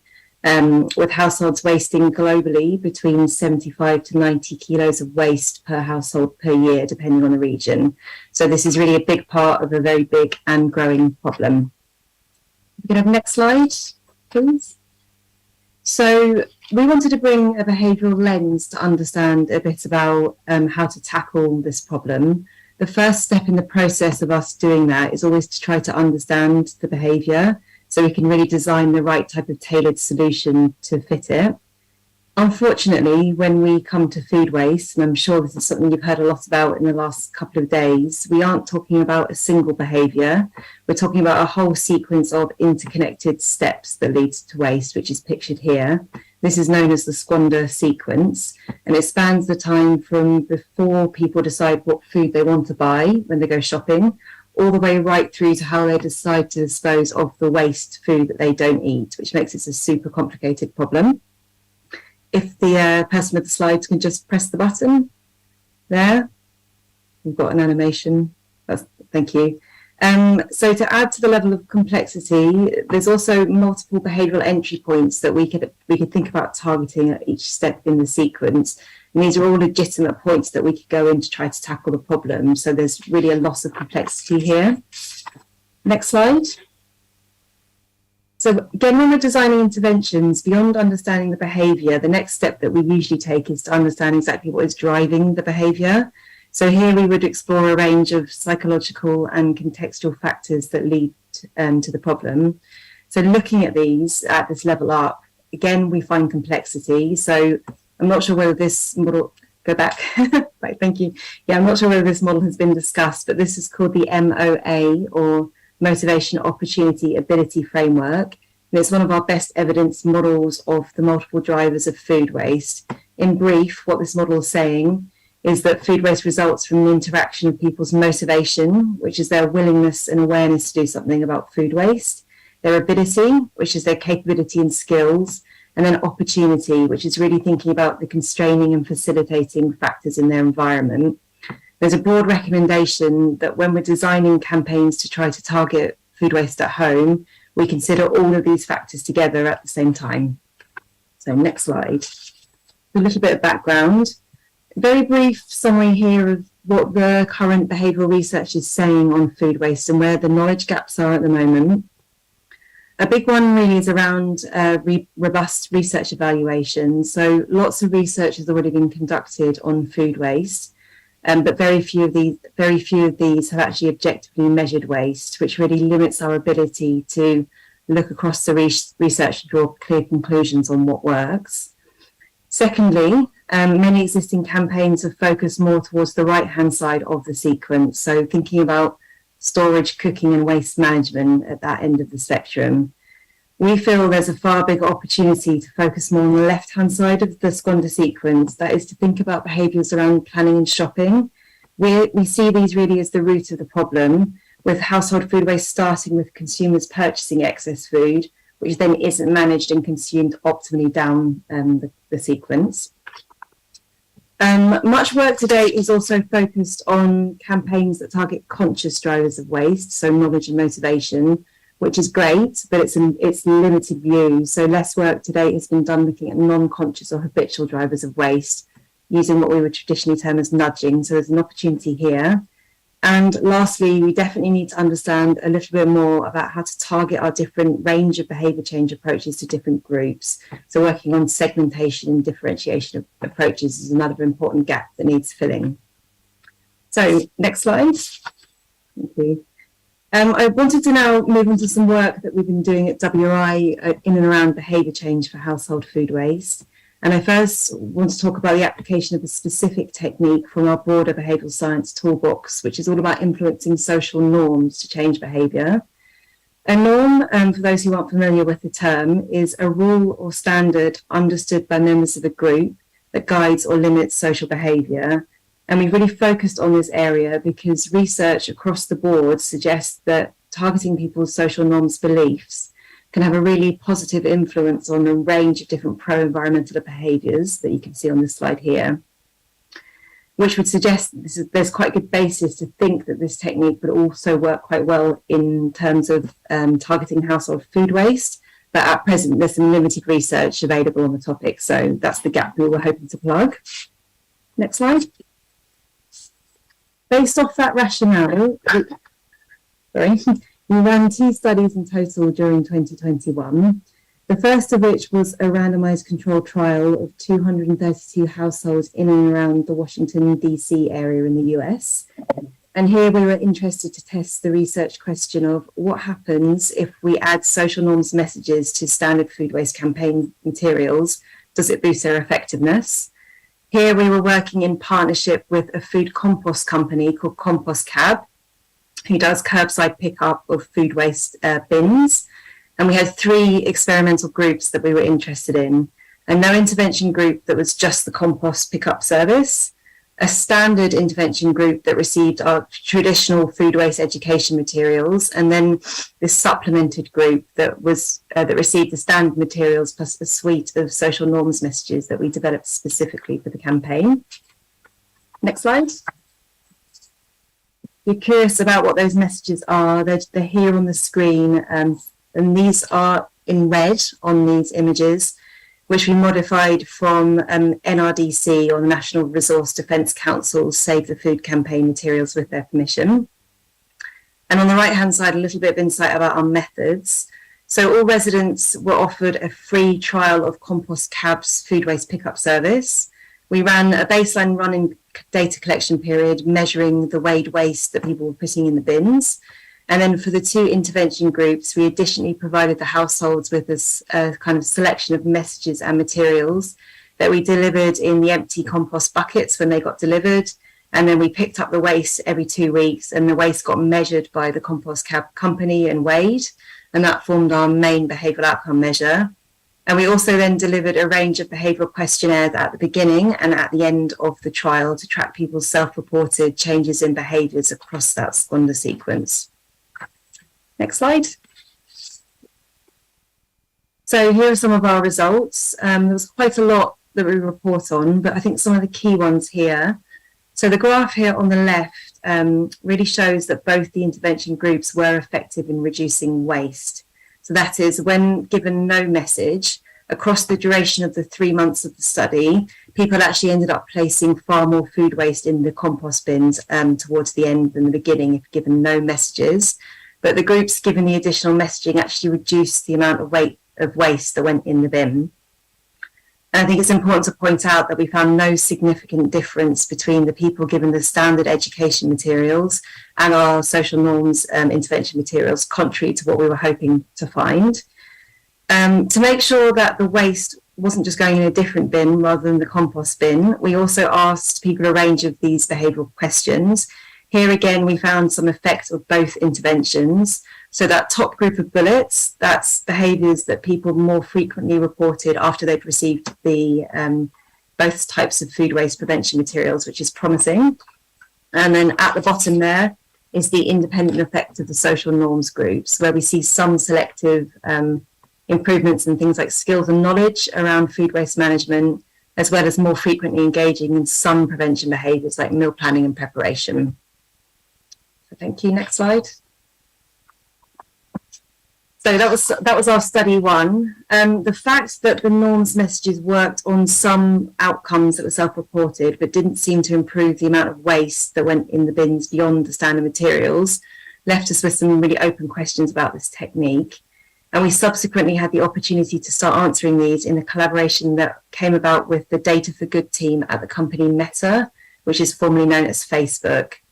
For us, one of our key open questions that we remained really curious about was whether there's a specific type of norm message that seems to work better than others of the wide range available. And I've listed out on this slide 3 of the main types of norms that are commonly seen in the research literature. So we have descriptive norms, which is all about communicating what's commonly done.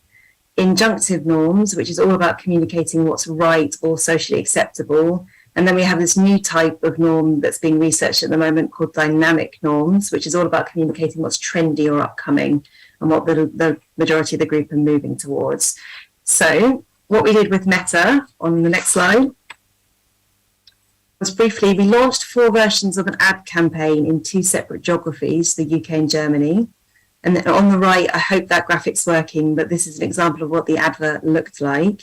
There were 4 groups in our trial this time round. We had an information-only control group, and then 3 message groups that targeted each of the types of the norms that I just mentioned, so a descriptive, a dynamic, and an injunctive group.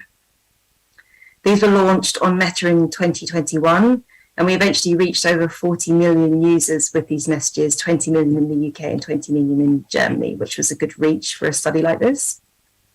Next slide. If you're curious about the exact kind of difference in the content and the message, these are listed on the left here, so that's the different messages that we used. And on the right-hand side here, our outcome measures. So again, we wanted to measure a behaviour here. Obviously, we couldn't measure food waste via Meta, but what we could measure was the number of people who were willing to do something once we gave them this information. The something in this case was the choice to voluntarily leave the Facebook platform and go and access more information on the topic of food waste by clicking on a link that we embedded in the advert. So that was our primary outcome measure.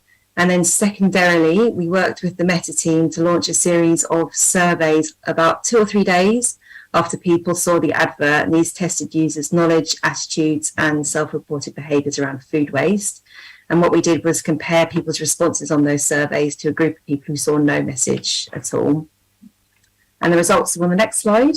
So this is our primary outcome, as I mentioned, the click rates through to the next piece of information that we gave people. A little bit contrary to what we were hoping, again, no clear front-running winning message across both geographies and some interesting differences. So in the UK, what we find is actually our information-only campaign with no norms content was the one that was most effective, while this actually played out to be second most effective in Germany. Whilst in Germany, we found the dynamic norms message was most effective, and that was least effective in the UK. So we had some quite different results in the 2 countries, which we found quite hard to explain, according to the theory. Something slightly more interesting that we found in the survey responses, however, on the next slide. So a little bit confusing here, and I think the formatting's got a bit funny, but what this chart's basically showing is down the vertical, we have the 5 survey questions that were asked. And then along the horizontal, we have our 4 experimental groups with the results for the UK and Germany underneath the 2 flags. The boxes that are highlighted in green are where we saw a significant difference between our intervention message group and the group of people that saw no message whatsoever, flagged at the 90% significance level, which is a threshold that Meta usually uses in their ad campaigns to determine if something's significant according to a Bayesian approach to analysis that they run. So if you could just click there, so we've got some animation here on the slide, thank you. Again, I think that's might be misformatted, but what I hope you can see here is these are the areas where the green is true of both countries. So we found a significant effect in both UK and Germany. And what it seems to be happening here is that the messages are working in a way that aligns to what the theories would suggest. So for the dynamic norms, we have the message being effective on the questionnaire item that's really all about onward sharing of information. Hence, we find the dynamic message about the movement of the norms seems to be selectively influencing people's onward flow of information. The injunctive norms should message, all about social acceptability, seems to be selectively influencing people's should beliefs about what they should be doing. And the static norms message on what generally everyone is doing seems to be influencing people's sense of personal need to engage in personal action. So at the specific question level, we seem to have some selective effect of the messages working the way that we think they should be working, which is promising. So next slide. Just giving you quite a lot of info there, not unfortunately all of it as straightforward a story as we would have liked to tell, but that's how science works. Stepping back, I think our key take-homes from this research is really that while we see no strong evidence here that social norms messages are more effective than standard intervention materials, we do see that they can add additional elements to a campaign, so they are valuable to put in there, usually in addition to existing techniques, and the fact that they're relatively low cost and easy to integrate suggests that on balance they are a good thing to add in, so we recommend. We do, however, point out that more research, as always, needs to get done on this topic, specifically into how these different types of messages seem to be influencing different food waste behaviours selectively, and also exploring how the different norms appear to be working for the different socio-demographic groups, given the differences we found. Now, these are two questions that we're actually starting to work on. We've got a follow-up campaign that we're launching with Meta this month, so hoping to have some of the research done and published by the end of the year. So please do watch out for that if this is of interest to you. Next slide. All the insights I've presented today are summarised in our open access paper here that you can find on the World Resources website. It's on that link there. I hope the slides will be shared, but if you type in WRI food waste norms into Google, that should come up and you can read all the research there.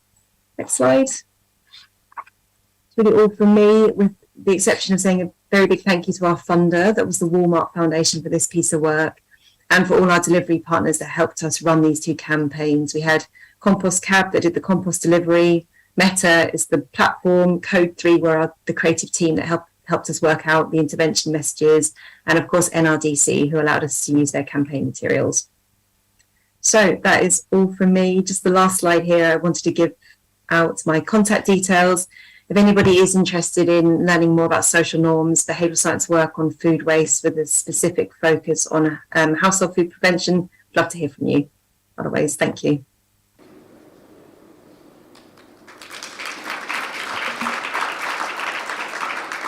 Great. Thank you very much, Ms. Atwood, for this really interesting behavioral studies about how to make food waste socially unacceptable and what behavioral science tells us about shifting behavioral norms to reduce household food waste.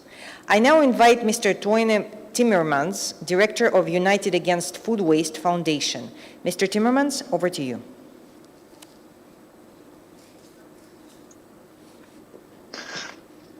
Hello. Good afternoon. I hope you can hear me. Loud and clear. If someone could start my slides, please. Yes, great. Thank you.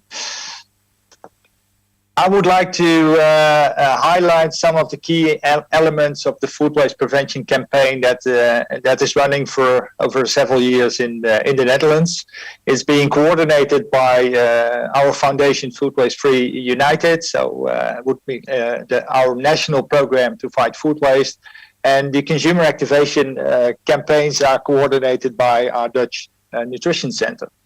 What we do is focus on the reduction of course, on household food waste in this specific action line, targeting 50% reduction of food waste in 2030. One of the most important elements, and I'm going to show some of these elements in my presentation, is our national week, our National Food Waste Free Week, and the 4th edition has just been organized 2 weeks ago. So I can explain relatively fresh, what were the outcomes of that week. The next slide, please. Of course, the key ambition of our work is to reduce food waste in the whole supply chain, but specifically in this case at home. We see a downward trend since 2010. The food waste level of solid food waste coming down from 48 kilograms to 34.3 kilograms in 2019.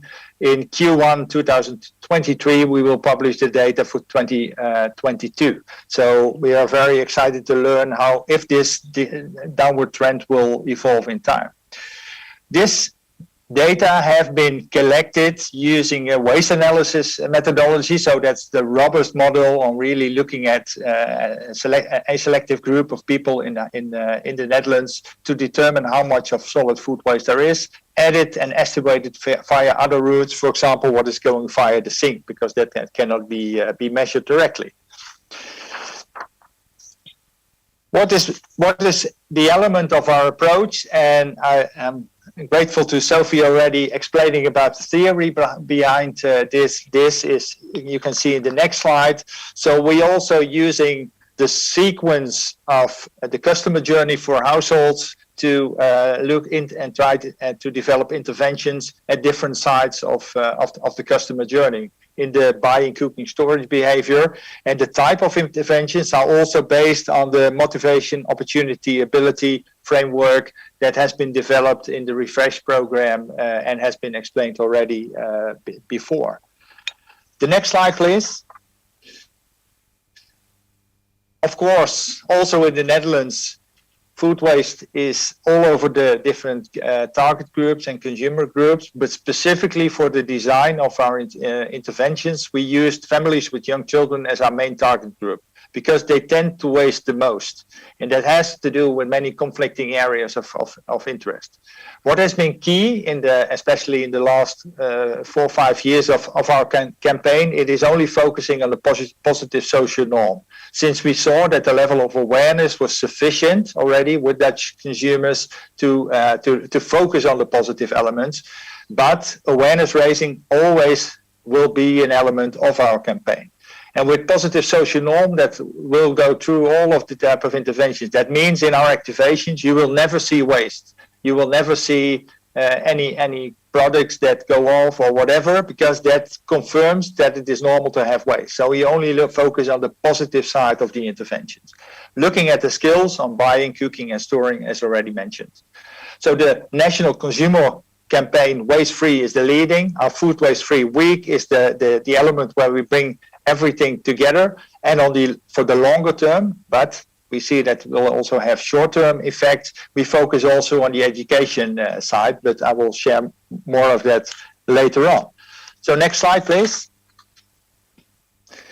In this motivation, opportunity, ability, we choose different type of intervention depending on what is needed. For example, on explaining about shelf life, that is definitely something where the knowledge needs to be expressed multiple times. We see it needs to be repeated, it needs to be clear, and in our campaigns we run continuously on focusing on the difference between the two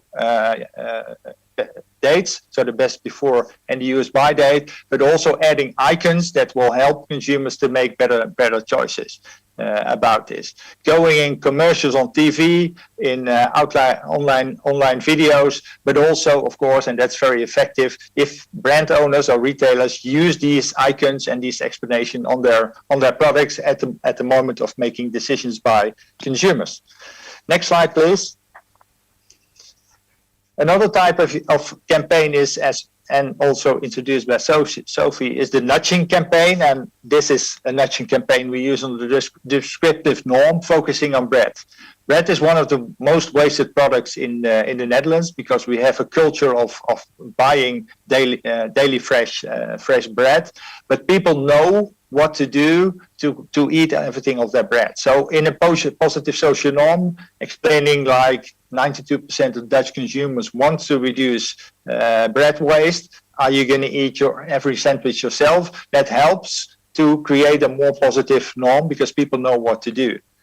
In the Food Waste Free Week last year, in 2021, we distributed over 4.5 million loaves of bread with a specific nudging sticker on it. And in our evaluation, and I would like to stress, it's important to always evaluate the best possible the impacts of the interventions. But in this case, we found that 38% of people who saw the bread campaign or changed their behavior. And that's, of course, the most important thing, that people not just see it, but change their behavior. An element was it, and that's costly, but very effective, is a commercial that was shown on Dutch television. And if the video works on next slide, I can share some of these insights with you. Hallo broodeters van Nederland. Wist je dat we per persoon zo'n 4 boterhammen per week van de afvalbak kunnen redden? Klopt. En daarom vriezen wij ons brood in. En van het oude brood maken we iets lekkers. Elke boterham is het waard om op te eten, toch? Oh, inderdaad. Wow! Hoe ga jij voor verspillingsvrij?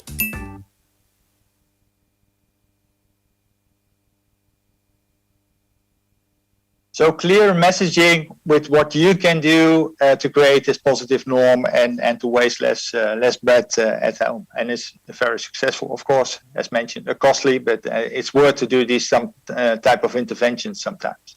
As a crucial element is our Food Waste Free Week, as already expressed. So we organized it this year for the 4th year in a row, 12 to 18 September. And the crucial element is to join forces and create a momentum specifically during that week, but activate and inspire consumers to waste less food during that week, again with the positive social norm and learning skills behind it. The results of 2021 were already very positive. 130 partners, almost 50% of Dutch citizens heard about this, and about 2 million already last year did something extra during that week.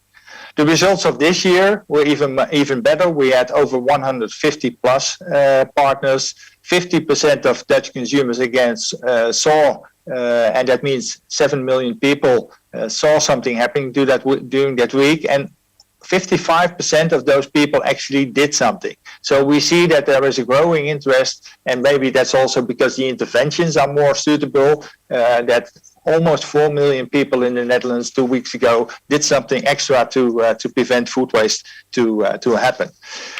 In the next slide, you'll see some of these actions of last year to give an impression on what it works.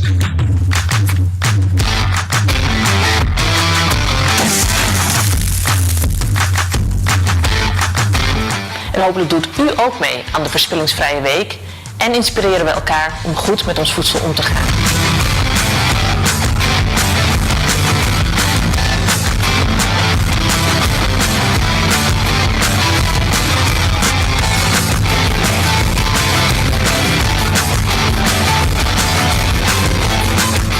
Bananen die zou je normaal misschien thuis weggooien, maar dan kun je echt zoveel lekkere dingen mee doen.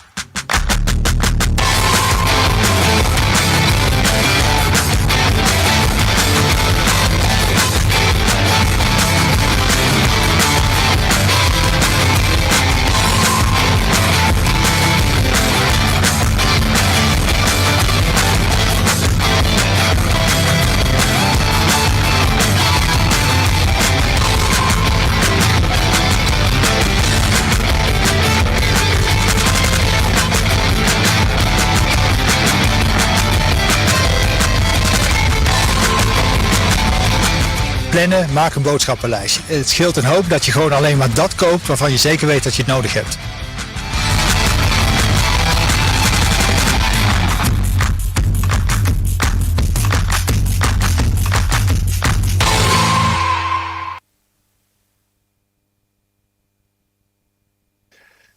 So this gives an overview, and this is just a summary, and this is the way to reach at least 50% of Dutch consumers with all of the different actions.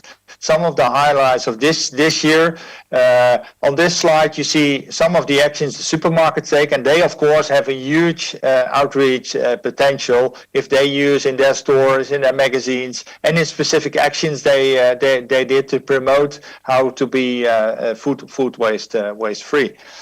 On the next slide, you see some of these interventions and kitchen tools that are distributed freely to Dutch consumers. So, and especially the measurement cup developed by the Dutch Nutrition Centrum some years ago has been very effective, and also research has been done how well this intervention worked. But it's also about giving storage advice, helping people to waste less at home. And I think that's my last slide. I cannot underestimate how important it is to work with the next generations, and to work with students from primary schools up to professional education. And one of the new elements we introduced this year is the Dutch MasterChef competition. So on the right top side you see one of the schools teams participating, and the final of this Dutch MasterChef will be next week, educating and training the future chefs to work with food waste free, but also with plant-based and local products. Key element to create for the longer term this positive social norm. So I guess this was my last slide. Thanks for your attention, and I hope to give an insight on what's happening in the Netherlands and how to make food waste free as a social norm and unavoidable for the future. And we look forward to seeing the next data and continue the trend of food waste figures going down in the future. Thank you.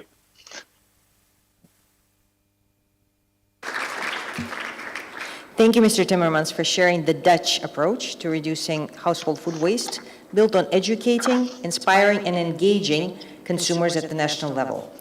Our next speaker is Richard Swanell, Interim CEO at RAP. Mr. Swanell, over to you. Oh, hello and good afternoon. I'm just checking that you can hear me okay and to see the slides as well. Can I just check that? Yes, we can hear you and see the slides. Oh, that's perfect. Well, thank you very much for the opportunity to speak to you today and to join this excellent panel to discuss how to encourage citizens to reduce less food waste. And I will also briefly talk about the context for action, but I'll talk about our approach, which has a lot of similarities with what you just heard from Tuan, and also some subtle differences, which I think are quite important to emphasize, and also build on the same approach that this sort of fundamental basis of encouraging behavior change, the motivation, opportunity, ability model, which I'll also mention as at the heart of what we do. So just to give you the context, and Sophie already mentioned this, in terms of food waste, that's the food that occurs in homes, food service and retail. The food waste in the homes absolutely dominates. And I think the critical thing to realize is this is costing us significant amounts of money. So recent research we did between ourselves and Hellman's, we looked at the costs in the USA, Canada, Australia, and the UK, and found that the average family can save around $900 per year just in reducing food loss and waste. So given the fact that this increasing pressure on households due to food inflation, tackling food waste at the most never been more important. The other key thing about this research that UNEP was published a year and a half ago, was that it looked at the levels in high income, upper middle income and lower income countries, lower middle income countries, and broadly found that the same amount of food was wasted in all of these locations. So roughly speaking, the average across these countries was around 75 kilograms per capita per year. Now, to put that into context, that means that in those countries, which is the vast majority of countries on the world, we're throwing away more than the average human body weight in food every single year. So has a huge environmental impact, as well as huge social impact, as well as huge economic impact on the people of the world. So tackling food waste at the moment is a particular priority. And I would argue there's never been a more important time to prioritize tackling food loss and waste. So our approach is exactly similar to what you've just heard. There's 4 key components to it. A clear research and segmentation so that we can focus on the key behaviors and attitudes that actually lead to food waste in the first place. And here Sophia was suggesting there are some core behaviors like purchasing, like storage, like getting the portions right, like understanding your date labels, and also making best use of leftovers if you have them. Those are sort of core areas, but looking in detail at behaviors that lead to those, and then making sure we can target interventions that tackle those behaviors. So we then devised behavior change interventions, which are part of it, and Tuan showed one of those on bread. I've got another one to share with you. We've also got our citizens campaign, Love Food, Hate Waste, which raises awareness, but also then starts encouraging with specific material around behaviours in providing hints and tips to encourage people to change behaviour and reduce food loss and waste towards the target of halving food loss and waste by 2030. The other one that I wanted to pick up on, though, is the changing to the retail environment. And to some extent, Tuan mentioned this as well. One of the key things is we can actually change what's the way food is presented and sold. For example, in the UK, buy one get one free, or promotions on food, perishable items has pretty much gone because that was a driver of food waste in the homes. So changing the retail environment so that it helps people actually buy the right amount and also store in the right place, and actually, if necessary, and also use their leftovers when they have. All that type of thing really can help in driving change on household food waste. So the core is our brand, Love Food, Hate Waste, underpinned by robust research, making sure it's a trusted voice. It's also key to build those partnerships with businesses, with municipalities, with cities, with governments, in order to replicate the message continuously around the UK and internationally. It's got to be practical, so it helps people change behaviour, and of course insightful and fun in that process. And Love Food, Hate Waste occurs in the UK, but it's also in another 7 countries around the world where similar approaches are being used to drive change. And just to give you an idea, here's some examples from ones in Scotland, in New South Wales, in Australia, in New Zealand, and indeed in Tesco in the Eastern Europe. To give you an idea of the sorts of things, therefore, when we're reinforcing this message, we did this partnership with Hellmann's and during the International Day of Awareness on Food Loss and Waste, where we specifically looked at the costs of food waste and what people are doing as a result of the increasing prices of food around the world. What was really interesting, the response to the food crisis, is that half the people responded saying they were throwing away about the same amount of food or more than this time last year, which then gave us a real focus that we can help people be more resourceful with food, make the best use of the food, and sell and therefore save substantial amounts of money. What's also really interesting is that we found that over half people underestimated exactly how much money they could save by being more resourceful with food. And that's a really interesting idea, because if you underestimate the savings, that means you're not going to focus on that potentially going forward. And so we're looking forward to looking at the results of those, but then we launched this with these insights in 4 countries around the world: the USA, Canada, Australia, and the UK. And also we reinforce our messages with Food Waste Action Week, and it's that critical point of positivity, as Tuan said, and action. And in the last one with those we did this year, we had a really strong focus on climate change, because our research showed that linking particularly to the younger target audience that waste significant amounts of food, by focusing on them and by focusing, relating food waste reduction to the benefits of climate change reduction, that really resonated in that process. Reached about 8.1 million UK adults who saw something about it, and 55% of the UK citizens who saw that said they changed their behaviour as a result. And just to emphasise the point that both Sophie and Tuan made, the critical thing is always to evaluate the impact of what you've done. And so we're looking forward to looking at the results of those, but then we launched this with these insights in 4 countries around the world, where we specifically looked at the costs of food waste and what people are doing as a result of the increasing prices of food around the world. What was really interesting is that the response to the food crisis is that half the people responded saying they were throwing away about the same amount of food or more than this time last year, which then gave us a real focus that we can help people be more resourceful with food, make the best use of the food, and sell and Food Waste Action Week is now active around the world.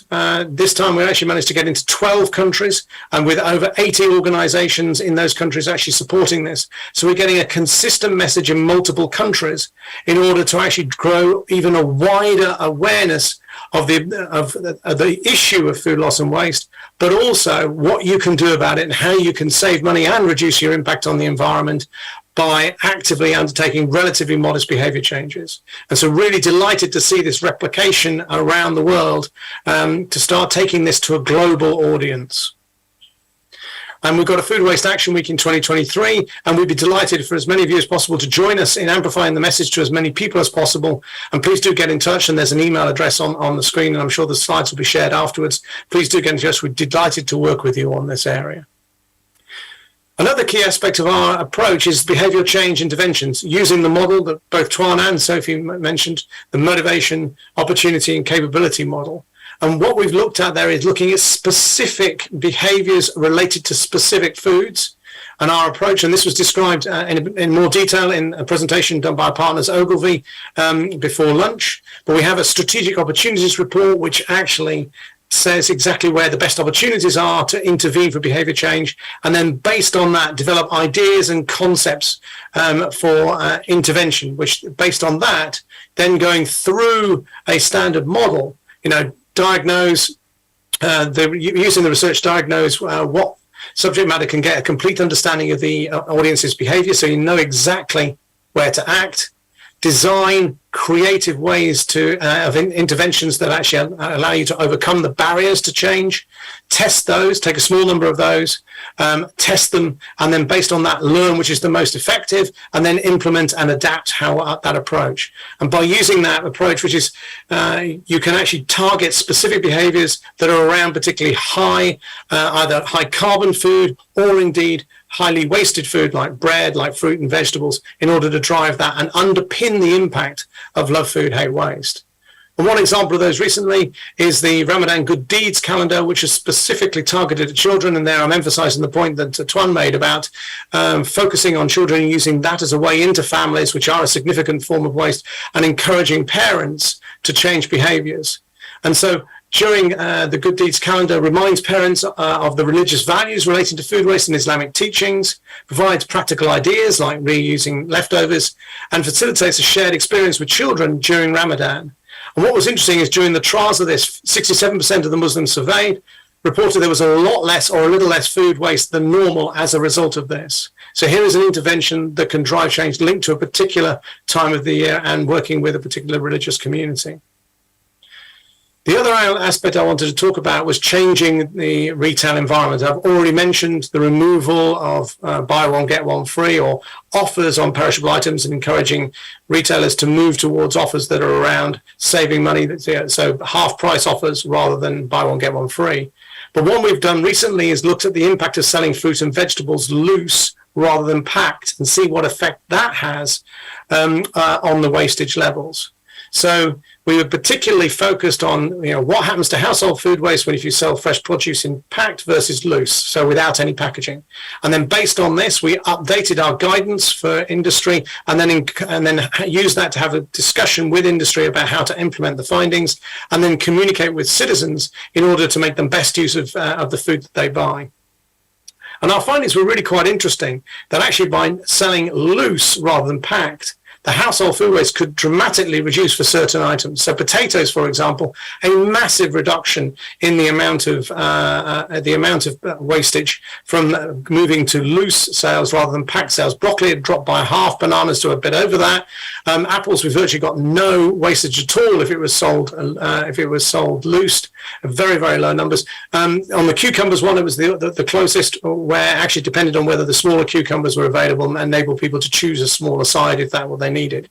So the critical message here is that actually selling loose actually helps reduce waste in the home and helps citizens make best use of the food that they buy. And what we're finding now is that retailers in the UK are taking this up and moving to selling loose in these core areas in order to help citizens reduce food waste.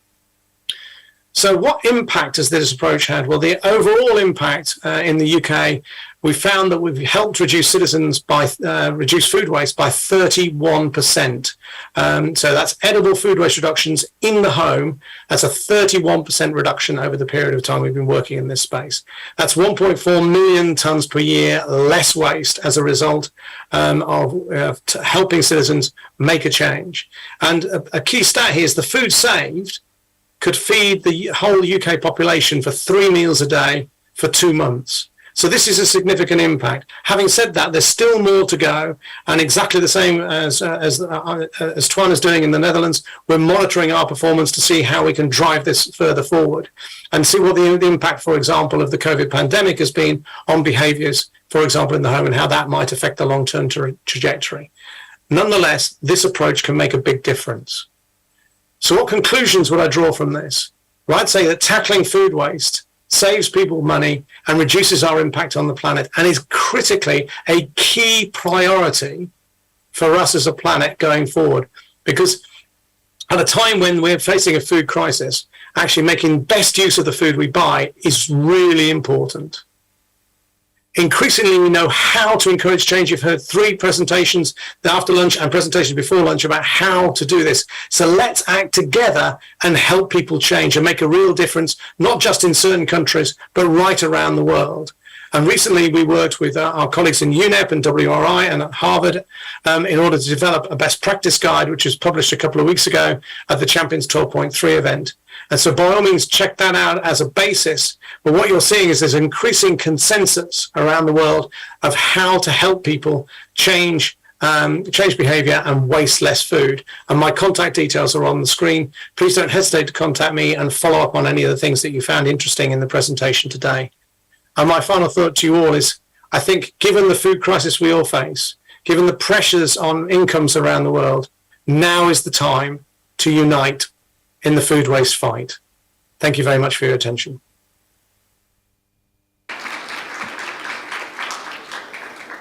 Thank you very much, Mr. Swanell, for this inspiring overview of RAP's behavior change interventions, campaigns in a retail environment, and of course, your work on research. This session on the role of people in reducing food waste and ethical means to influence their behavior is now over. I'm sure that we're grateful to all the contributors and all the participants. It has been very interesting, and we've learned a great deal about the many complex issues that need to be addressed to affect change at the individual and community levels, and importantly, to make those changes lasting.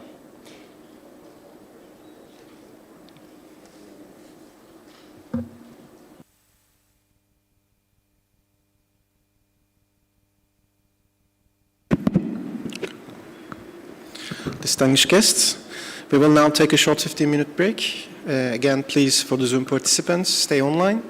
So, see you in 15 minutes.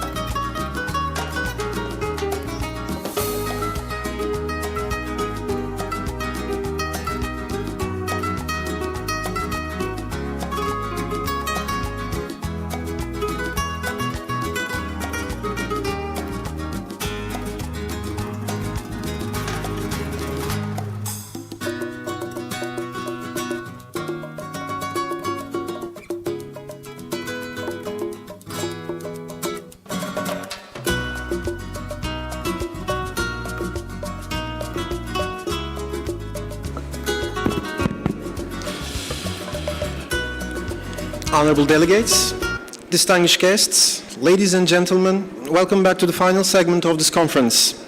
This session is a panel discussion, and the participants will include Ms. Sophie Hieke, Head of Consumer Science at the European Food Information Council, Courtney Price, FAO Behavioral Science Expert, Christoph Dirksens, Global Public Affairs Director of Too Good To Go, and Ms. Maria Aman, Innovation Manager at EIT Food. Dear panelists, you're kindly invited to the stage. Thank you. Over to you.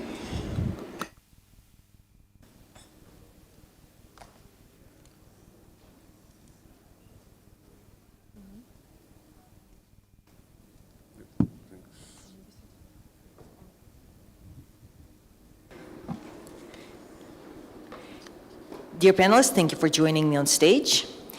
We will have a little panel discussion, if you don't mind, to liven up.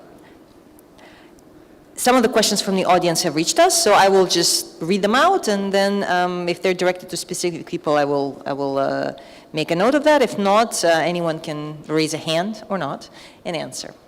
So this first question goes to Neolithics. What do you do with the products if a consumer is not satisfied with the results?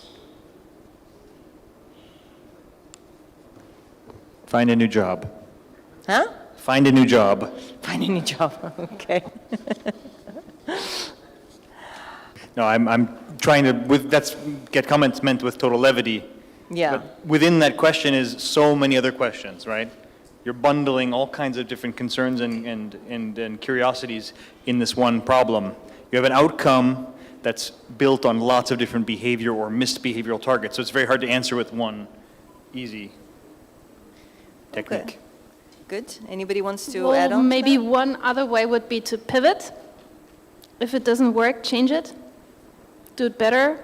And maybe ask your consumers before you develop the product. Okay. Any other ideas? We can also use behavioral science retroactively to learn more about why something didn't work. So we talk a lot about build your nudges, figure out how to do your intervention, but you could say something didn't work and you can learn more about why, and you can also understand why something did work so you can integrate that more into your future products. Okay. Christoph, did you have anything to add? I was going to ask if consumers are always right? So, I mean... Depends on which country you're coming from. I mean, I'm saying that because it applies to, how we do what we do, because of the product in question is specifically a product, a magic bag of surplus food, and so we don't ask the question of why is the consumer not happy? It's always automatic refund for whatever reason, whether it's, if the surplus food was, because it can be a reason of allergy, of ingredient, so it can be a health reason, or it can be any other reason. So for us, it's unconditional cancellation right. So that's why I brought the consumer is always right point.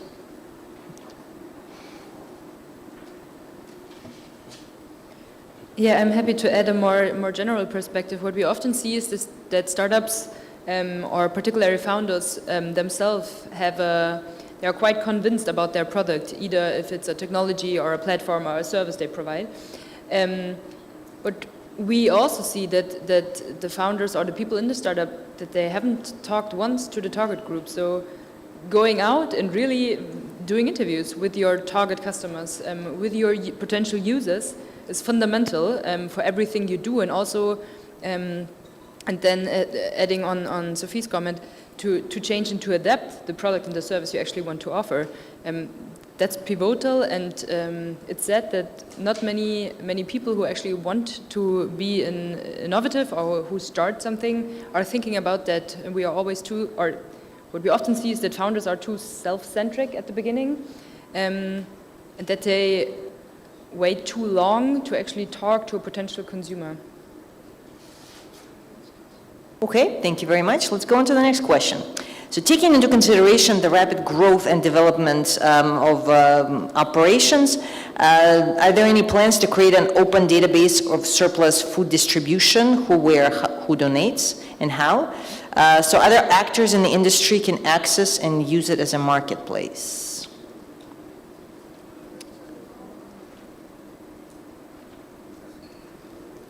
I don't know. I mean, this goes really back to the question of data, right? That we were talking about yesterday. So I would say yes, please. But again, we face the question of willingness of sharing that data and creating of that database and that marketplace for surplus food. Okay. Any other thoughts, inputs?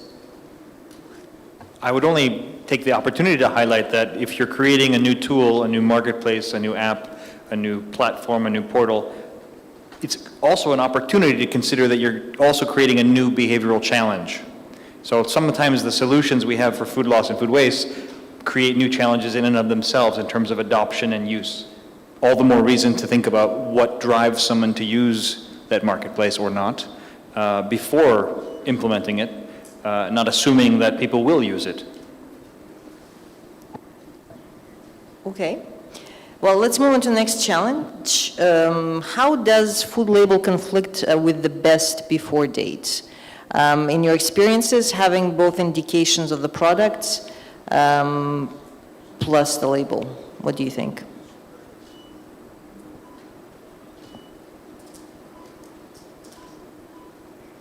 Go ahead. So you're basically saying, how does the best before information conflict with any other sort of food labels? The question says, yeah, how does food label conflict with the best before date? I mean, the best before date is a food label. It's one of the many different labels. And I think we've seen ample information now that it doesn't work because it leads people to take the wrong decisions and actions, either because they forget, because day versus date labeling, which was very nicely illustrated today, is really difficult for us, but also because we make an abundance of choices every day. On average, we take about 30,000 decisions a day. More than 200 of those are food related. So how could we possibly put energy and time and effort into every single decision? Even if we just look at the food-related ones, we can't. So we have to use system one. It was referred to as Homer Simpson today. I like to refer to it as dancing little monkey. It's quick, it's fast, it's effortless, it's automatic.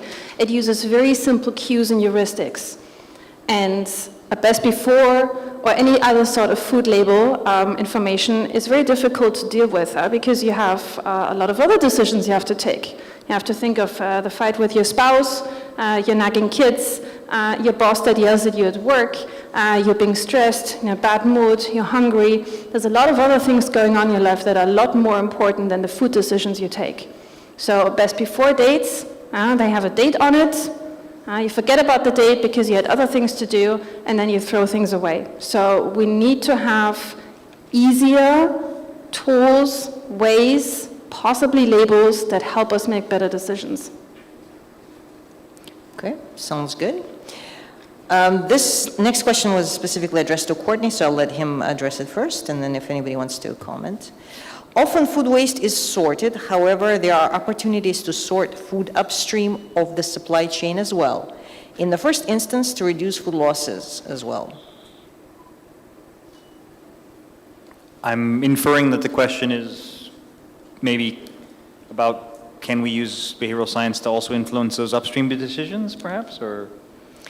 This was all we received. Okay, well, I would say that I take the opportunity to answer my own thoughts on it. And basically, we had that really interesting discussion about the reason or even the etymology of food loss versus food waste. Why do we call it what we call it? And not to enter into that debate, but just to say the key aspect of what we think about when we're trying to understand upstream, downstream, who's doing what. I think a big part of that is trying to understand the intention or lack of intention around the behavior related to the waste or the loss. So when it comes to trying to look behaviorally upstream, that's a key question. Is this loss happening, as we said, on purpose, or is it happening for other reasons? And so you can definitely and should try to use behavioral science and behavioral thinking to investigate the drivers of the behavior, the undesired behavior, in this case upstream and food loss, in order to try to figure out ways you can test to influence them. So the same principles, and as I said in my presentation, the same process applies for investigating why something is or isn't happening and testing what to do about it. So yeah, in that case, it's good to blur the lines between loss and waste from a methodological perspective. Okay, and another question is, how to make sure the behavioral change is sustainable? Well, by doing it right. I mean, no, behavior change is fundamentally the way forward, and a lot of it has to do with living in caves. They're still in fight or flight mode. But once you understand how that works, you can design very effective interventions, you can design effective nudges, and the beauty about a good nudge is that we don't cognitively process this. We don't think about it and say, oh yeah, this is a good nudge, I'm going to behave this way now. We do it automatically. We do it effortlessly. We do it with our System 1, our dancing little monkey / Homer Simpson. So it's sustainable because it always works. I don't know. I don't want to take. I don't know if other panelists want to say anything. I just would say that, in addition, I would add that there's a lot of interesting research around habit formation. What drives? What is a one-off behavior versus a habit? And I really encourage all of us to investigate that a little bit more in terms of how we can make things sustainable. But I think an even higher level answer is to say we need to practice what we preach. We're talking about iterating, testing, understanding, applying, and then when it doesn't work, pivoting, as Sophie had said. And so we need to push ourselves to move beyond, I found a solution and I put it in my prospectus or my plan, and I can move on to the next problem. We need to have that solution be alive, and as new people come into the context of that solution, or a business expands to a new country or district, or a new group of managers come on board, a new administration in an authoritarian, in a government, those are all factors that will change the dynamics of and the context. So our solutions need to iterate, and so we're talking about, making behavioral science our habit, so we can iterate around what works and keeping one-off behaviors. My father would always say that, if you do one thing once, you do a second thing, now it's a trend. You do it again, it's a trend. So, you're thinking about each instance. You're not only thinking, oh, I solved that problem and I'm going to move on. Then it helps.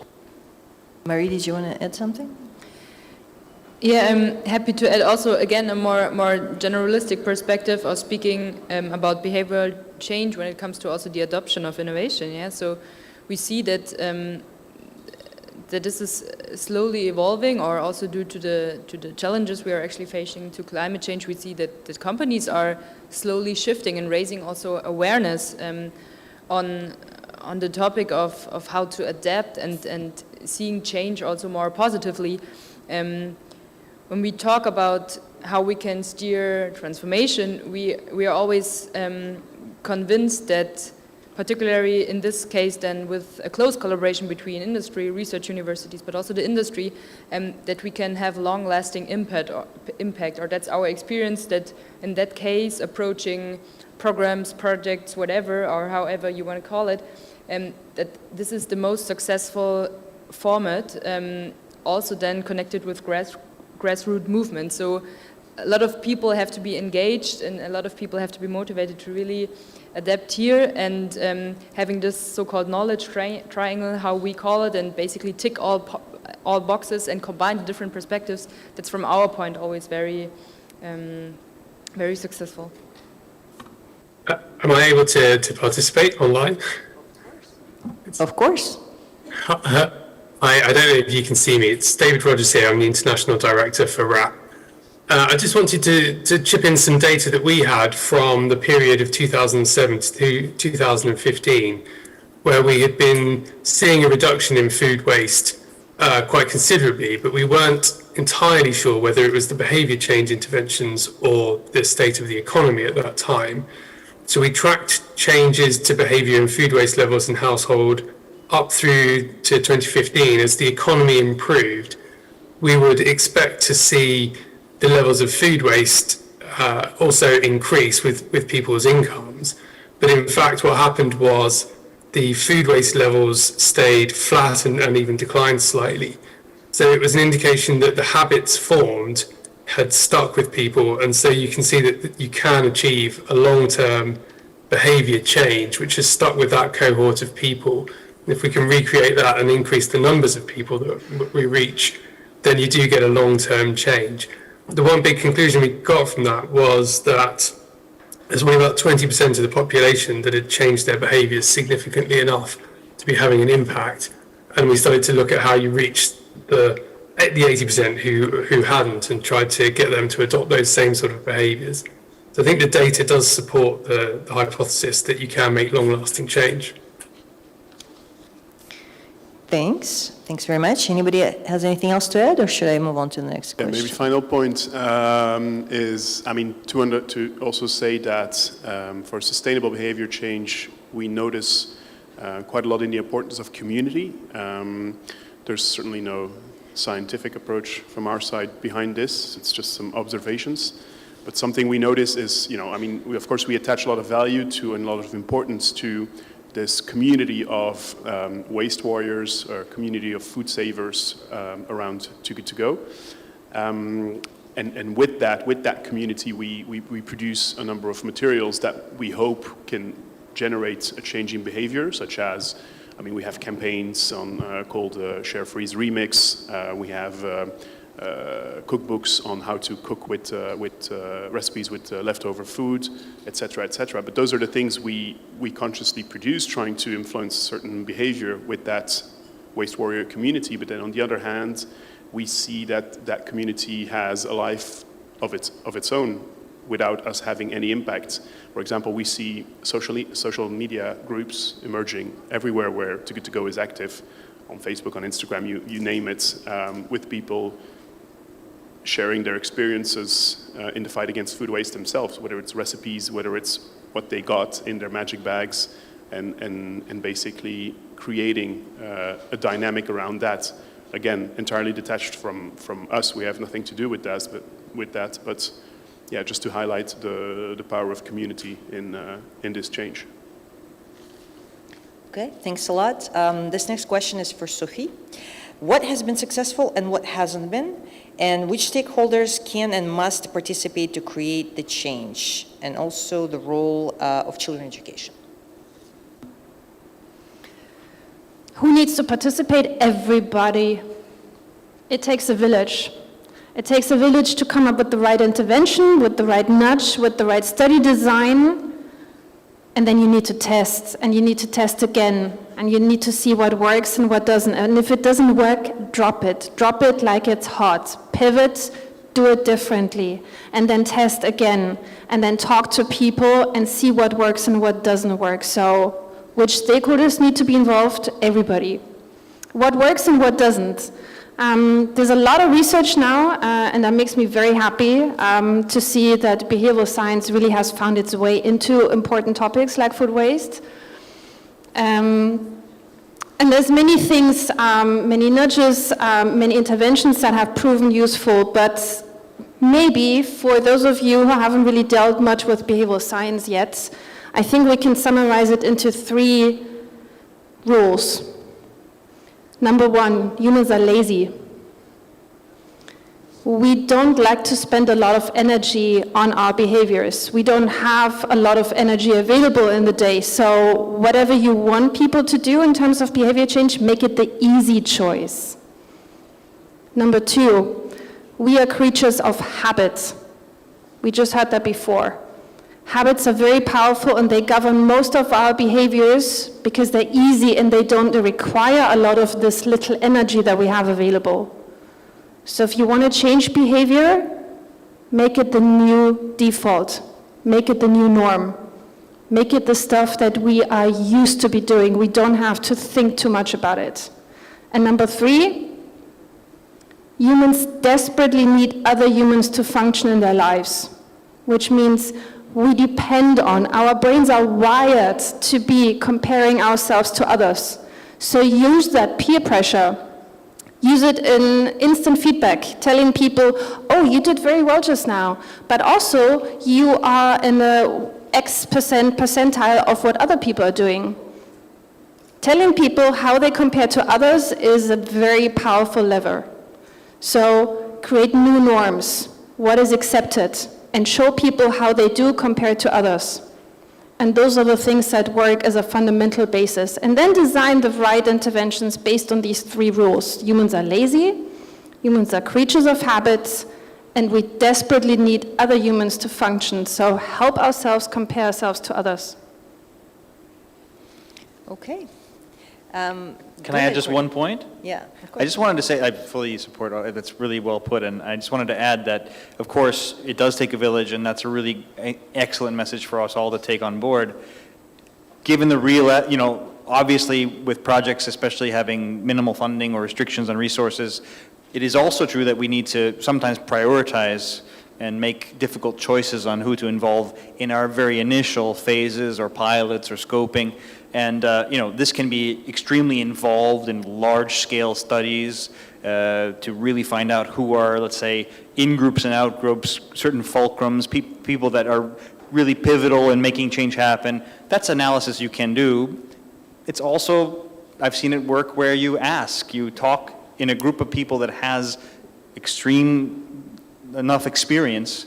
In the AMR program, for example, we gathered a lot of experienced people who had been working in the countries in question a long time and talked a lot about their experiences. And while this was less scientific and less rigorous, it still helped kickstart the process of who would be the most critical people to start with anyway that might lead to change. So we all have to make compromises. So prioritizing your stakeholders is a key first step of your scoping exercise that you can do either very formally or also informally. Keeping in mind, however, that we have to move beyond one-off interventions and think of a community-based approach. Okay, Christophe, maybe you want to speak about what worked and what didn't work in your experience? No, you're good? Okay, then let's pass the floor to Marie. Maybe you can talk about the role of technologies in influencing consumer behavior. Yeah, the role of technologies. So what we see is that, technology adaptation, that strongly depends on also the target group you're looking at, yeah?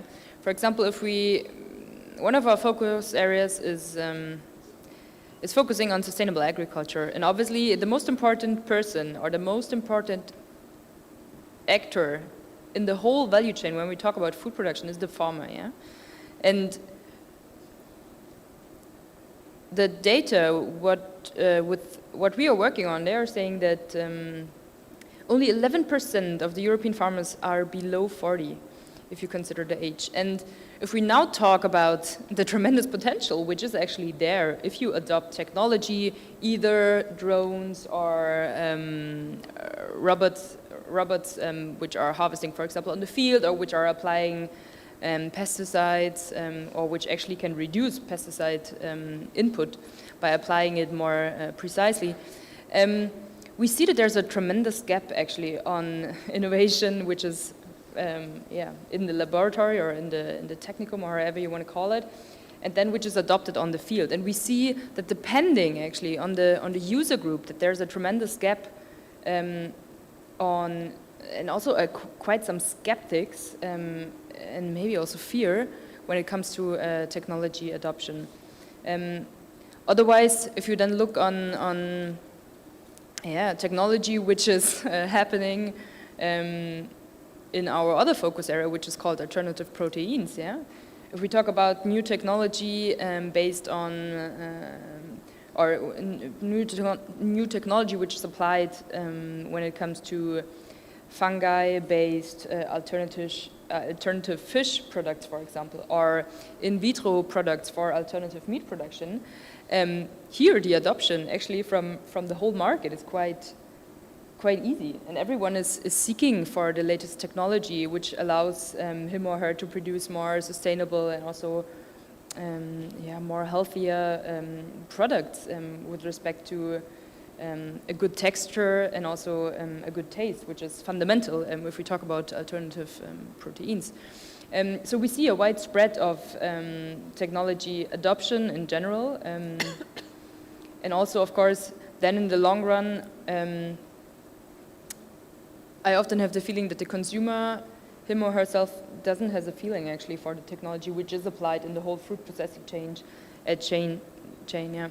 But that's another topic. I'm not sure if this was contributing to the question, but this was the technology perspective I could share.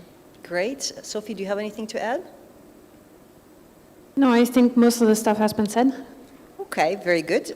We have a question for David Rogers from RAP. You mentioned your efforts in changing the retail environment. Has RAP looked into the food waste impact of buyback programs of unsold food? Example, bread, given the high amount of bread waste.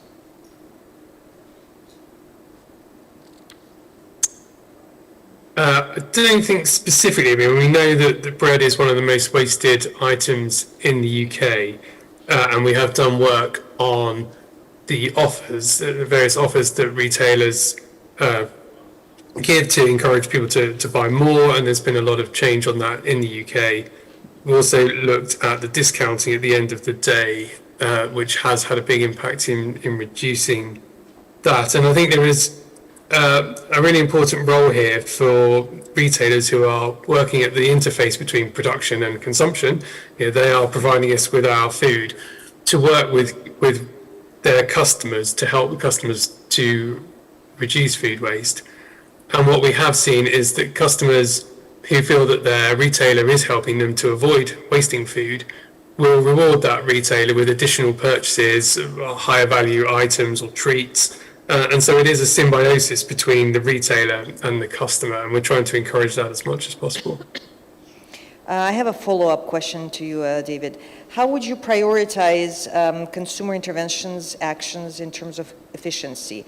Which ones are more efficient in terms of changing consumer behavior? So how would you reach consumers more efficiently? It depends on your audience, to be honest. So the first thing we do is target, work out who our target audience is and what the behavior is that we want to change, and then we choose the channel to reach them in the most effective way. One of the most effective things that we have found is to work through the retailers and brands marketing channels. So they have data on who buys what, they know their customers extremely well, and they have channels, digital and traditional media channels to reach customers.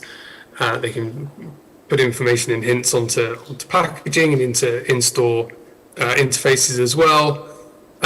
So that works generally quite well for families and slightly older consumers. And then for a younger generation, influencers has become a really big part of what we do. So chefs and celebrities who can show good behaviours with food, particularly for younger people coming into first home ownership and those key stages in life, who can learn skills which will set them up for life to be able to manage, store their food effectively, portion it effectively, use leftovers, and have better shopping habits so that they buy and use the right amount of food and rather than throwing it away. So it varies on your audience. Okay, thanks very much for that answer. I will now like to give the floor to Sophie Hieke for her presentation. Sophie Hieke, I remind everyone, is Head of Consumer Science at the European Food Information Council. Thanks a lot, Victoria. I think I kind of already gave a very emotional pledge before in terms of understanding humans / consumers. Every human is a consumer, every consumer is a human. And I can really only second all the things, the beautiful things we've heard today from Jordan, from Courtney, and from many others. We need more behavioral science to understand how we can change behavior, how we can drive behavior, and how we can help people form new and better habits. Information doesn't work. Information campaigns don't work. Why?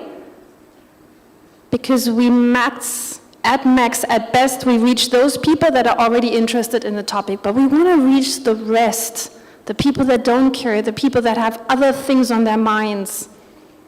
So we need to be a lot more creative, a lot more innovative in our approaches. And behavioral science, all those many disciplines, from psychology to neuroscience to economic theory to anthropology and sociology, they help us understand how we really truly behave and how we can impact that behavior.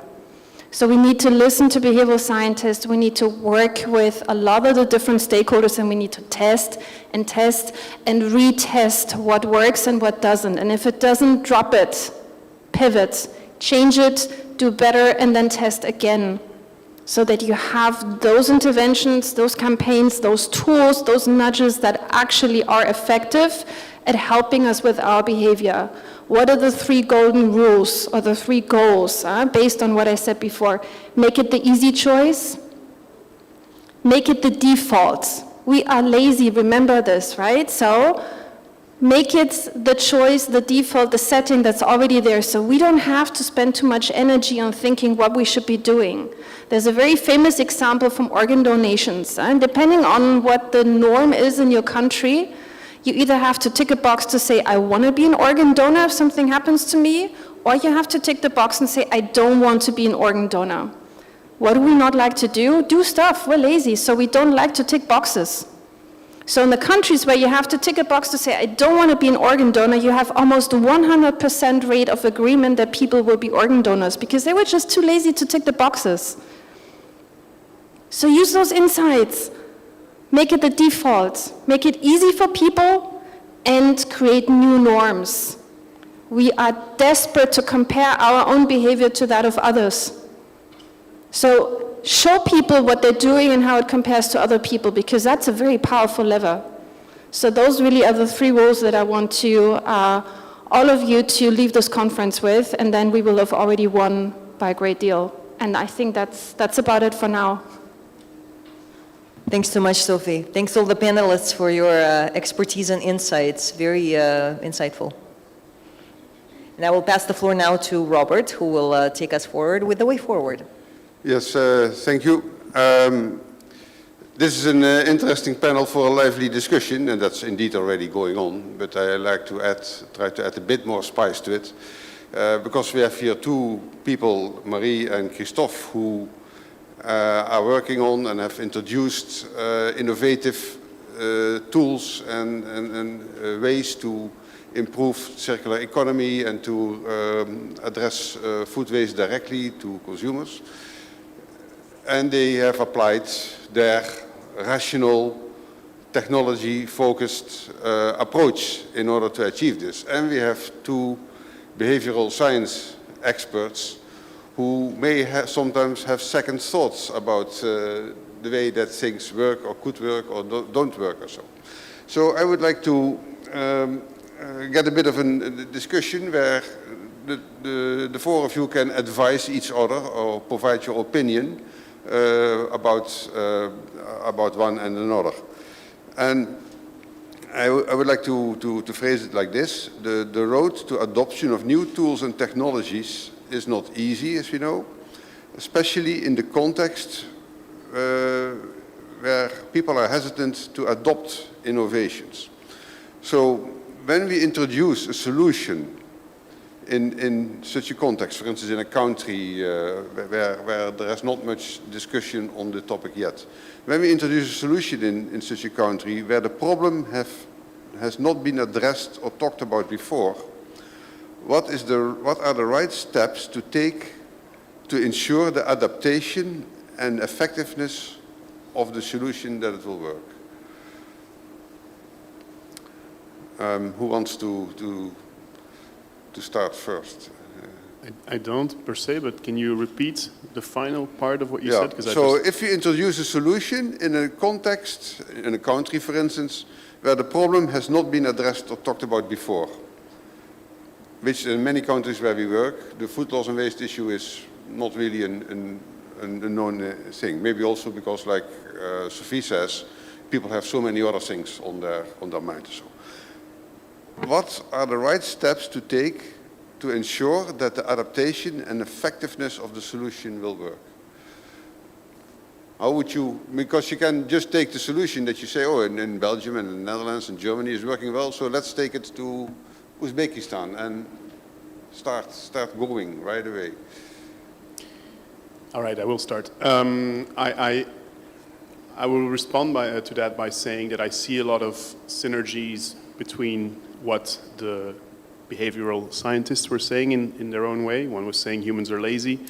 The other one was saying earlier in the presentation, make things frictionless. If you want people to use, and in this case, innovative solutions, make them frictionless. And I think, at least with our app, with the Marketplace for Surplus Food, that's really what we've tried to do, is to make it frictionless. It's really the easiest tool to do something about food waste on a day-to-day basis. It is frictionless. It is super easy. So let's start with that, frictionless.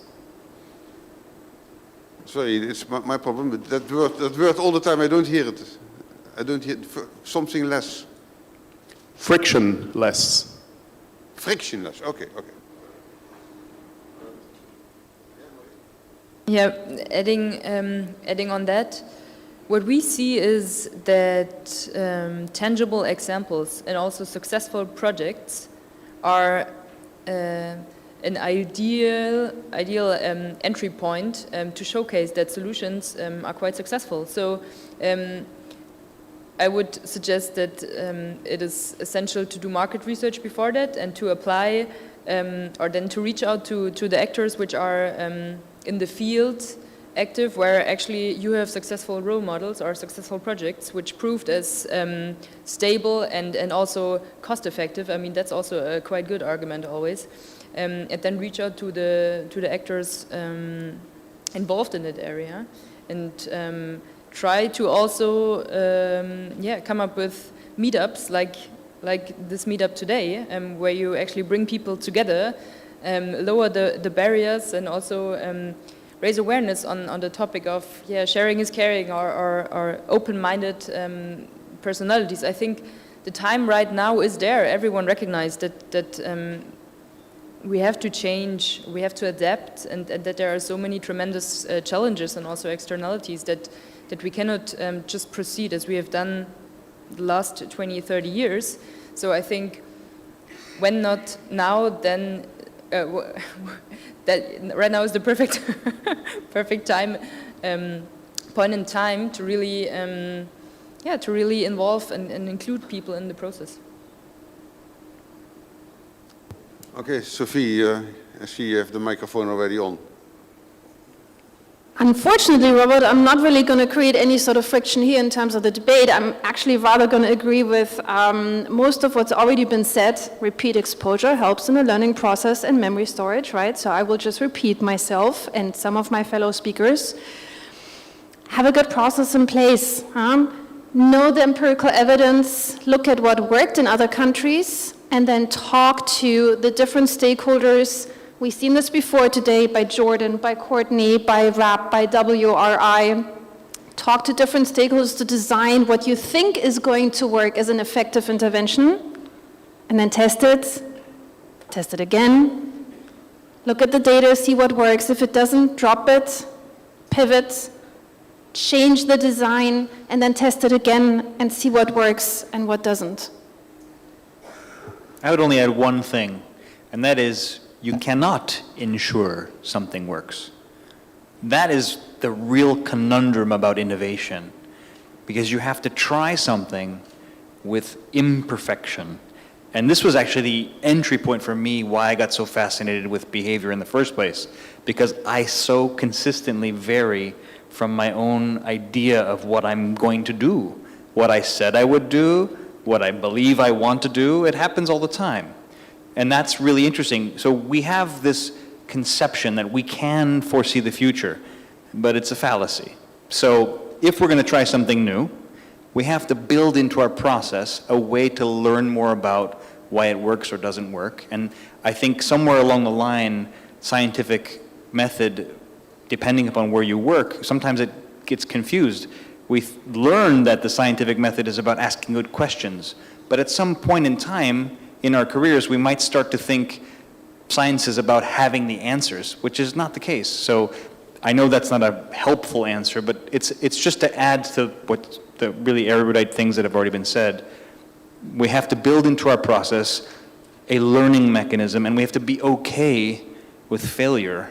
Otherwise, we cannot learn what works. What if I say that if you have a working technology in the European Union, or a method, or an app, or a tool, then you cannot be successful by just taking it to a completely different context, like in Central Asia. No matter, if you do it yourself, no matter how much you try to adjust and adapt to the local conditions and the local culture, you will fail. And therefore, this is my, how do you call it, supposition, or therefore you need to start from scratch with local experts and so. Which then sounds like you're going to reinvent the wheel or something like that or so. So Christophe or Marie, what do you think about that? Does it make sense, or is it? I think it totally makes sense, because there's no one-size-fits-all solution, yeah, about successful projects which are established over a long time in one place. It's not necessarily the case that they work out in another place. Adding on the point I mentioned at the beginning, it's so important to know your target audience, and we always underestimate the culture and the tradition in some places, and it's so hard to break that. And I also personally made the experience when I was working on a circular economy project actually in Ethiopia, that it's so hard as a foreigner to even though you know the people where you think they can have an impact and you're really trying hard, it's just different, and you have to accept it somehow. So from that way, I would say combine the biggest experience you have from all the successful projects, and then try to find the people in the local place and merge this in a way. And don't give up in terms of pushing for making a change there, because I think the time will be there. Sometimes timing is crucial. But you do not have to reinvent the wheel. There is so much knowledge out there already. There is so much empirical evidence. There are so many reports. We've had a multitude of really fantastic presentations today of so many different organizations who already work on better understanding human behavior. So you don't have to start from scratch. You can look at what works in different settings. You can then look at the specific setting that you want to change in the country, in the culture, in the region that you want to be active in. And then you design something that is specifically targeted and tailored to that situation. But you don't have to reinvent the wheel. You just have to talk to all the people out there that already have a lot of that useful knowledge. And then have to put it together in packages for that specific condition. Sorry, Christophe, I'm happy to hear that, because I got an uneasy feeling that I was talking myself into a trap, because I've always been promoting in our food loss and waste program that since the EU is so much advanced, especially on food waste, we learn from them and we transfer it to the countries where we implement our programs or so. But now I'm suggesting actually that cannot work, because we have to start there, but maybe not from scratch. Christophe. Yeah, I'm very happy that Sophie says that, because now I have scientific backing for what I was going to say, is that hopefully you don't have to reinvent the wheel every time. I mean, that would be horrible, especially coming from a private sector perspective, that you would have to start from scratch all the time. Of course, you need to adapt the wheel, not reinvent the wheel, tailor the wheel to the local context, and use local elements in the wheel that you're building in that market. but hopefully not from scratch. And I mean, we see it at least quite strongly in the countries where we expand. You know, from a scalability perspective, it's relatively easy to say, okay, we are in, let's say, Denmark. Let's go to Sweden, for example. It's slightly more complicated to say we are in Europe, and now we opened in the US and in Canada. You know, it's just a bigger leap, a bigger step, a bigger transition, even though you can argue that the cultures are fairly similar. You still need to map all the variables in that market. You know, what are the attitudes of consumers? What is government regulation in place? What is the appetite for saving surplus foods? What is the waste culture in the country? So all these elements need to be taken into account, and when you scale that to replicate into other markets. But let's not forget also that just because you are not in a certain market doesn't mean, how do I say this right, doesn't mean that you are not in that market yet in terms of presence, even if not physical. I mean, we have people asking us all the time, oh, when are you guys launching in Australia? When are you guys launching in Argentina? When are you guys launching in Singapore? So that means that partly that mindset or that belief is there already.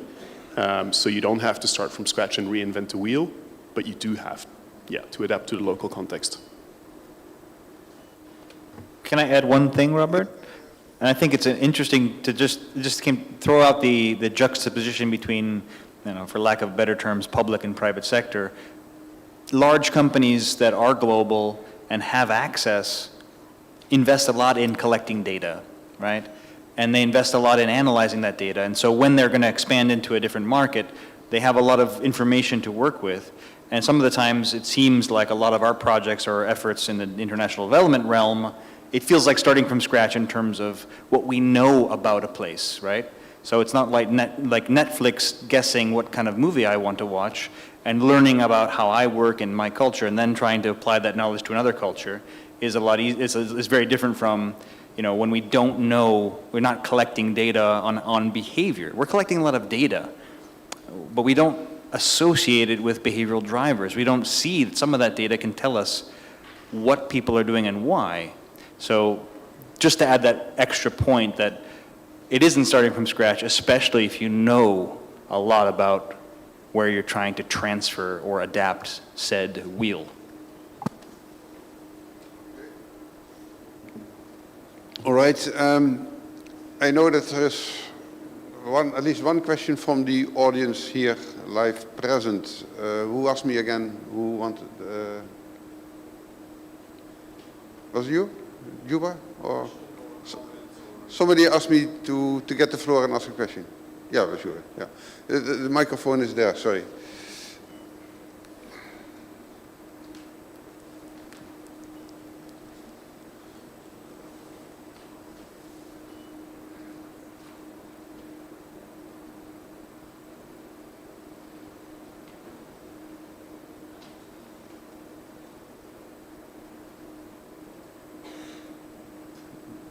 There is a button there just under the...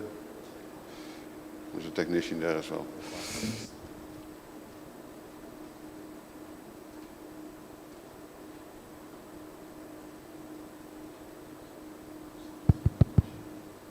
Usually I'm not bad with microphones, but I don't know what happened today.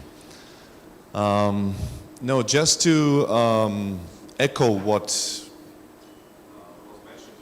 so to continue diving into the subject because I think today's part, especially the human session where the behavioral contexts were analyzed with these brilliant presentations by our colleagues, made us those who are starting the systems now to think about the complexity of this chain of food loss and waste reduction, food donation. So it's a it's a whole system. However, I also agree that we don't have to invent new bicycles, and we don't have to complicate already complicated actions. However, it is important to consider few cultural and individual characteristics of different countries when it comes to the behavioral aspects of different societies. And I'm referring to the fact that within these 2 days we are discussing and analyzing the food loss and waste reduction, and this part we are analyzing quite deeply. But also, of course, we have mentioned a few times about the donation itself, which is the really important part of the system. When it comes to the donation, it is important to consider exactly the socio-behavioral context of the societies. And the acceptance of the donated food is something which brings this sensitivity in the system, because small wrong message can ruin the system. Wrong message about what is donated food, what is saved food that can go to the vulnerable people, to the final target beneficiaries. If this is not communicated, if this is not given to them with a correct manner, with the right message, then the whole concept of food donation, I think, will be just marginalized, and people just will refuse to accept the food that is actually ready for donation. And we have discussed this in Georgia, that there is a strong social implications, there is a strong behavioral context in this whole process. So that's why we think that during the construction, while constructing the system, we need to think of like separate communication strategies, how we deliver those messages, how we raise the awareness of the consumers, but not only consumers, but of the beneficiaries as well. Because at the end, when we are talking about the donation, we should consider that this product should go to the final beneficiaries, and they should feel that this is absolutely safe product that could be accepted. I could continue more about the action plan, what can be done, and opportunities, and next steps, and etc. But we also have joint proposal from Georgia, colleagues from the Parliament, as well as from the Ministry of Environmental Protection and Agriculture, delegates that are here. We discussed a few points, and I think in the system, in this process, it is really important to establish the data collection system when it comes to the measuring the food loss. I'm not talking about the waste because it's a little bit more complicated. For us, for example, while we are in the starting point of this process, data collection systems establishment is crucially important, because we need to be able to measure at what stage are we losing the products, and how are we preventing the waste after that. And of course, how are we ensuring the donation of these products. Of course, the legislative aspects, effective regulation, the mobilization of the stakeholders, communication, these are the actions that needs to be kind of made, and steps made for implementing these actions. But overall, I think that these aspects that I have listed here This needs to be taken into consideration, especially when we are in the starting point. I mean, of course, that is why we are trying to share some experience from the different countries where they have made some mistakes, where they have learned some lessons, and we want to learn from them. But there are some specific social, behavioral aspects that are unique for this or that societies, and this needs to be taken into consideration, I think. This is just a short, I don't know how short, but comment from my side. Thank you, Juba. I first would like to ask David Rogers online if he would like to comment or give other insights on the discussion so far. Thanks, Robert. Yeah, I'm just unmuting myself. There's been so many interesting things that have been covered, particularly on how to take an approach from one country that's worked well and trial it or use it in another. We do have some experience, so our Love Food, Hate Waste campaign has worked successfully in other English-speaking countries, Canada and Australia, but also has translated to some Central and Eastern European countries where Tesco's use it to engage customers there. And we'd be able to see the differences in the approaches in those countries and how the same campaign with the same philosophy influences people in different ways in different places. But no, I think the point about gathering data is really key. And as we work more and more with big global businesses, they have that data, and it would be so great to have access to that and understand what they know about us and our shopping habits wherever we are around the world, so that we can use that to find those little nudges that will make a long-term difference. So that was the first point. The second point is in the work that we've done with the UN and with Hellmann's, we've learned that actually the differences aren't so great as we think that they are. We expected the difference between perhaps a country in Africa and the US, the UK, for example, to be so completely different, and they weren't. So that gives us some hope that there is some transferability of the lessons that we've learned in the UK and the Netherlands and the US to other parts of the world for people who are thinking about the way that they use food at home. And that sort of leads to my main point, really, which is that we've been working in pockets. Here, the people in the panel, lots of people that have presented today have been working in pockets to change behaviour.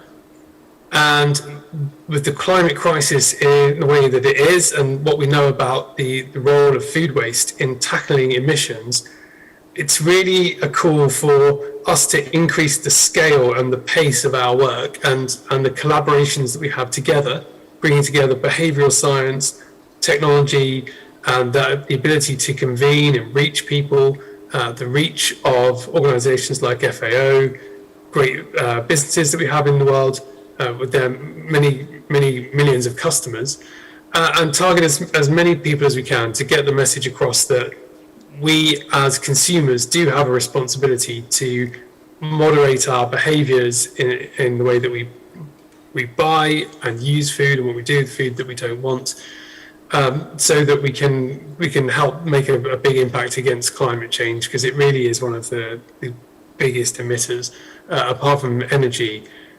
And I just don't know that people are really aware of that, and it comes to us who know this to really drive that change.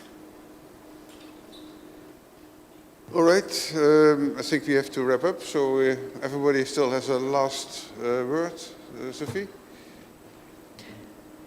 I think I'm just going to draw quickly on what Juba said about the power of social norms.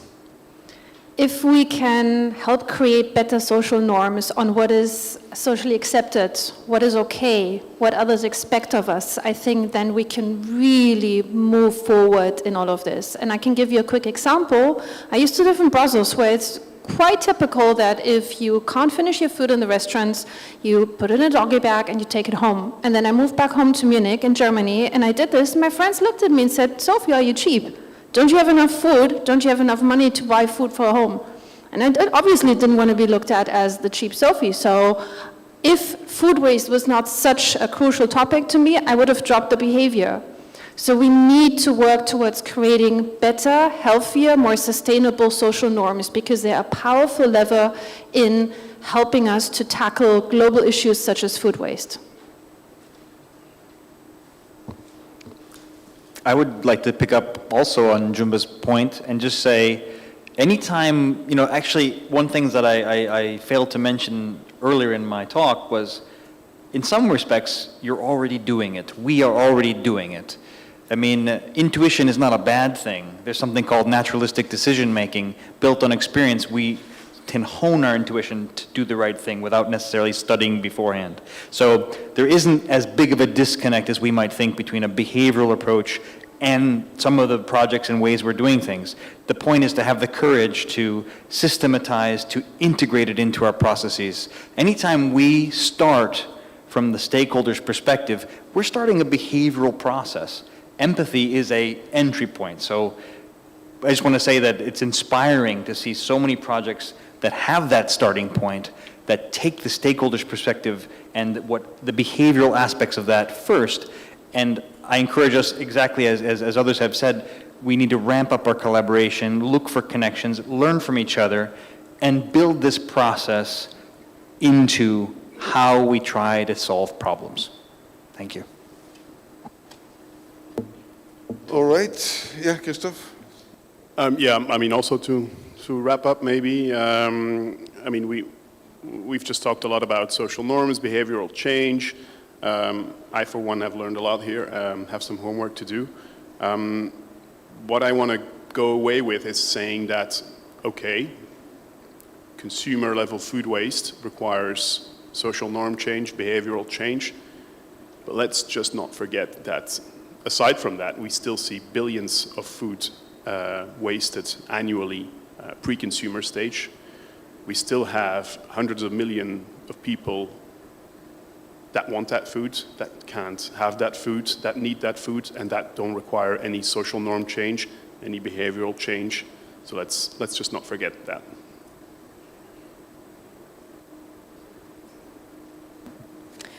Also one last word from my side. I think we discussed it yesterday that we cannot solve the challenge of food waste and food loss alone. Yeah? So collaboration, networks, communities are key.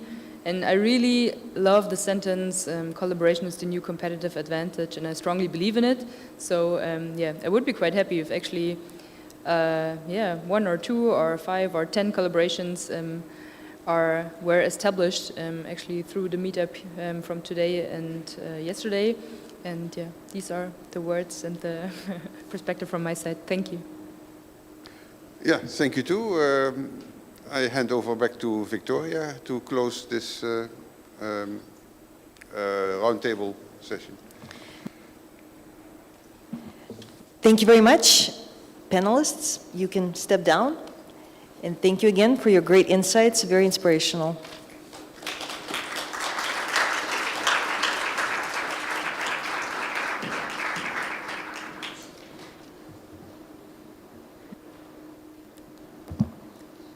So I hand this over to Robert to close up. Well, we do now the final session, which is the way forward. And we have received from a few of you the proposed action plans with the foreseen opportunities and problems and the need for support and collaboration. And I'm going to ask you to present these on the stage, and then we'll see how we are with the time, if there's or if there is interest for further questions and discussion on that. But I'd like to start with Ms. Katja Tunissen from Messe Düsseldorf, who is presenting an action, a project proposal on with the University BAU, B-A-U, don't ask me to say the full name please, in Turkey, on bio-based packaging products. Katja, please.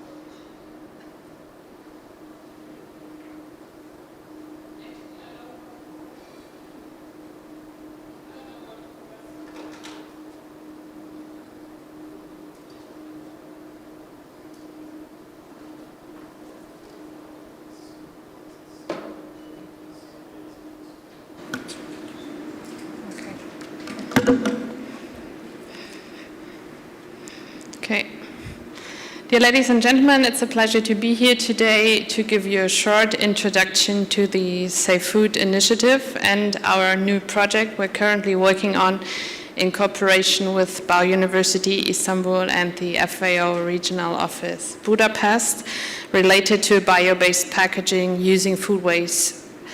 And my name is Katja Tönnissen. I'm working as a senior project manager at Messe Düsseldorf, and I'm also in charge of the Safe Food Initiative. So I will make it very, very quickly. So just a very short introduction of the initiative. So it was, well, most of you probably know the initiative because FAO is involved. So it was launched in 2009 by Messe Düsseldorf and Interpack team, which is the world's largest processing and packaging fair, and has since cooperated with the FAO, the UNEP, and other partners. And as it is, it's dealt by the Interpack team because it's closely related to processing and packaging. And the mission of the initiative is to create sustainable solutions along the whole value chain from field to fork by driving innovations, promoting interdisciplinary dialogue, stimulating debates. And this is achieved by involving all actors from industry, politics, and civil society on a broad level. So, and the strategy of the Safe Food Initiative is we've heard that a lot. So first of all, creating awareness. Then you have to establish creative networks involving the industry so that the resources of the private and public organizations are pooled. And then based on this combination of expertise, fundamental strategies and programs will be developed, and then build on these concrete investment schemes and projects. And what we've also talked about yesterday and today a lot, of course you need data, and that's why we encourage scientific studies as well. So, and Messe Düsseldorf, with Interpack being the flagship fair for processing and packaging, serves as an initiator and moderator between all the 4 parts that are involved in food loss and waste, so which you can see here: industry and retail, public at large and consumers, politics and association, and research and development. And the steps of our strategy, of course, they concern all the 4 groups, and so that is why companies, associations, NGOs, they are all very welcome to join the initiative, and we use our international network to address all of them. So here you can see some of our members. In total, we have 750 members, about more or less, from industry, associations, NGOs, ranging from medium-sized companies to multinationals, and we are very confident that the number will rise in the future. So, and with our annual member fee, we have supported various studies and projects in the past, and the one that Zeynep from Bau University will present later out is our newest project, which we restart the initiative now with this project because we had to pause for 2 years due to COVID-19 pandemic, and so we're happy to do the research now. So I don't want to bother you with the facts and the history. It's just important to know. So it was presented to the public in 2011.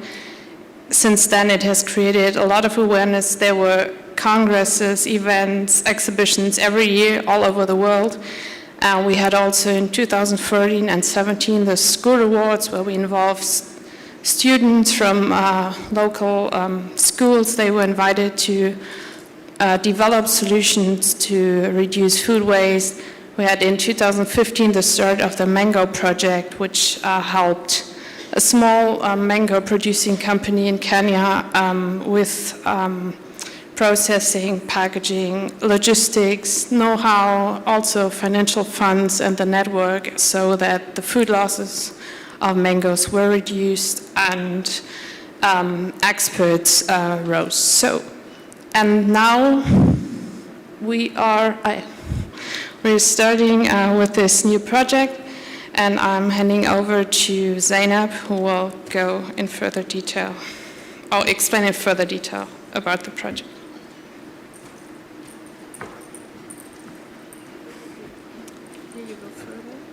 Okay. Okay, Katja. Thank you for the presentation. Thank you for the start, and thank you all for being here. My name is Zeynep Tacarcaba. I'm a faculty member at Bahçeşehir University, Engineering and Natural Sciences Faculty, and I'm also running the position of Deputy Director at BAO, Center for Sustainable Food and Agriculture. If I start with Bahçeşehir University, it's a quite new university based in Istanbul. It's a private university.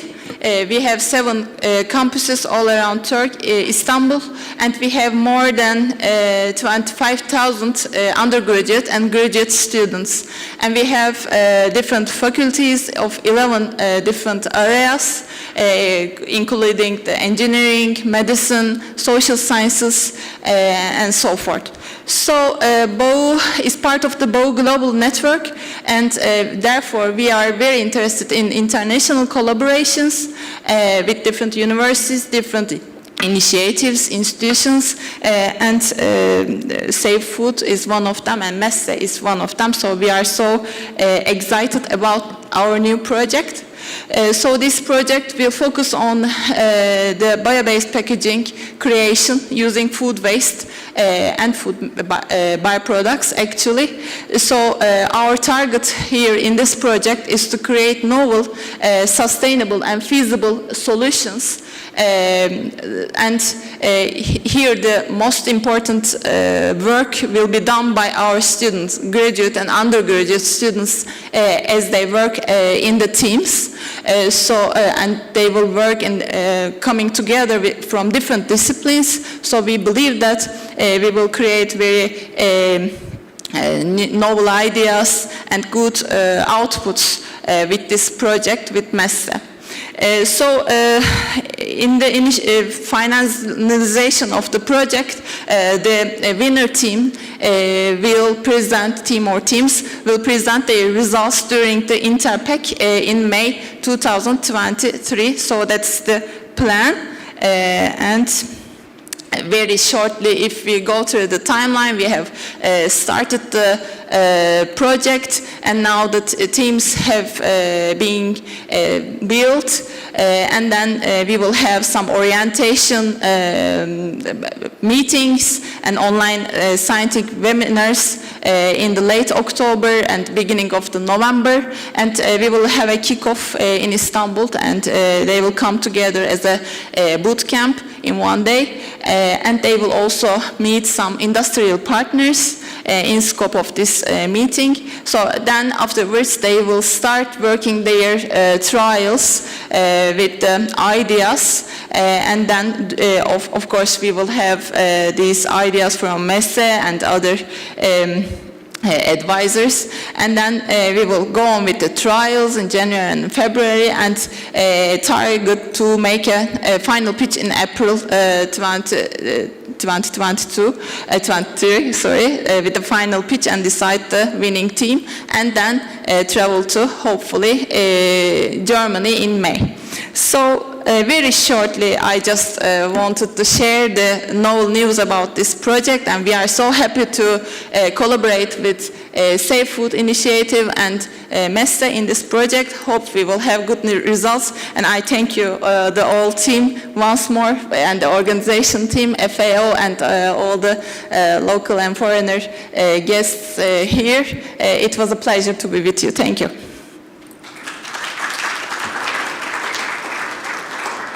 Thank you to Katja and Zeynep, and we are looking forward to the start and the results of this interesting technology project. Then I would like to ask Željko Vasko to present the action plan for Bosnia-Herzegovina. I hope this can be put on screen as well. This is next background was it once. Next is this. Okay, good afternoon.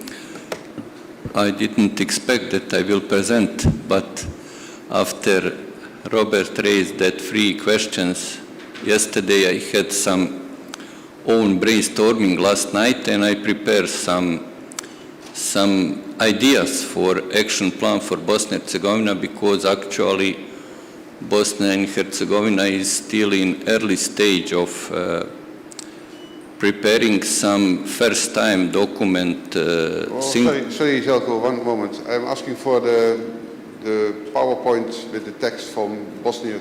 No, this is not the one from Bosnia. These are the questions.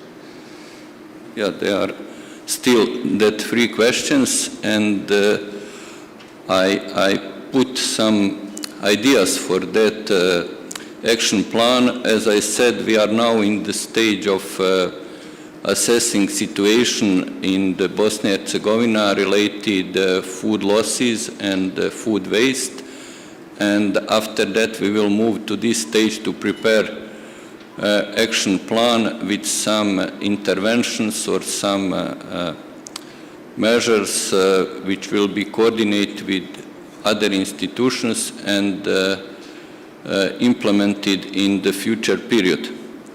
We still don't have that, Robert.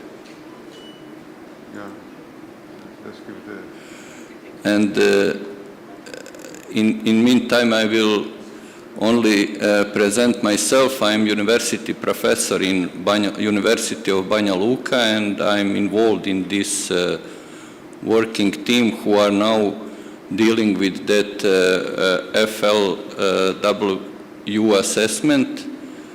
And if I remember clear, first intervention was to establish data collection and reporting system, and we hear that several times on this conference. That is some basic stage for further monitoring and evaluation of the progress and for implementation of some activities, because unfortunately in Bosnia and Herzegovina we have no any data about food, no any systematic data about food losses and waste, and there are some more scientific research papers or some PhD or master thesis, but there are no systematic data collection and reporting by statistical institutions and other institutions. Because of that, it is one of the priority interventions which are delegated to that action plan. Also, we especially today hear about that needs and that different opinions about possibilities to increase awareness of not only consumers, then all other stakeholders in value chains in the Bosnia and Herzegovina, because they are still need to on some kind change behavior of different stakeholders and to increase their attention and to their willingness to contribute to reduction food loss and waste. It should be, of course, achieved also thanks to involvement different media in that process and to emphasizing that problem and to sharing some best practices from our country and from the other countries, and on that way to influence on the behavior of population and to other businessmen and also some institutions and representative of institutions. Because we are on the some beginning stage of sensitate different stakeholders to need to reduce food loss and waste, one proposal or one idea is also to establish some multi-expert group who will be some kind of task force for institutions in process of preparation needed legislation and also to implementation of some activities, and also will be some kind of assistance in that process of monitoring and evaluation of the progress of implemented activities. Of course, we talk about food banks, about standards, quality standards, etc., and they are need also to update it, to amend many legislation in our country to remove as much as more restrictions and limitations on the way to reduce food loss and waste. Also, there is, I think in this last panel was mentioned the role of the research and some new technologies and innovation, and scientific community also could and have to contribute in that process, and we need to on some kind use that synergy of local scientific community with our partners abroad and utilize different opportunities to have common scientific and other projects with more advanced research institutions in West Europe and in the world, and also to contribute in dissemination of those results, because from my point of view, sometimes we have good results, but nobody knows about that, because now is run to publish that in some top scientific journals with impact factors, but in our local community people didn't know for that. And that phase of dissemination of that scientific results are also important. And also starting with more systematic approach to this issue and to this topic about food loss and waste in education system, not only on the high level, then starting from primary school, and why not from kindergartens to sensitize children to have from the beginning, from their childhood, right attitude and right behavior to this issue.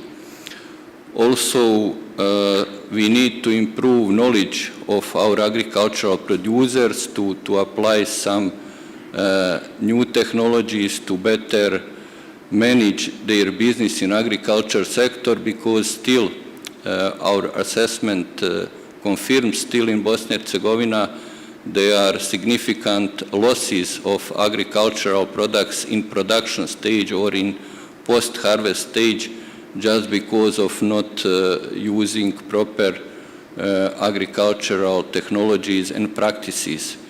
Also, there is also need to apply new technologies to increase adaptation of agricultural production to impact of climate change and to losses which are result of natural disasters, because in last 10 years we had many drought, floods, and late frost or hail, and some losses are consequence of that disasters. Also, there is need to improve and to modernize agricultural machinery, special for harvesting cereals and some other agricultural products, and also to improve storage capacities on the farms, because we are losing also quantities of agricultural products due to worse storing conditions and practices on the farms. One of the interventions should be to increase contracting of agricultural production, because some of the losses are a result of no marketing of agricultural products. Our retailers and processors are more oriented to import of agricultural products, and we are losing products which are harvested and which are in good conditions only due to that problem of sale of those products.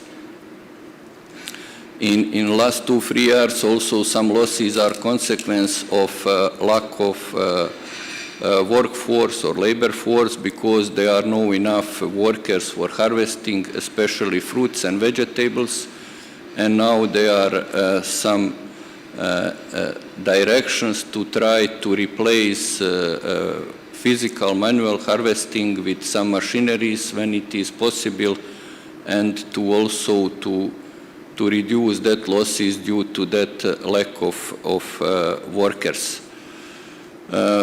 We still have many of small farms, and they are not attractive for retailers, for some bigger buyers. And one way to save that small quantities of the products produced by that small farms is increase direct marketing and direct sale of those products direct to consumers.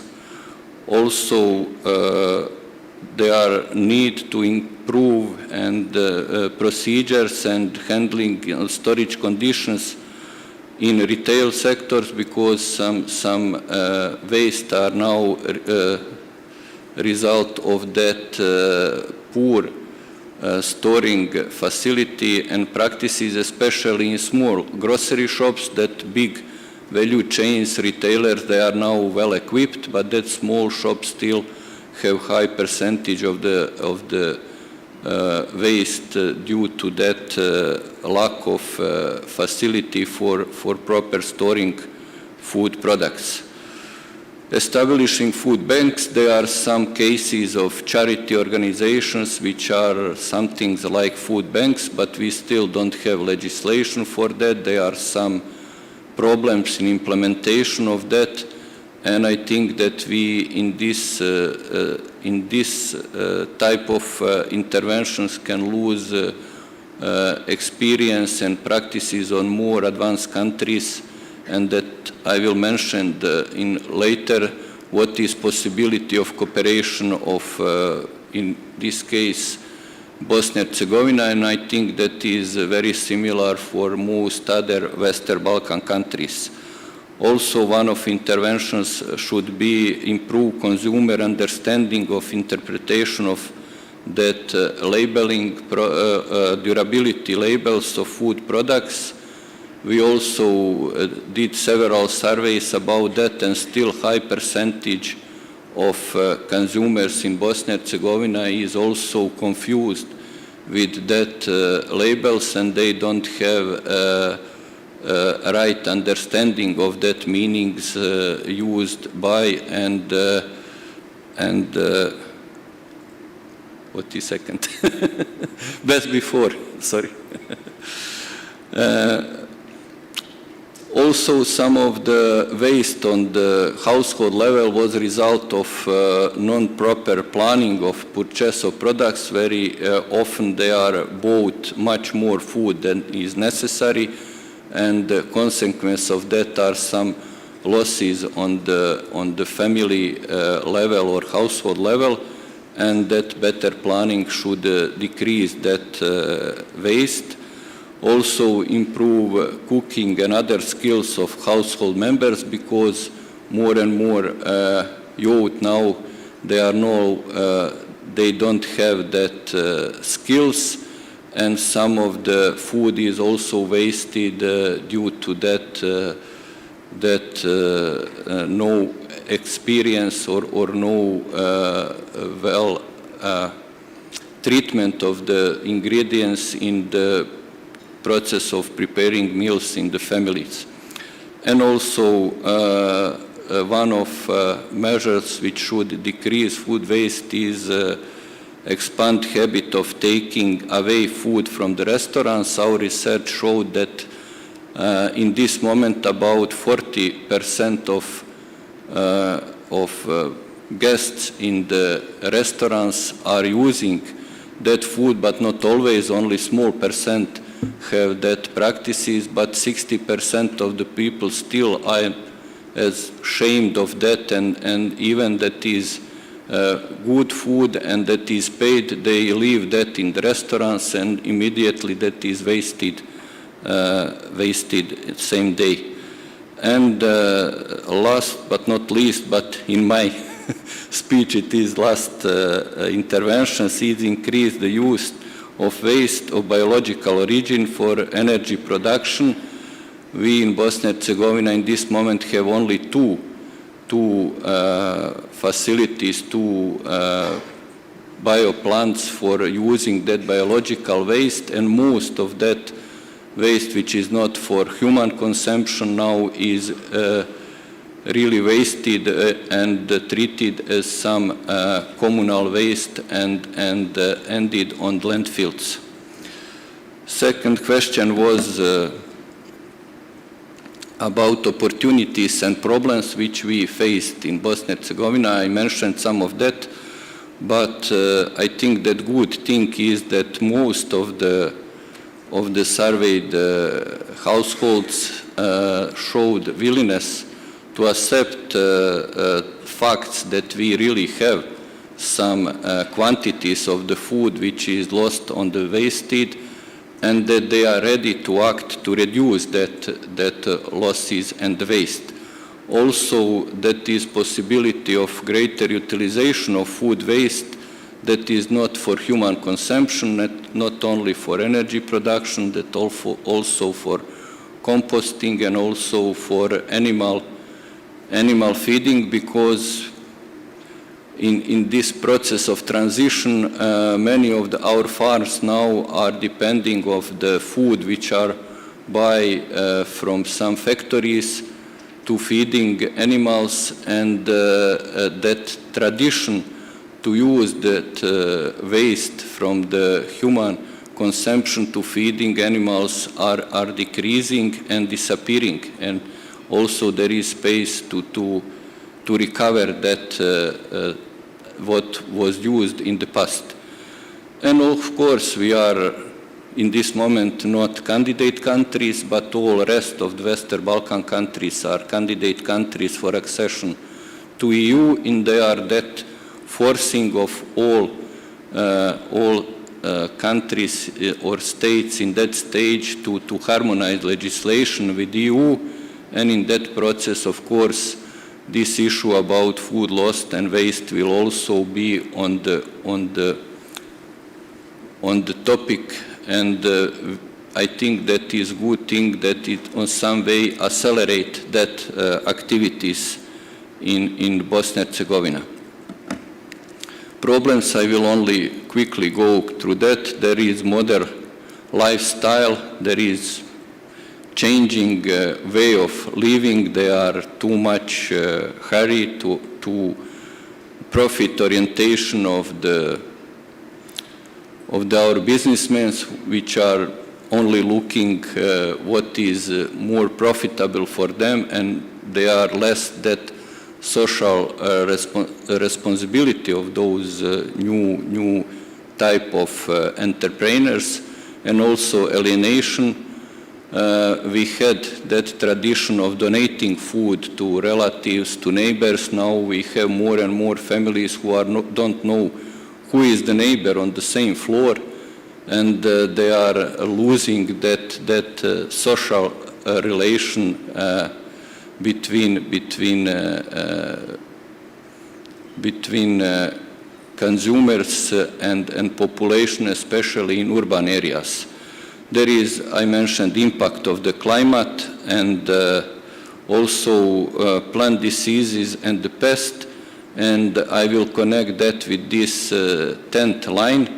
There is now some fear of agricultural producers, how that intention to implement some new objectives which are coming from new Green Deal and farm to fork strategy in Europe, and of course that is transformed to countries who are supplying EU market with some goods, how that reduction of using pesticides will influence on the quality and quantity of agricultural products, and if they will be able to compensate that losses with some new technologies, which I mentioned, that is also needed to be parallel transposed to our agriculture production. Also, one of the problems is I mentioned that main buyer of agricultural products, especially fresh products, are retailers, and that big retail chains, and they have very demanding quality standards, and due to implementation of that standards more than before that agricultural... Zelko, can you try to speed up? Okay. Low level of loyalty of retailers and processors to domestic agricultural products, and more orientation to import of the food, fragmentation and weak organization of the supply of local agricultural products, lack of workforce for manual harvesting, especially fruit and vegetable, seasonal oversupply of agricultural products, and lack of temporary protection of local market and local production, and no practice of separating biological waste from other waste. And shortly, third question was how international community can support, in this case, my country, Bosnia-Herzegovina, and we discussed that is common for neighboring countries, and colleagues agreed with me from Serbia, Montenegro, Macedonia, and Albania. There is, of course, exchange experience and good practices of more advanced countries, institutions, and some other stakeholders, increase cross-country cooperation in food loss and waste reduction interventions, and enlarge involvement of BH actors in food and lost waste reduction into supranational and organizations and coalitions. And as I said, we discussed that perhaps there is space to have some common initiatives and common projects, not only for Bosnia-Herzegovina, then from that group of the countries who are in the same region. And yeah, Zelko, thank you very much, and I hope that we will be able to realize, to help you to realize this type of actions in Bosnia-Herzegovina. Then now I would like to ask Juba to present the action plan for Georgia. Juba, please keep it short.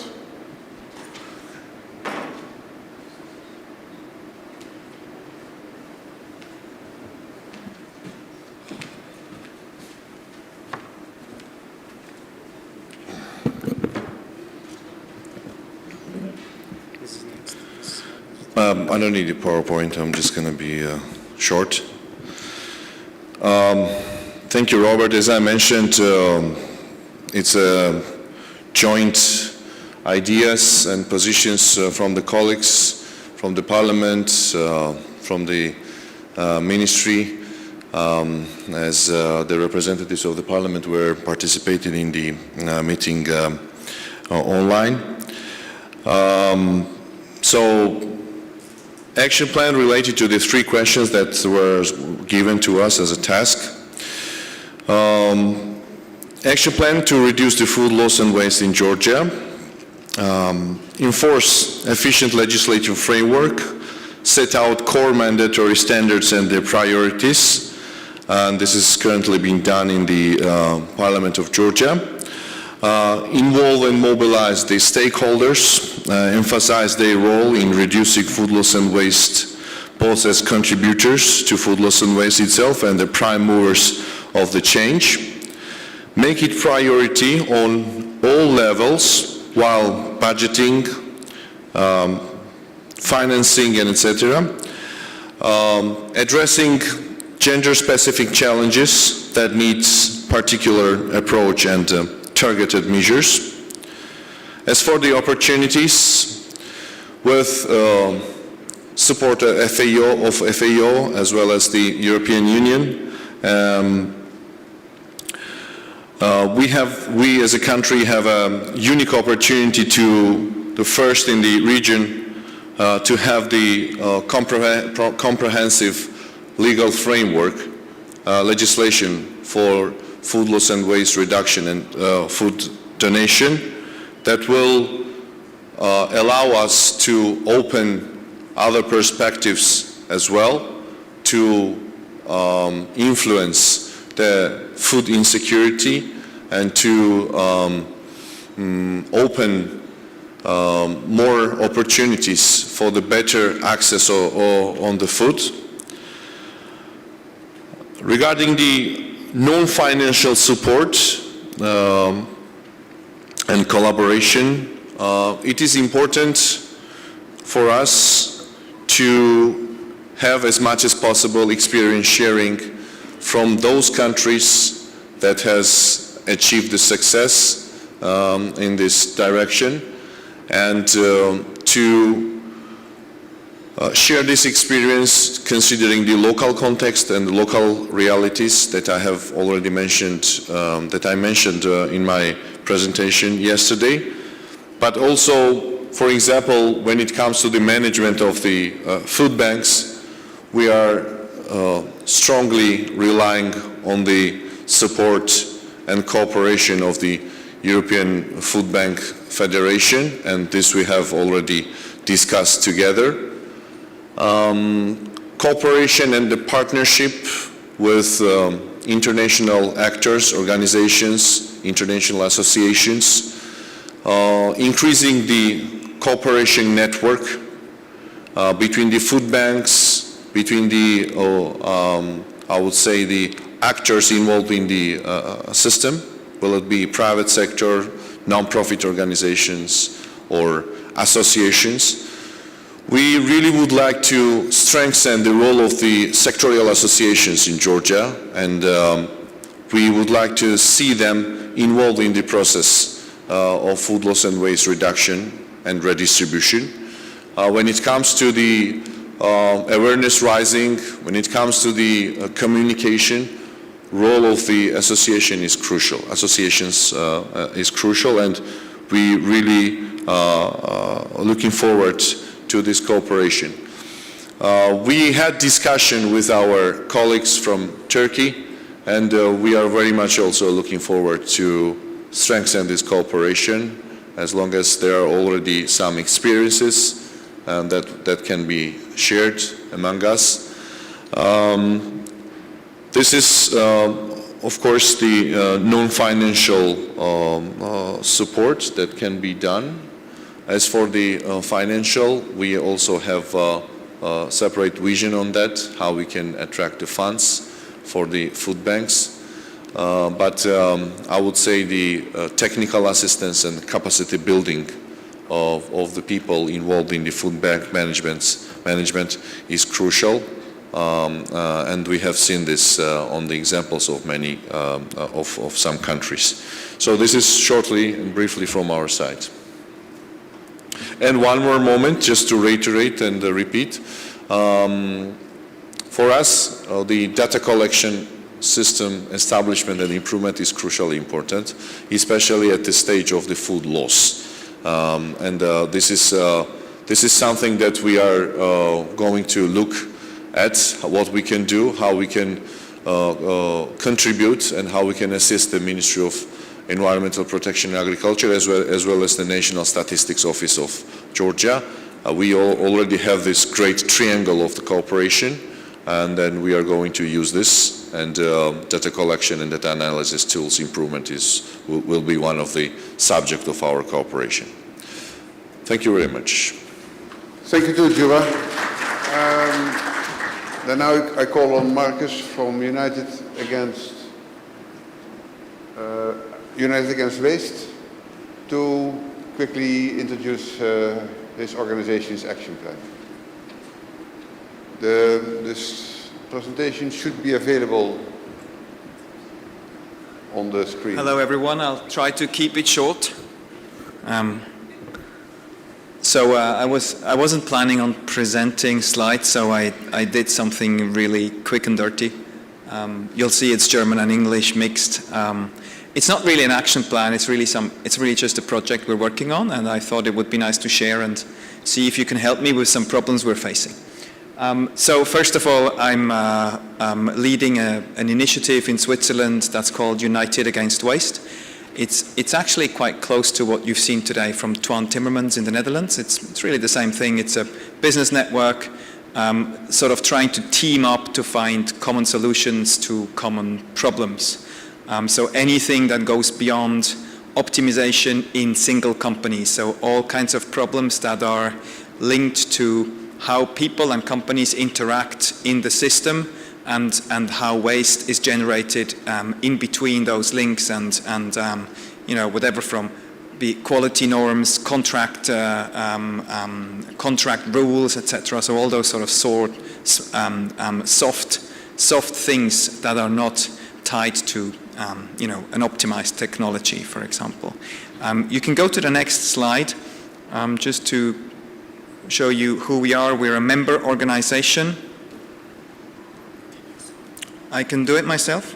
Oh, that's perfect. So we're a member organization. We have roughly 180 members in Switzerland. So it's all companies operating in Switzerland, obviously importing and exporting food as well, but it's a national organization, which is great to be working closely with those companies because they all know each other, and they sit together and try to figure out solutions on food waste. Now, one conclusion we had probably last year somewhere is we all think we know the solutions, but I think we're jumping to conclusions. To paraphrase, I think it was Courtney who said that. And you know, we all always thought, oh well, we have to do this and we have to do that, and it's easy. You know, I know the solution, but every expert in his own field or her field sort of has a different solution that they think is right. So what we thought is we'll use a scientific approach called systems dynamics, and we'll try to understand the problem together. So what we did is we came together with the potato value chain. So it's super laser focused on one product, potatoes. And we sat together with, I think it's about 15 companies and trade associations, and just talked about the system, how it works, where the root causes are for food waste. And out of this workshop, it was a half-a-day workshop, we produced this systems dynamics model to really identify which are the key areas we have to intervene and what are actually the key goals we want to achieve. And everybody agrees on it. So now we have a common understanding of the problem and potentially also the solutions. But we don't have the solutions yet, but by understanding the problem and agreeing on it, we can work on the solution. So that's where we are today. We don't have the solutions yet, so that's what we're working on. And those are the three things, what I'm looking for maybe from you guys, people who have experience in that field. Those are three questions we're trying to get smart on at the moment. It's for one thing, it's the consumer side. Changing quality norms on the potato will result in having different types of potatoes in the shelf. How do consumers react to it? We don't know, so we have to find out, because this will determine how or if retailers will actually participate in solutions. So there's a consumer reaction sort of part to changing what's in the shelf. And I think the behavioral science team today gave me some good heuristics to how to approach that problem. Then the second point we're looking for answers at the moment is actually competition law.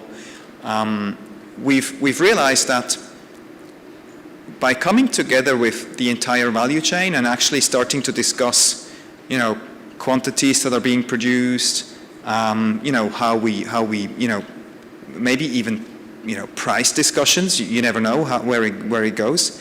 You get into fields where you're actually legally not supposed to be talking about those things. So if we're talking, for example, about coordinatively removing quantities of potatoes out of the market because we know the harvest has been really good, so let's take them from the market and reinsert them again later.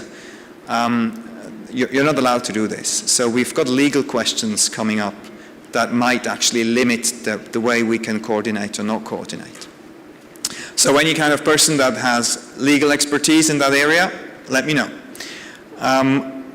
And then the last point that's actually extremely important, somebody said it today as well, the farmers are probably the most important people, where it's the foundation of the food system. They produce our potatoes in this case. And we've realized that if we are to really reduce potato waste, we're consequentially, if we're serious about it, we're consequentially have to reduce potato production, because we produce our own potatoes in Switzerland to quite a high degree, and we're too expensive to export. So there's no export market for Swiss potatoes. So those people will have to do something else or produce less. And if you produce less, you have less income.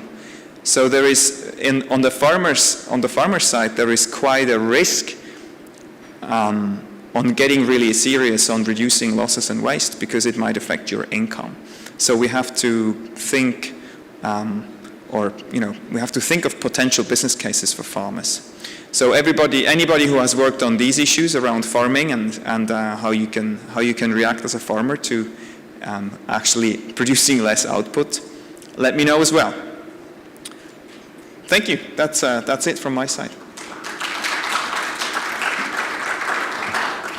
Thank you, Marcus. And then finally, I'm asking Thomas Candiel to present some new actions from the International Food Waste Coalition.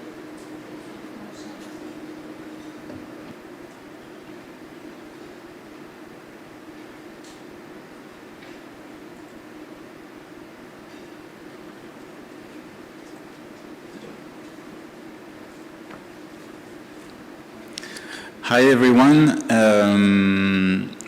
So just to remind you, although I already presented the International Food Waste Coalition yesterday, it's a group of big companies from the food service and hospitality sectors that are gathered also with solution provider that we source on not a daily basis, but it's an ongoing task within the coalition. The idea being exactly the same as what Marcus explained, to bring together the actors who are looking for a solution and solution providers, and try to identify the sites where we can operate these solutions.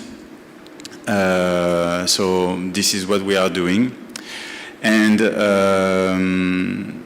first, just quickly to Juba and Sir for Bosnia, and together with the FAO, like I said yesterday, we have something for education that is ready to be implemented. Turkey has already stepped on for primary and secondary schools. So that's an opportunity to make contact that you can activate. And so back to our own issues within the coalition, we have started 2 years ago to gather all the data from the sites, so the corporate side, all mass catering segments, so there are corporate sites, there are school sites, health sites, and also the hospitality sector was involved, so different kind of hotel ranging from all kind of standards. The first issue was to get a common measurement methodology, because when we talk about food waste, when we go into the details, we see that we are not likely to understand food waste exactly the same way. So question first of edible and non-edible, the question then of how we measure it. Is it direct measurement or just estimation, for example? Then one also major question was the KPI we use. Do we use the gram per person, the gram per meal that have been prepared?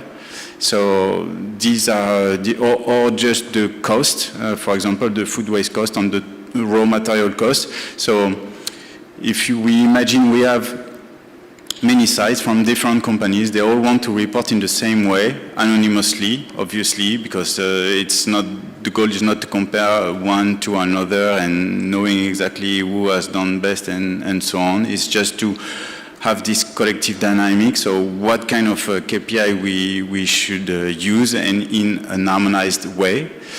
So that was the first issue. We have this methodology. It's there. It's in line with the EU, I think it was last year, issued definition. It's also compatible with some of the food loss and waste standard that has been issued. So that's good.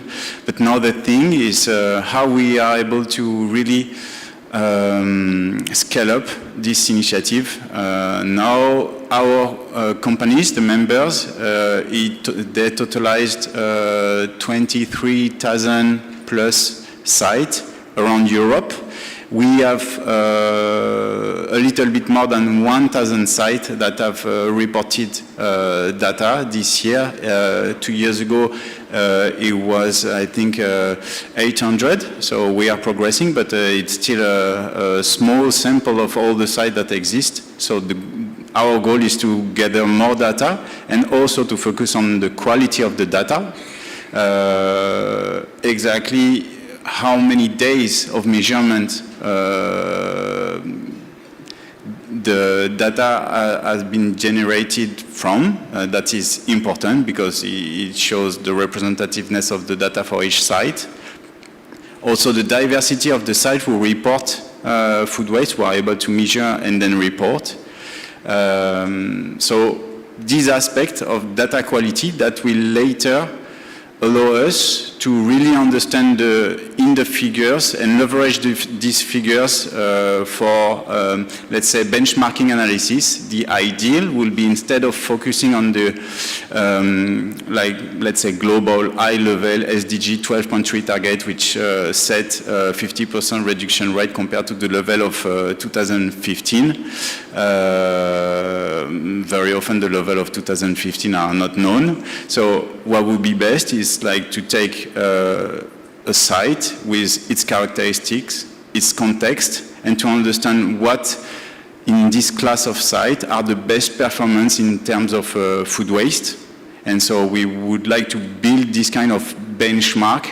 So we have a kind of a North Star and say, okay, this is the let's say, most advanced practices that allow these sites to have minimum food waste. So yeah, this is what we are trying to build.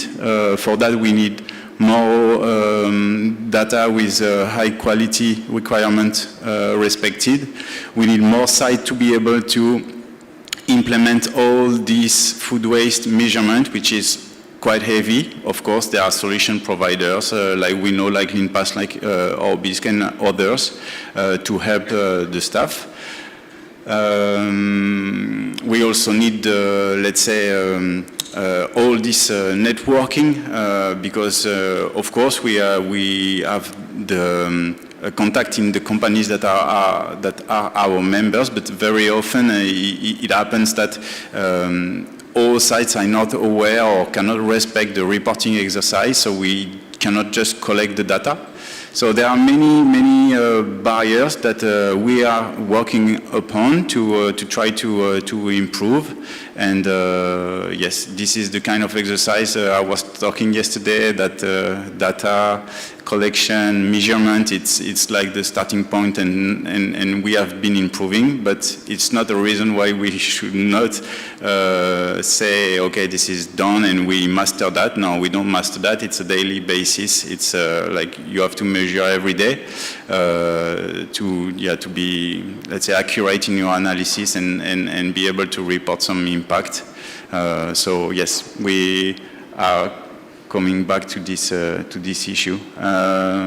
All I had to share, and if it resonates in any of the challenges you are facing, let's talk about it.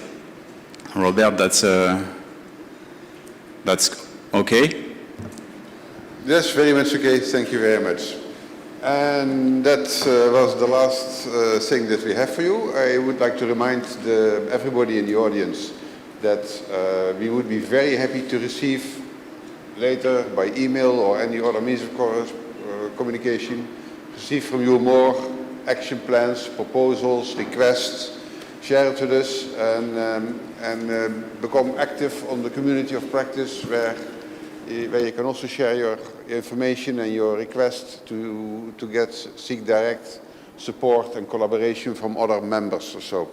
Because that is the main purpose of this community, that we help each other in this extremely complicated and multidisciplinary issue of food loss and waste.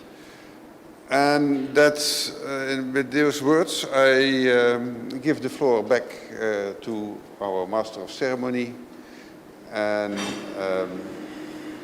to close the conference. Thank you, Robert, and thank you all panelists who are physically here and online. So it's been a pleasure, distinguished guests. And before we close, we have another announcement to make. It's about a photography exhibition, Grown for a Bin, by an Austrian artist, Klaus Pinkler. It's in the foyer area. So for who hasn't seen it yet, please take your moment. The exhibition shows unconsumed food in various stages of decay, arranged into an elaborate series of still life photographs. So it's quite interesting. Lastly, I would like to invite you to the reception cocktail in the foyer area from now on until 7 o'clock, of course. So I cut it short. Thank you to everyone and have a lovely evening.